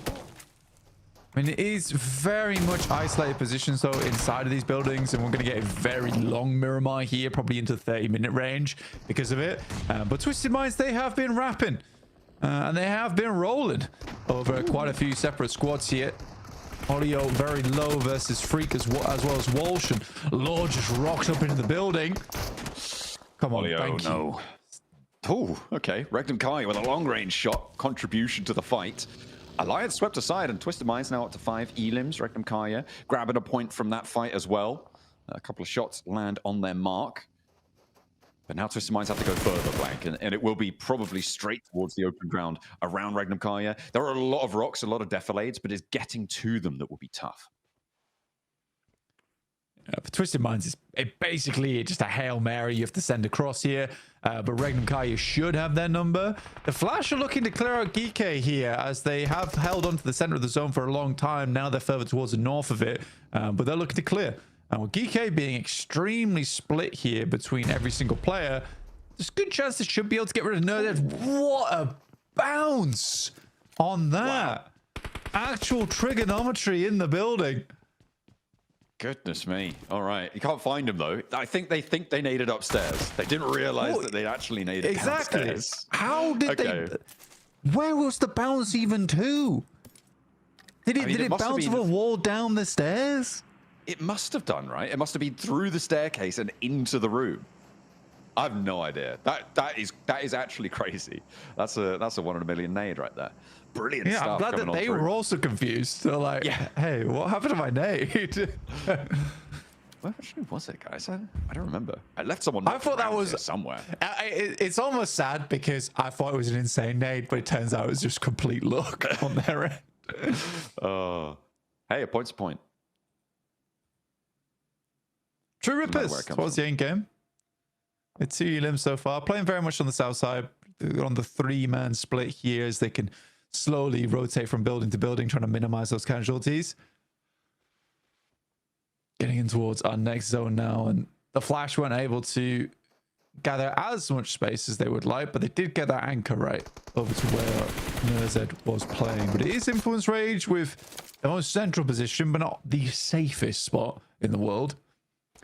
No, and they've only got 2 players to hold it down with as well. It's very open. A lot of sightlines can come through. The benefit is that in the urban situation right now, the buildings around them are kind of holding each other back, right? So they sit in this dead zone that no one's really going to compete for until the later stages. So potential to get a solid top 4 here for Influence Rage. Keep those points coming and see what they can do. Twisted Minds, though, no such luck. They're on the outside. They have to try and come in from the cold. You could probably try and wrap behind the Flash here. It's probably the best idea to go for. With the Flash lightly looking further towards the center of the circle, that is your likely play. Surprised Hero's still in this game, by the way, but a long trudge ahead of him. And I don't know if you quite caught it there, but GK are taking shots towards him so they know his position. He's moved through the building quite well. Has got that smoke. Get up to the wall next. I mean, this run out is being held completely. And it does tag on a little bit of damage. He's going to step out for more, but the clip is going to be empty and the reload's there. Hero not going to use that time. Stays back, but the nade is starting to come on through. That goes a little bit long. Bounces short, and maybe they think he's still inside now. We'll have to wait and see. Twisted Minds actually making their approach further up to the north side than they previously were, but Loxy has that lineup over towards Freak as well. That should be coming on through. An immediate flush. And Team Flash have the assistance coming on through from Regnum Kaya. Heroes making the the dash across the open ground in the meantime. Twisted Minds, I mean, against Loxy, this side angle, you don't imagine they were going to be able to get through, but they've managed to push a lot closer than is comfortable for Regnum Kaya. Meanwhile, Hero standing up for the fight against EK on the other side of things. He's going right around the edge of the bunk of the trash cans there. Kevin has to go in with a shotgun, and finally he'll be the one to put it down. But goodness me, that got a little bit fraught, a little bit too close for comfort. My turn, no, your turn, no, my turn, your turn, my turn. Kind of worked Real out in the end. Judy stuff. Yeah, swinging around the crates the entire time, but finally get the shot off. But I think Hero got a lot further than he might thought he would. And for Twisted Minds, the reason I wanted to wrap them over towards the north side and then push through the Flash is because of those angles from Regnum Kaya. It is surprising they get towards this building though, and they actually end up in a much better spot than before.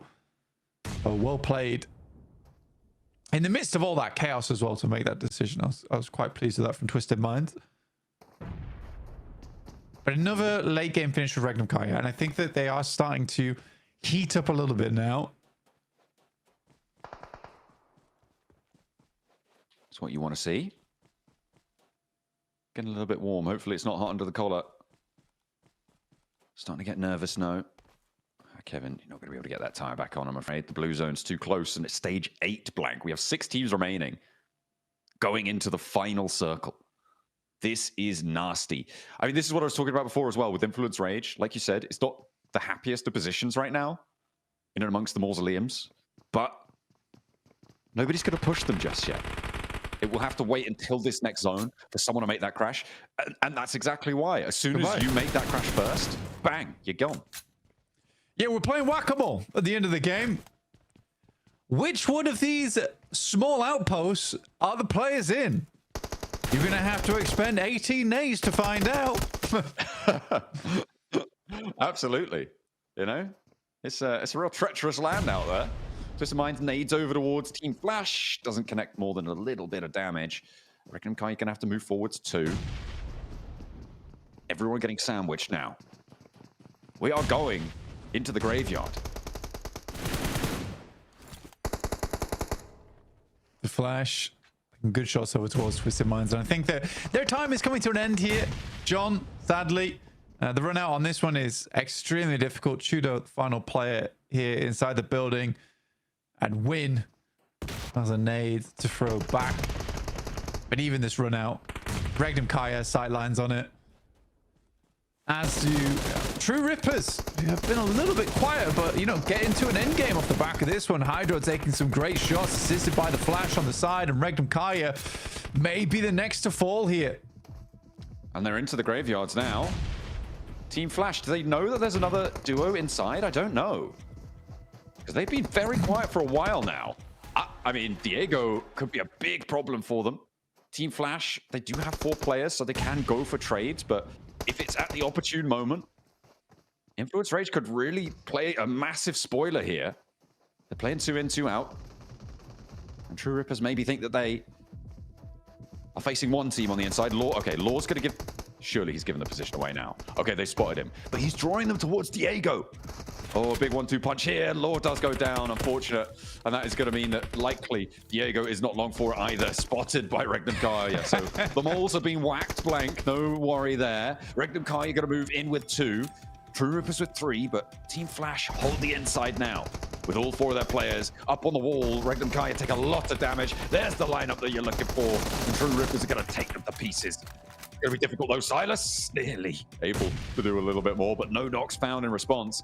Team Flash should have this on lock blank, but can True Rippers find their way in?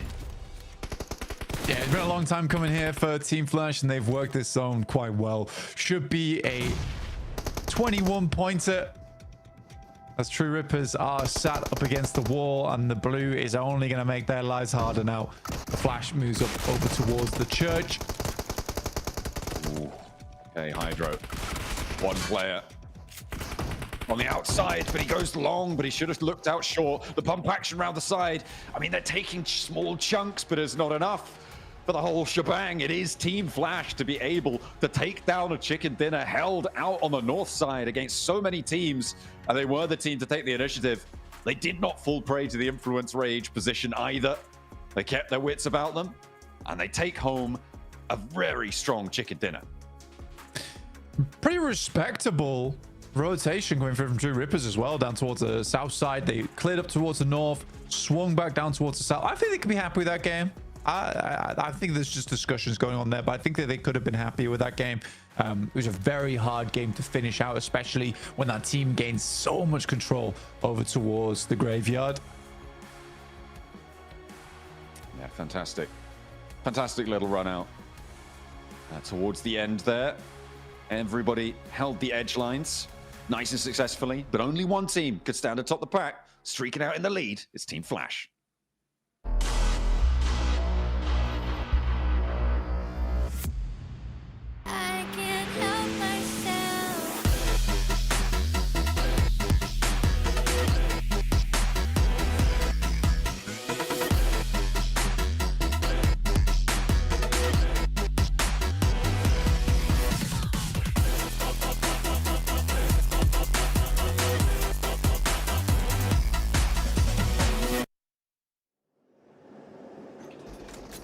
And in their first ever appearance in the PUBG Mobile Global Championships, Team Flash get their first chicken dinner on the first day, Max. That's got to be so huge for this team. Definitely, they're going to be ecstatic about a finish like this here, especially able to wrap it up in style versus the likes of True Rippers. And not an easy position to maneuver your way through, right, Niptra? Going through this graveyard, which, as Blank said, you just got to hope you can find the right spot where all the players are all hiding. It's like battleship game here. And they were able to find it for some of the players eventually, and that was going to be the end of Influence Rage. But yeah, Flash, they knew they had the man advantage. They had full control of the circle. You might as well push up so they can't deny the points away from you. And those 2 extra points are going to be looking real good on those leaderboards. Yeah, really excited about this team, honestly. It's not uncommon to see a team that's, you know, fresh out the gate, ready to go into PMGC their first season in to get a win. But often we see that on day 3, you know, after they've had a few days to really understand it works, right? But for a team to come in game 5 and get a big win, look at the eliminations we're Look at Win going for the win, 1,000 damage, 7 eliminations. Like this is a 12 elimination win for them on their first day at PMGC. Is really, really nice. And as you said, Max, it's just looking really good. Their momentum was really good at stage. They had a very zone with, but they kept their head on the swivel, were able to angles and get that one. It was I don't know if it would, I would say it was a difficult zone per se. They were in the city for a very long time, but I would say they used the zone to its full potential. They had the northern control, there's a little bit elevated too, so they had even more oversight on a big majority of the fields of teams trying to push in the circle itself. So until that point, they had a ton of eliminations because they were the gatekeepers of Cruz del Valle, and they were doing such a good job in making sure no team can really try and wrestle that position away. Twisted Minds got close at one point, but it was just still so heavily favored in the favor then of Flash that it was not even a fight in my opinion. Yeah, it's not was. often we see those graveyard positions, right? Right. I think it's the scene jukes, to be honest. I don't think I've ever seen it go quite that way. Rare. And it is very rare, and Influence Rage able to just take advantage of that and go, we're a duo, we're getting in the graveyard, and we're staying there. We're in a coffin, we're keeping very, very quiet. But some really cool fights coming through this match, and I want to point out in especially Twisted Minds, we've seen nothing from them so far today, but in this game they're able to just really come out swinging. I really liked the momentum they were building throughout that game, especially on that western side, just trying to third-party spread out control as much as possible, Max, and that gave him a pretty good entry into the final zone. No. Wait, no. The thing is, we're judging. I would definitely do that in my own games. Oh, yeah. I can't judge too hard for that one. It does happen, unfortunately, under pressure. A little bit of a fumble, that nade right back in your face. Definitely not as bad as the nade Top did when he naded all his team back in CSA. Oh God, I remember very that. Unfortunately. Yeah, that was a meme for the ages, but very good wrap up otherwise at the end. Twisted Minds, I think I definitely enjoyed their approach next to Team Flash on the northern side, because it's a position where if you do end up clashing, there's a lower chance for you to get third party in the end. So I think that was one of their better options. Otherwise, you just had to go for a fight right away, and they took the slower, more long-term approach. They don't get in the top 4, unfortunately, but it's still a very, very good idea. As here we go for the team rotations here for this game, looking at the squads, trying to center up. Big northern shifter against next to Cruz del Valle. And Flash, as we talked about already, Neptro, that northern side is a bit elevated. It's a bit of a plateau. If you were going out of Torre Ahumada, which that happened with Arcred, Virtus Pro, DRX, guess what? None of them survived because that position was used so efficiently by Team Flash. Yeah, it really, really was. And even down to the final zone, right? I mean, you see TR, they're really moving all the way around the zone, trying to find a good spot, finally get in onto the south side, and that also works really, really well for them. But it's just that final clash between those two that, you know, Flash were just able to just push forward and really corner TR in that zone. So nicely done, and that's going to be a 22-point game on the board. That's a pretty good stat for your first win at PMGC. Oh, they're going to be stoked about that one for sure. But True Rippers, just to go on that one before I wrap up my point on this compound, is they actually had a really good game plan, which is playing the southern edge of Cruz del Valle. And they're just kind of hunting teams away from them. And at one point, they even pushed away Influence Rage in those graveyard positions, which are not great to defend. And it surely didn't quite work out. They don't get the win, but I think that was the right way to play a city finish, which is just make sure to push teams away from you as you clear the edge. And that makes it a little bit safer for you to keep your players alive while taking as little risk as humanly possible. Yeah, and I'm glad that True Rippers were able to put some points up here, because, I mean, that's going to be the last team for Team India to try to make it on into the grand finals. And they needed those points because we're seeing some big point sponges here at the top. With that win from Flash, they were in 7th place prior to getting these 22 points. You put up a 22-point game, you're moving up the leaderboard. So I'm gonna be really looking forward to see where they're ending up.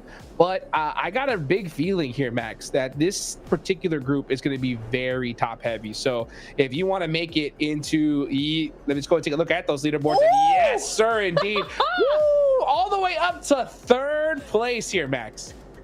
Yeah, 3rd place. Look at that. Team Flash making it happen here. One chicken dinner, of course, 16 placement points total, having a great moment here on this first day for Group Red. Weibo, though, getting pushed out of the big 3. Quite unfortunate for them. Still 43 points, ranking them up to 40. So, as you said, Hodrix, it is quite... The gap is not impossible to close You can still make it up even if you're at the bottom of the rankings. There's still that potential. And actually, looking at True Rippers here, such a good performance, in fact, Niptura. They're out of the bottom 5. They're in the middle pack. This is looking good. True Rippers definitely looking very strong compared to what we saw in it originally from Orangutan.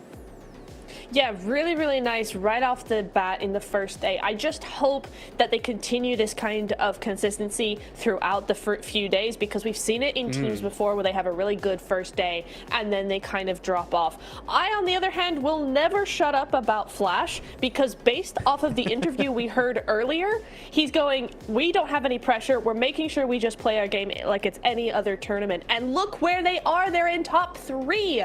I keep saying this about new teams. Relax. And finally we have a team that seems to have, at least so far, been able to do that. And look at where we're at. We've got a top 3 team. Win is number 1 for this game. 1,000 damage, 7 eliminations. Like, it's so good. I wonder how he picked his name, though. He's like, some of his teammates, oh, we love to win games. He's like, say that again. It sounded quite nice, actually. But he's definitely popping off, and he was an MVP contender from his team back in SEA. He's doing it once again. And looking at the other players here, Havlik, also an MVP contender from his team alongside Snowix and Hardboy when it comes to players from Uzbekistan. I would say, personally, he is the single best player from Uzbekistan, even over the players of Upgrade, and he is stepping up to the plate here. He's having a great first day so far in Group Red. Yeah, he really is. It's really been nice to see him. He's, again, one of those old names, right? We've had him around for a good few years, so it's nice to see him back on these leaderboards for PMGC Jukes. Yeah, for sure. I mean, that's what I love about this lobby is so many historic esports PUBG Mobile names are in here, and we see some new blood, right, that are really popping off the rip. That's fun to see as well. You know, going back to where we talk about True Rippers, Team India, right? For the first 4 matches, 11 points. This last game, they double that. So they get 11 points in just 1 match. That puts them up to 22. Trying to get to that 3rd place position, because, man, I'll tell you, last chance is going to be crazy. I think that if we're going to see True Rippers in the grand finals, I really do think they need to do it here and now.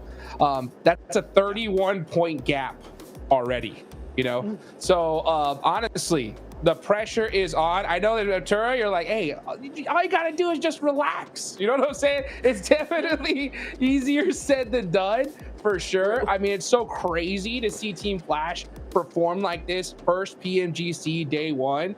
But for a lot of these veteran names and squads, Max, man, I think, like, man, you're going to have to make it happen here on this last Miramar.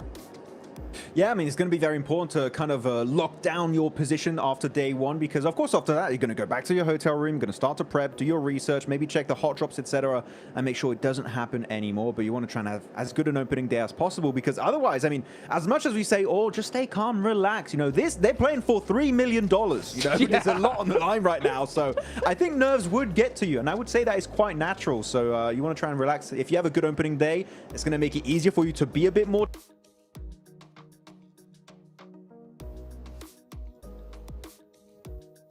whatsoever until you've qualified. Yeah, for sure. And I think that's really a strat we've been seeing a lot in a lot of these teams over the last few stages, right? We saw APG do it where they had just one massive day. They were super chill the next 2 days. I think similarly here, EA, if they continue in this last game to have another big game, I think the next couple of days they could chill a little bit more. So definitely we're seeing that strat come in from a lot of these teams. It's a huge advantage, right? It's a huge advantage to start off so strong, because you gotta have your way with the lobby. Teams are gonna fear you a little bit more. You know, day 1 is usually a little bit scary on a normal side, because if you have such a big lead, teams usually like really keep an eye on your rotations. If you're gonna study one squad, you're gonna study the top team, right? But there's a lot of teams that are having good, consistent performances here. One, again, is Influence Rage, Max, right? They had 3 top 2 finishes, right? Then they go out with 5 eliminations and come back with another good, solid performance here. Influence Rage is doing really, really well.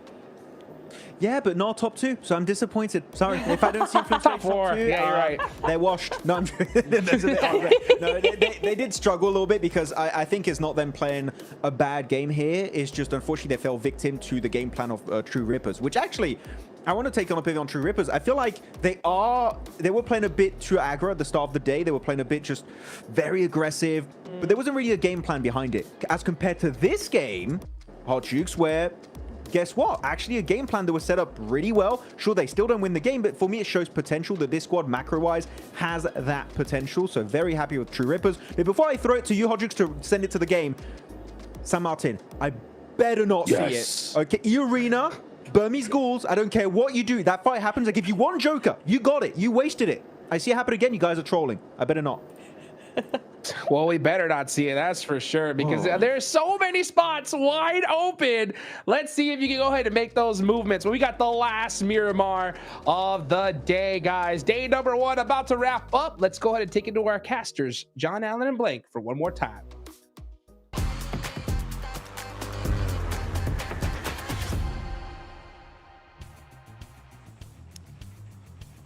Thank you very much, Hot Dukes. Thanks to Max and Nat as well for giving us all the lowdown, all the goodies as we head on in. And nothing bad is going to happen at the start of this match, Blank. I can already feel it. There's nothing bad. Nothing bad at all. I hope so. I'm praying so. Kind of worried just slightly. This playing path, though, it passes right over San Martin.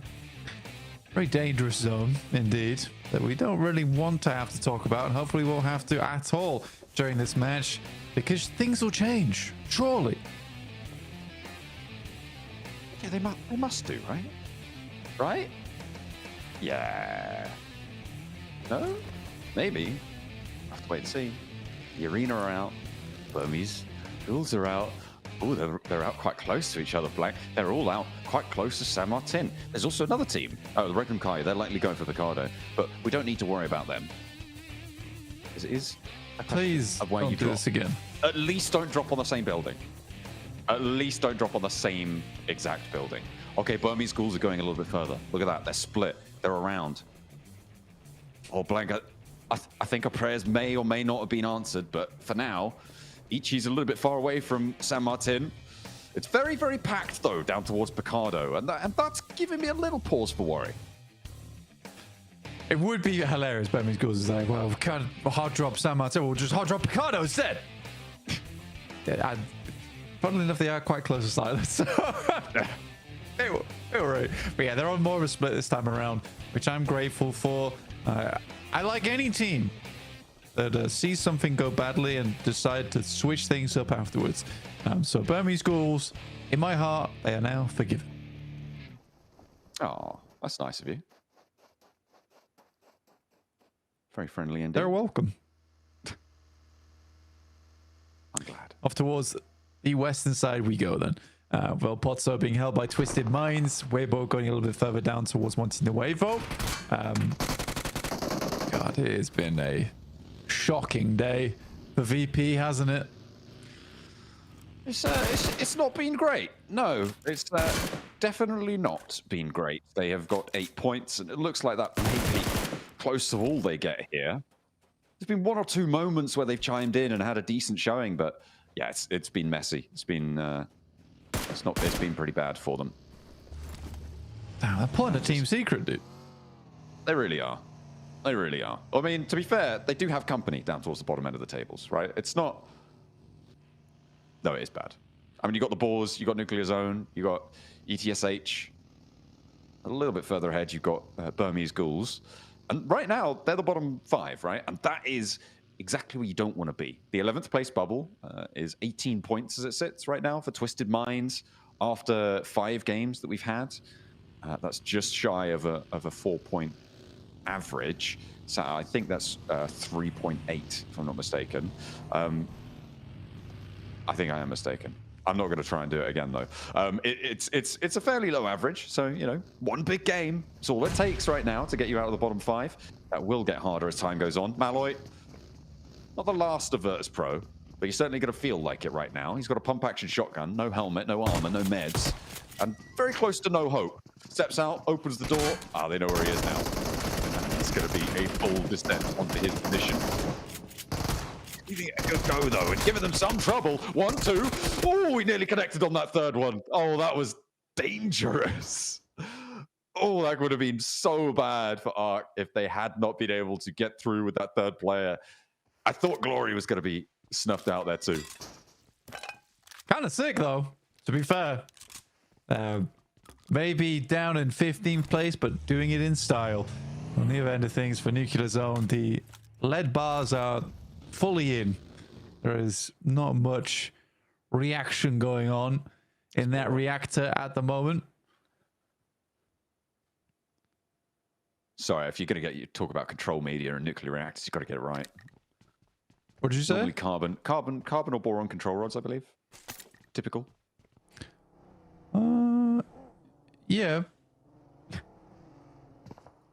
What was the old one? I'm not sure. You talking about? I don't know. Are you talking about one of the nuclear reactor meltdowns that we've had over the history of them? I'm not entirely sure. Yeah, the RBMK, that was lead. Oh, okay. Well, yeah, that didn't go so well. No, it didn't. Anyway, let's not talk about that too much. Hey, look, it's interesting history, and hopefully they're going to be able to recover from their meltdown and see if they can get up towards the top spot, bring out some of that plutonium power, you know, for Nuclear Zone. What they need, reverb on the reverse, up the hill.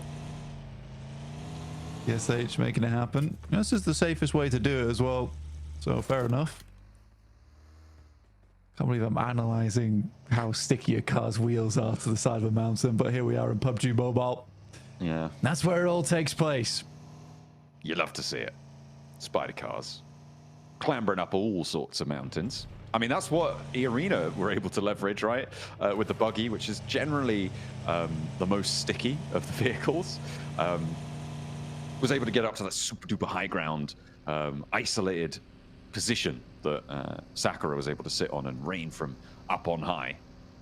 Rain hell from above. Terrible time for everyone else. Well, that's what afforded him that opportunity. DRX moving in, close to the blue zone, leaving Torre Hamada. And Blank, I think I can confirm that we did not have a hot drop this time. We're into minute, what is it? We're 6 minutes and 40 seconds on the clock. Hey, we're fine. We didn't have a hot drop. Yeah, again, I think that making those adjustments from one game to the next is correct. Especially here in Group Red, we've got 3 days to make it to the top of the tables. I think for Burmese Ghouls, it's much more of a... It's a nice thing to do for them, purely for E-Arena. It's quite sportsman-like, where E-Arena is currently in first place. You're basically saying we're not going to ruin all your Miramars. Obviously, they're ruining their own, but changing it this early is going to not create massive problems for E-Arena going forward. And E-Arena actually has a chance right now. So no matter what happens, I think for Burmese Ghouls, it is very sportsman-like to do that. I mean, sportsman-like, sure, but it is generally more of a self-interested, we're just going to try and earn as many points as we can without holding a grudge kind of situation. So I think a lack of holding a grudge, I don't know if I'd call that sportsmanship, but I do get where you're coming from, and I think I generally I've seen people ruin top teams' games before doing that. Yeah, that's multiple fair. times. Yeah, that's fair. That's fair. But you're right. They have adjusted. They're more concerned with their own points tallies. They'll let that one go. They'll allow E-Arena to continue unchallenged, or at least for the time being. Zedwolf, oh, he's been knocked from quite a distance away here. Flash of... Let me put the beam on. There's a difficult position to go for the rescue towards. He's very, very low. Not quite able to get that flush. The smoke's there. While they're still taking shots, they are still trying to slow it down, but it's not going to work. A huge south shift. I was too preoccupied with these players out in the field, but Blank, a massive shift down to the south. Yeah, absolutely. Over towards where currently Regnum Kai is playing. This is a very, very good circle for them to get on with. I do sort of agree with the desk that calling yourself win is a little bit on the nose. I'm just waiting for the day when we get a player called PMGC 2026 champion. I would love that. And I think someone should do that.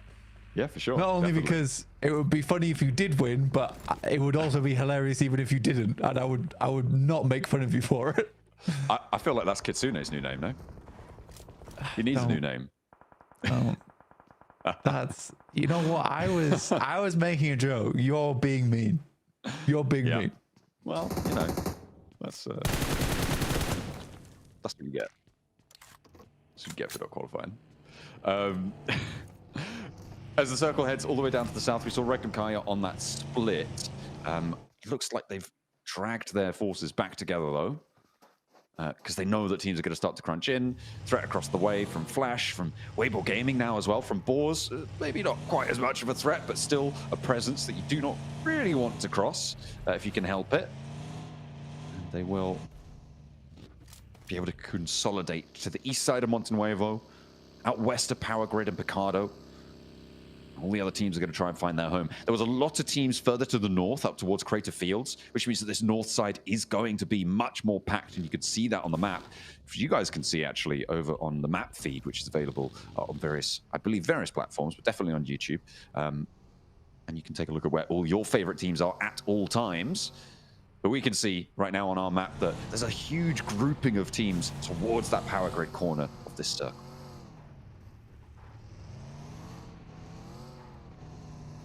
It's a difficult one as well, because this is sort of Valley of Death type of deal right now. Over towards the center of this one, Regnum Kai is very lucky to actually have some kind of position to play which is safe. That buggy is salvageable. It's nice. Fine. Yeah. Bit awkward getting that one caught. Slightly delays the rotate. Not that it really matters. There's not many teams in this area anyway. Ahead of you is Weibo on that front side. Burmese Ghouls get themselves a central position ahead of E Arena as well, so they can do a little bit more on this match. But once again, it is none other than the Flash towards a lovely spot to play from. It will get a little bit claustrophobic with the amount of teams looking their way, but if they can maintain this, it remains in circle for a long time, then they do have a good chance from this spot. Next circle coming in a couple of seconds, just under 10 now. We'll see it pop. It does continue to sit right on top of Burmese Ghouls, of Regnum Kaya, Influence Rage and E Arena out on that eastern side. So what can Team Flash do on that southwest edge to keep up with the pack at the top? Weibo, though, with a more difficult rotate, and they're going to try and send it straight on into the west side. Shots already laying down into them from DRX, and Twisted Minds have Chudo up in front of them. So Weibo having a tough time, and that is going to be exactly why they walk into the wall, and that's a flush immediately. Point stolen, but it is a point taken away from Weibo. I think I was a bit of an early push coming through from Weibo there. Really fully have the information needed over towards that northeast side. What I will say is it's very weird seeing China being as aggressive as they have been throughout all the lobbies we've seen play. I think if Tiamba was playing like they did on day 3, they could have easily qualified. But again, it's still interesting that even Tiamba had it in their wheelhouse to be extremely aggro in these games. So it's nice to see, especially from Weibo as well, who have Order, Sook as well, 33Z, who've typically been very much split off-angle players. I don't know where they're going right now. See where they can go. Walsh drawn short against Alliance. He's going to be the rest of Twisted Minds trying to flee the scene. And I don't know how successful that's going to be. Freak very, very low, has to stop off for a heal. This isn't in the next zone, but it's closer to it than Alliance are. And it might be that Alliance have to push through this same ground as well, Blank. So potential to be a little bit of a stronghold, but not if Lord goes down. And that's what DRX are trying to see to. You see immediately backed off the angle there, seeing the multiple shots in the sand plummeting up in front of him. Twisted Minds do have an outpost in Shudo off towards that eastern side, which they can regroup on. It's just this open zone in front of them, which is quite hard to pass. Definitely a stage 4 circle on this one, John. It is nice for a lot of teams we move further up over towards Power Grid, confirming on basically level playing field. It is just very rough for all our teams playing down towards this valley to have to move out now, because so many teams will know exactly where each other are playing, will take shots as soon as they make that move. So you're sort of waiting for those final moments to really break outwards. And see how well you can break through as well. because it is always tough when you have to wait until the last moment. Circle pops and again goes towards that central hill. Keeps things tight, but those teams on the south really going to have a nightmare now. Look at the number of teams cut out here. Twisted Minds and ETSH up over on that west side, of course, that we're on board with. But Weibo, Flash, Boars, Nuclear Zone. You've got Arc. You've got True Rippers, E-Arena even on the east side, all cut out by this circle. And in stage 4, you expect maybe 1 or 2 more to be more central. Not to be, though. Everybody's going to have to make that crash. Yeah, we're playing out to open zone now. I think for Geek as well as Boars, slightly easier as well for Regnum Kaya, basically holding the field. They have to be very clean on their shots, though. Well played to the Flash, crabbing a lot of those shots over towards Weibo as they look to make their move out from that western side. ETSH up against Twisted Minds here with Freak as well as Lord, just beached basically in that car. Trying to get himself unstuck, but it is a tough time to do so with the zone bearing down on the outskirts here.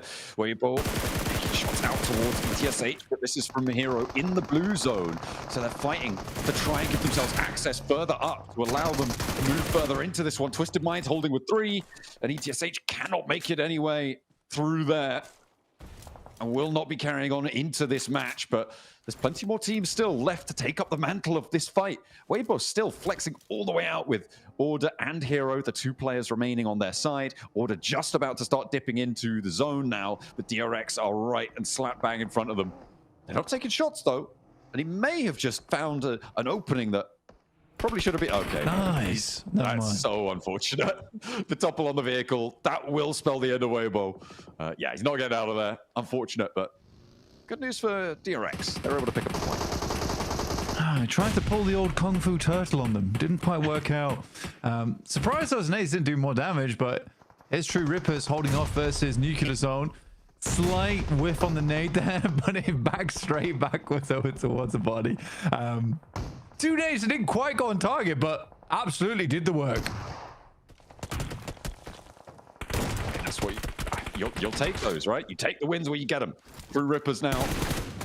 Harsh looking to step up, and a lot of damage done already, but there's sight lines from the off angles, and it's forcing him into the fight. That doesn't matter, though. He's ready for it. As the spray down around the corner, the pump action there. One more shot. No, the shell doesn't land. Will there be backup from Hydro as he spots the ankles, cannot sweep them? The Heat, they're able to stay alive, but he's just going to continue to have this position chomped down on by Turney K, by E-Arena on their outpost. They're back to their old tricks, Blank. They're playing the edge. That's the classic for Heater play right there. Guy's a bit of a clutch maestro when it comes down to it. But you're right, E-Arena having oversight on this means that he is almost definitely done for. As soon as he moves out in this vehicle, it's straight into open ground. Even has to swing by here. If E-Arena don't finish him off, the blue absolutely will.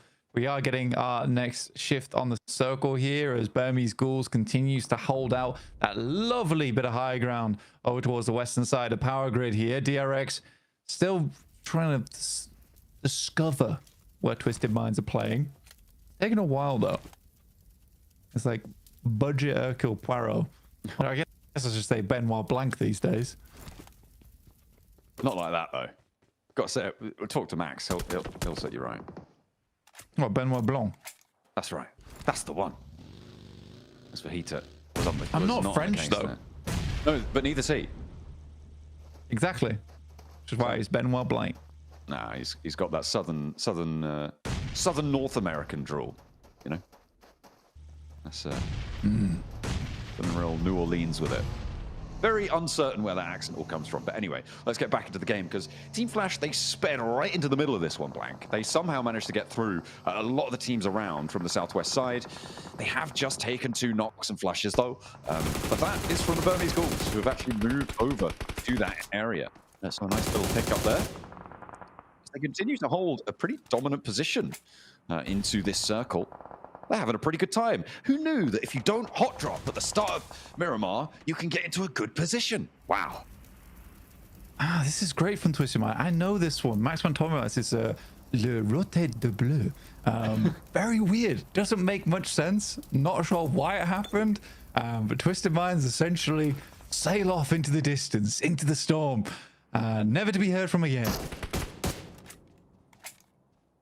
Sad. Oh well. There they go. Into the never-ending storm of waiting for the next match. Regnum Kaya, 2 elims now. On the western side, they've been chilling for a while. As we've seen them in this location for a very, very long time. You can see they're looking up at the mountain that the Burmese ghouls currently sit on and thinking, wow, how are we going to deal with this? This is nasty. We'll have to wait and see what they've got up their sleeve, what tricks they can ply on that western edge. North side, Influence Rage are going to have to go for a run out, and E-Arena are bolstering their forces to try and stop it.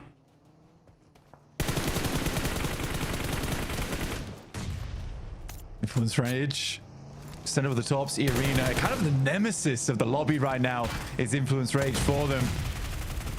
It's always nice to see these moments unfold. Rivalries between two squads, both just as good as each other, but a lovely nade over the top. That was to airburst early. Doesn't do quite enough damage, which leaves E-Arena on a 3 versus 4. Wrap around the sides. 2 players from Influence Rage getting a lot of damage done. Oh, a little bit discordant from Influence Rage. It felt like 2 players were trying to step forward, and the rest of them just not in cahoots with it. 2 players, though, 3 players now down, and it's all up to TourneyK to turn it around. 3 reses potentially there, but they need to crawl fast. They need to crawl forwards. There's off angles coming through, and of course it's Arcred chiming in with a third party on this fight. E-Arena with just TourneyK will fall down, and the rest of Influence Rage, they managed to get 1 res, but now Arcred are on the surround. Our top 2 teams tumbling, Blank, taking the tussle and feeling the burn. Arcred are here to close it out.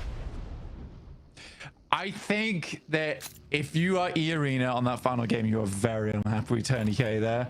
NC2 does a huge amount of work, and I think if he had an off angle and TourneyK wasn't healing underneath, that was a very different story between them and Influence Rage. But you're right, Arcred, insane third parties as always. That's what they really do capitalize on, and I think players in the lobby will start to get less and less concerned with these big engagements, knowing that Arcred is on the prowl. DRX down to just 1 player now. Seems like a consistent thing, losing these engagements when it comes down to it. Versus Regnum Kaya, that is a strong team to come up against.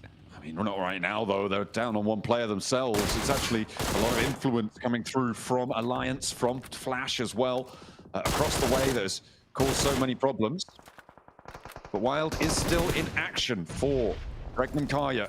I think is that the last? No, it isn't. As it is going to be still at least 1 more player from DRX to go for the fight. Nice. Olio.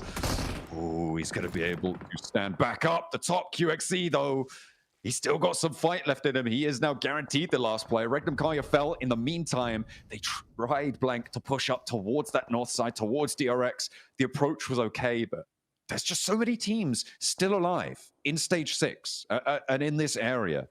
Maybe that's what's happening, right? The teams are just getting so choked in by the surrounding, by teams not wanting to go for the fight. But when they do have to, everybody is immediately on it. Yeah, a really good clutch there coming through from QXZ. Gets the double. I really felt like it was game over for him there. Sadly, both those eliminations were stolen from him.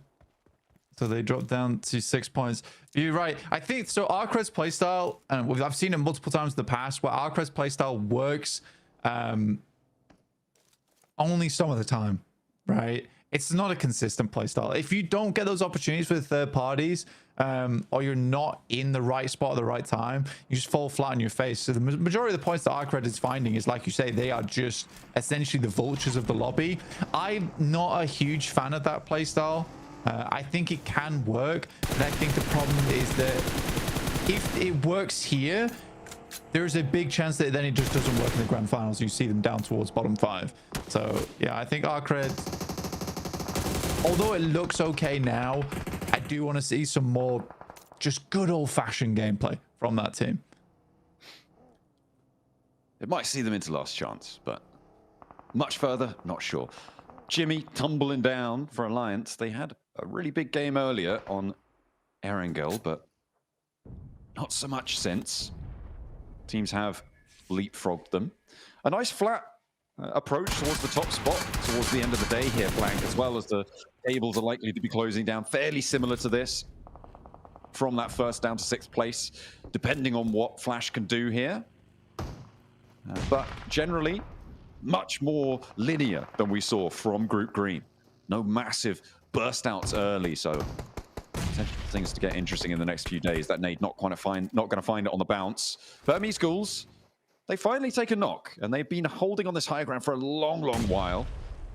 Maybe they're getting too bold, but that should be very resible. They've got the plateau almost entirely under control. A nade on down towards SnowX, and the balls are very much cooked here. Just the one player standing is Havlik. Ooh, okay. Way overextended there for Burmese Ghouls. Yeah, there's so many places on top of that where or just throw down the smoke. I think you expend utility at that point to get that res for free. I think Burmese Ghouls throws away a perfectly good chicken dinner there. Just on some pretty early peaks, some dangerous peaks, and a careless res there as well. You are having a player looking to move over, hit their way, and pick both of them up, but it's a little bit tough to get over that way. Havlik underneath now, also looking up, could be a thorn in the side for them. Yeah, very weird from Burmese Ghouls. I mean, you could just see it was completely open and clear to the angle. They should have known that. Just crawl back a little bit and it's completely safe. Yeah, it's nasty stuff, but they do manage to get across, start that rezzing protocol. Unknown as well. Spots win, in fact, off in the distance. Yeah, he's aware of Havlik being in this position. Havlik has to push up. Yeah, he's seen him now with a shotgun in hand. Can't really take that challenge, but does drop the smoke, swap the weaponry to get a little bit more range firepower, and that's exactly what was needed. Unknown. I mean, what was he doing there? It felt flounderous. But that's going to leave them down a player. And Yatka from that high ground, not really going to be able to do too much about it. Unknown really isolated himself into that. Could not win the fight against Havlik, who had zero cover. Yeah, almost felt like he brushed his whole thumb across the screen there and just really whiffed the spray entirely. Not great from Unknown, from Burmese Ghouls. I also looked like he's very unconfident, right? Very timid taking that fight versus Havlik. I think it's very obvious when a player isn't super confident in their gun skill is that if they don't have any utility, they start to look like that, which, like you say, it was very twitchy. It's not what you want to see.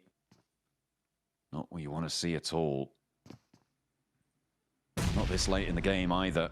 At the moment, I feel like ArcRed maybe have the better spot in the circle right now. I would give it to Burmese Ghouls. Burmese Pythons, that's the thing. That's an animal that exists. Burmese Ghouls, if they hadn't just done something like that.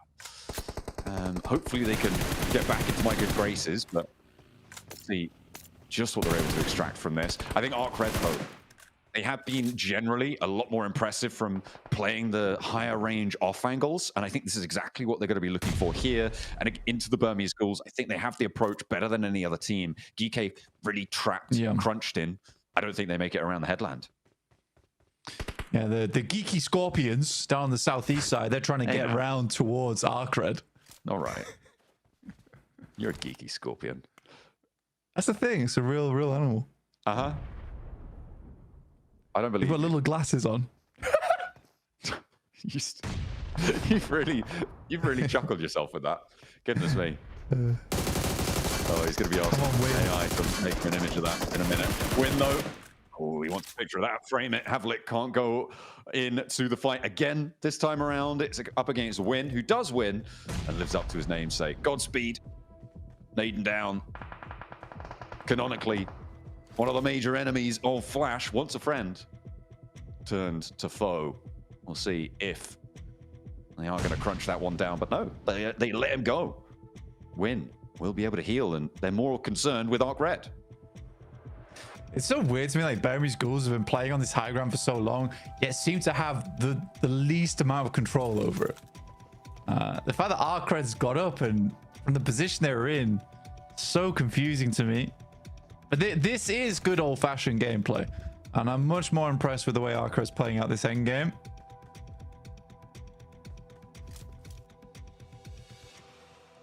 And on the high ground, yeah, they've got the center of the circle now.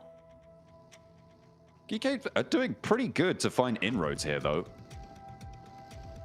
Towards the higher ground, towards those slightly more accessible areas. Ragnarok wants to be an elevator for the rest of the team in the buggy, but Win is there. Oh dear. And there's off angles from the Burmese ghouls up on high. We do still have a horse in the race. Nerzed on the back line, trying to push forwards. They still haven't got rid of Win. Finally, he goes down, but the nades are going to start to pour on through. Burmese ghouls, I've spotted them, and they are trapped around the edge there for Geeky. They're going to have a tough time, but Ichi is down. And again, Arc Red, just keep this one going. Keep this one burning. And Nerzed stepping up. I mean, with Ichi down, it's going to be a lot harder, but Yatka moves in to play an extra player for Arc Red on this approach. The fact that Geeky haven't been completely obliterated so far is crazy, and they might actually find something here. Easy for Bad Boy, keeps them together. The Burmese ghouls have got major threats sent their way. Geeky are as 4. They're getting the reses here, Blank. Arc Red get rid of the Burmese ghouls, but now Geeky might just have the shots that they're looking for. A reposition necessary for Ramses around the edge, but that's what they needed to even the numbers, even the score lines, and then another shot over the top would do it. Might just seal the deal. It's a nade coming up on high from Easy for Bad Boy to do so much, and it is Arc Red to be able to mount that top of the hill, take the ghouls out of the running, and control Geeky around the edge. Nice control from Arc Red. They're not just a third-party squad. No, they're not. But also, Burmese ghouls did kind of roll out the red carpet, say, please come on in. Yes, you have all the high ground. That high ground's for you. Would you like a lemonade with your high ground, please? Also, why don't you take some of Lim's office as well? We'll just walk into you. How about that? You like that? That's great, right? Yeah. Little bit confused about Burmese ghouls' play towards that end game there. I think they need to step it up going into tomorrow. Yeah, it's not ideal, but Arc Red, I mean, we've seen a lot of them getting stuck in. They are certainly willing to step into the lobby, and that's exactly what you need here at the PMGC. They'll profit immensely from it. A nice result coming on through, and as we close down our day, there's only one place we need to go, and that is to the desk.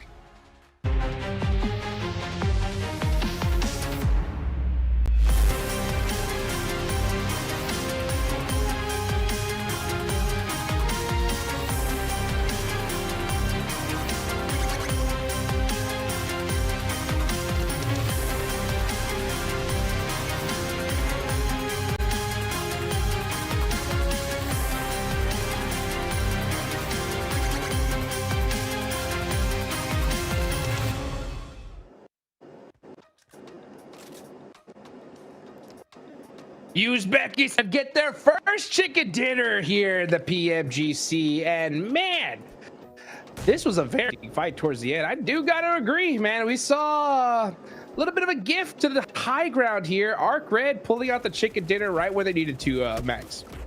I was fuming. GK able to make that wraparound, but also getting free knocks onto the Burmese ghouls, and because Burmese ghouls were just over peeking so often. I feel like they had no reason to put themselves in danger, and they kept doing so, and they didn't allow Arc Red to get there because they were being hyper passive. They kept getting knocked so often that they literally couldn't do anything to stop Arc Red because they kept getting knocked by GK. And because of that, Arc Red, they push up, they snatch a portion of that high ground away. And it's not just they get a good position to. Look at that elimination count. 7 elims for Ramses is wild in this match.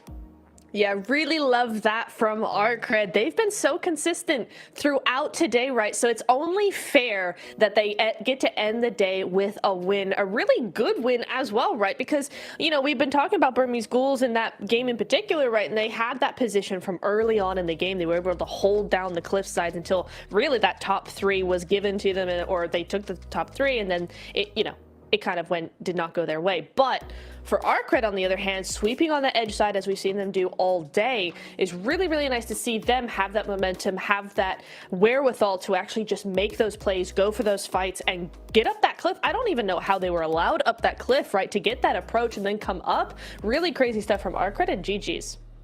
Yeah, GG's indeed right there. Yeah, Burmese ghouls. I mean, I got to be critical. You know, you can't lose those guys. That was yours to win right there. You know, Yatka ended up pushing out by himself against Arc Red, and once I saw that push, that solo push, I was like, yep, it's over. So I mean, it's tough right here at this stage. Your communication has to be rock solid, especially towards the end game. Even with a good position, one tiny mistake and, you know, another team's going to take advantage of it. So good for ArcRed, right? I think ArcRed, prior to this game, they were like dead center, middle of the pack, 8th place. For them to take advantage of it and get a good game here towards the end, they're going to be feel pretty good going into tomorrow. Oh, they're going to be over the moon. ArcRed were not given a free game, and they were fighting tooth and nail to make sure they can make that transition work out. And they were playing it pretty slow early on because they kind of leapfrogged a lot of teams and actually held the lower side of the cliff, which kept them safe because Burmese Ghouls can't shoot directly down at them. And even if you want to chuck those nades, you don't want to waste that utility because Burmese Ghouls are on this high ground cliff. So if they start wasting utility, they're not going to have resources to wrap up the game. So I think they knew exactly what they were doing in that position. So very happy with ArcRed really using that terrain to its full potential. But yeah, as you said already, that solo push of Yakta, Hot Jukes, was definitely a big fumble. I can tell you, maybe Niptura, Yangon Galacticos, watching this back in Myanmar, been like, we didn't qualify, and this is what you do. You take our spot, and this. That's going to be a bit rough to watch. But I still believe that Burmese Ghoul can do some great plays, but I feel like this one definitely should make them rethink their whole approach to finishes like this. Yeah, I agree 100%. It's something that can be tweaked, right? That's the good news, is that, you know, it's something that's just got a little bit of tweaking to do and you'll be good to go. It's not the end of the world. And the good thing is that the mistake was done on day 1, not on day 3 when it really, really, really matters. So plenty of time to bounce back from that one. But you see the points on the board here. ArcRed able to get 25 points. And honestly, just talking about how, you know, the zone favored both Burmese Ghouls and ArcRed able to pick up a lot more points off the back of that. For sure. All I know is that for Burmese Ghouls in particular, this is one of those games where you got to go with your coach, your analyst, everybody, every resource you got after today, and have a big conversation and figure out, all right, how do we lose this game in particular? And the reason why I'm saying that, especially here at this stage, guys, is do you remember what happened in Group Green, right? When it comes to qualification of just going home or not, it was a 3-way tie. Okay. Ooh, yes. And this is what I'm talking about, is this could have been that game where it could have decided whether you go home or go to last chance, right? So that's why we're being really hard point on this, is because you cannot lose those. At the same time, there's still 2 more days, right?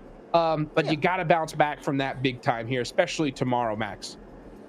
Talking about bounce back, Virtus Pro bounced downwards. Like, they tried to bounce and they went even deeper underground. They've been digging the entire day. I don't know what's happening with Virtus Pro. That was a 0-point game, right? So Virtus Pro, after having dominated TSA, I was like, come on. Oh my goodness. My eyes, they burn. Virtus Pro, what is happening? Oh, that is not a spot I was expecting to see them in. But looking at the top of the rankings, ArcRed jumping up, right? Now in 4th position, just behind Influence Rage. That's been slipping a little bit after their great streak at the start of the day. And Flash now in 2nd, like really SEA coming out swinging on day 1, Niptura, with Flash and E Arena. They really, really are. But you know what? I'm also really happy with how the middle pack of the lobby has been able to step up in the second half of today, right? In the first half, we had like everybody else had like what, 20 odd points, something like that. But now ArcRed 54, Rignum 45. Like, we're getting up to a point where that gap isn't so big. Like, it's still substantial, right? You know, you got Weibo in 7th place with 43, and then EA 65. I mean, that's 20 odd points, but it's only 20 odd points. It's only one good game. It's not 2, it's not 3 like we saw earlier in today. So really nice for the rest of the lobby to kind of realize what's going on and adjust. Oh, there you go, actually. Daily MVP is going to be Tony K from E Arena. Wow. Congratulations. Of course, he showed his potential during the Gauntlet with amazing solo plays, and he's going to be able to do it once more this time around. So 2 average eliminations over the course of a day. Really, really impactful stuff. So Tony K living up to the name of maybe close to Tony K. No, the 2 players are a menace here on the Battlegrounds. Hey, those are 2 big names right there. Tony K definitely putting his stamp on the day. It's good to see such a huge improvement from EA in particular. Hopefully we could see that improvement tomorrow from a team like Virtus Pro, because, guys, I just did a little bit of the math. That is the roughest day 1 of a team so far in PMGC. Pretty tough. Gauntlet was on day 1, APG with 12 points. Group Green was Team Secret with 11 points. So 8-point day in 6 matches is tough. It's going to be a difficult bounce back, but this team has such a storied roster, right? We know what they can do. Hopefully they can make that happen tomorrow, Max. Hopefully so. I would just recommend them to slow down the gameplay a little bit. I feel like they're trying to play their own game, which clearly is not working in a lobby like this because the entire lobby is playing relatively slow. So they got to make sure that they can make that change tomorrow. Well, let's go ahead and throw it on over to the 7WG for a great interview.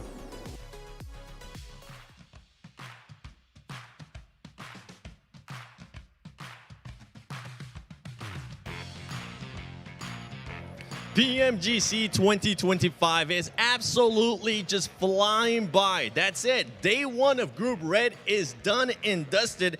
And next to me, I have Luxy from Regnum Karya. They finished in 5th place with 45 points. Now, Luxy, I want to go back to the Gauntlet because you guys are one of the favorite teams of the tournament. What was one of the biggest lessons that you learned from the Gauntlet that you can apply here in Group Red? Valla siz Gauntlet takımda favori oyun takımlardan bir tanesisiniz. Gauntlet'ta niye öğrendiniz ve bu kırmızı grupta kullanıyorsunuz?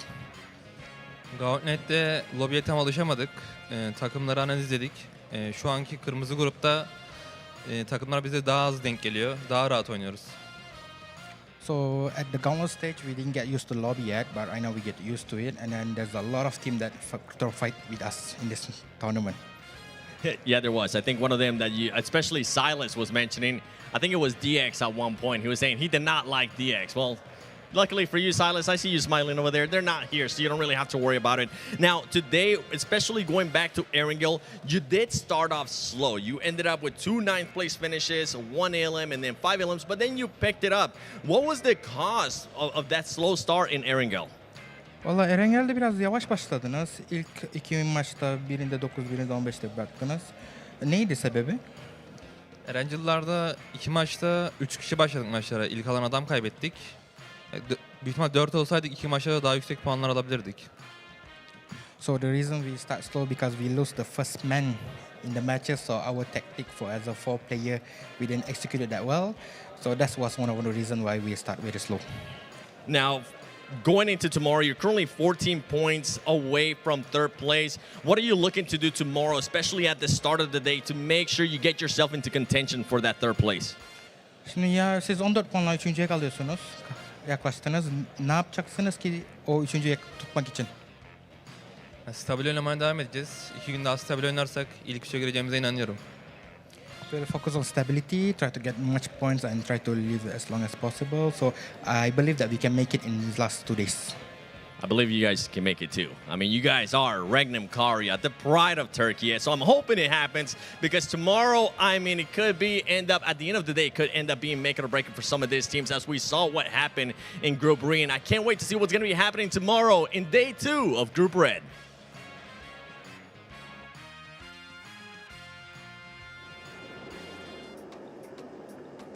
Us too, 7. Tomorrow is gonna be a big day, but we gotta give a big thank you today to the Infinix GT30 series, the official gaming phone of PMGC 2025. Engineered for precision, performance, and victory, empowering every gamer to #be the one and outplay the rest on the global stage. I mean, when it comes to Regnum Karya, we definitely believe in this squad. We know what they can do. 14 points away from 3rd place. Tomorrow, I think, is going to be more important than ever, Maxman, for this team. Yeah, it's going to be very important for them to try and finally secure a spot in the top 3. I mean, I was looking at their points here. They don't have a single chicken dinner, and yet in placement points, they're still really high to teams that have got a win. So they're consistent, man. They're always making it to the late game. So Regnum Karya, I feel like once they get that big win here, Hot Jukes, they're going to start to build even more momentum in Group Red. I believe so as well. Well, guys, Neptura, any final thoughts on the day? Who do you think needs to make it happen tomorrow? Needs to make it happen? Come on, we got to get VP. Come on, I believe in you. Do something tomorrow. Yep, that would be a bounce back that I definitely want to see. Well, guys, we will see you tomorrow.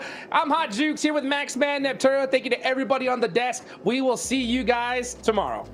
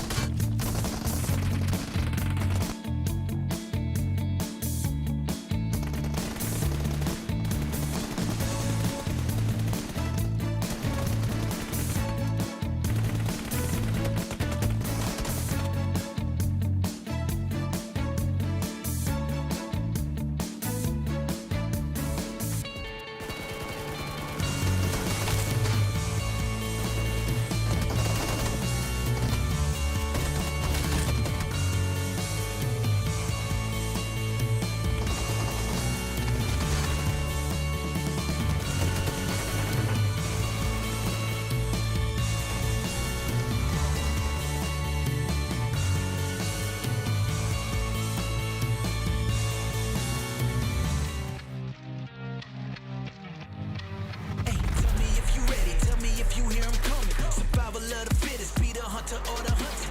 Better pay attention, they might come around the corner. Keep your eyes open, any second you could be a goner. It's a countdown. Hey, I got to remind you, if you wanna survive, better not let them find you. High beams on, all the lights they could blind you. Keep your head on a swivel, I'm airdropping behind you. Bow down to the boss, never taking a loss. If you ready, let's get involved. Make it happen like any day. Your crew cannot be saved. In the zone, I'm not afraid. Set the whole town in a blaze. Hey, I ain't scared of nothing, I'm going all in. It's my time, I know that it's my calling.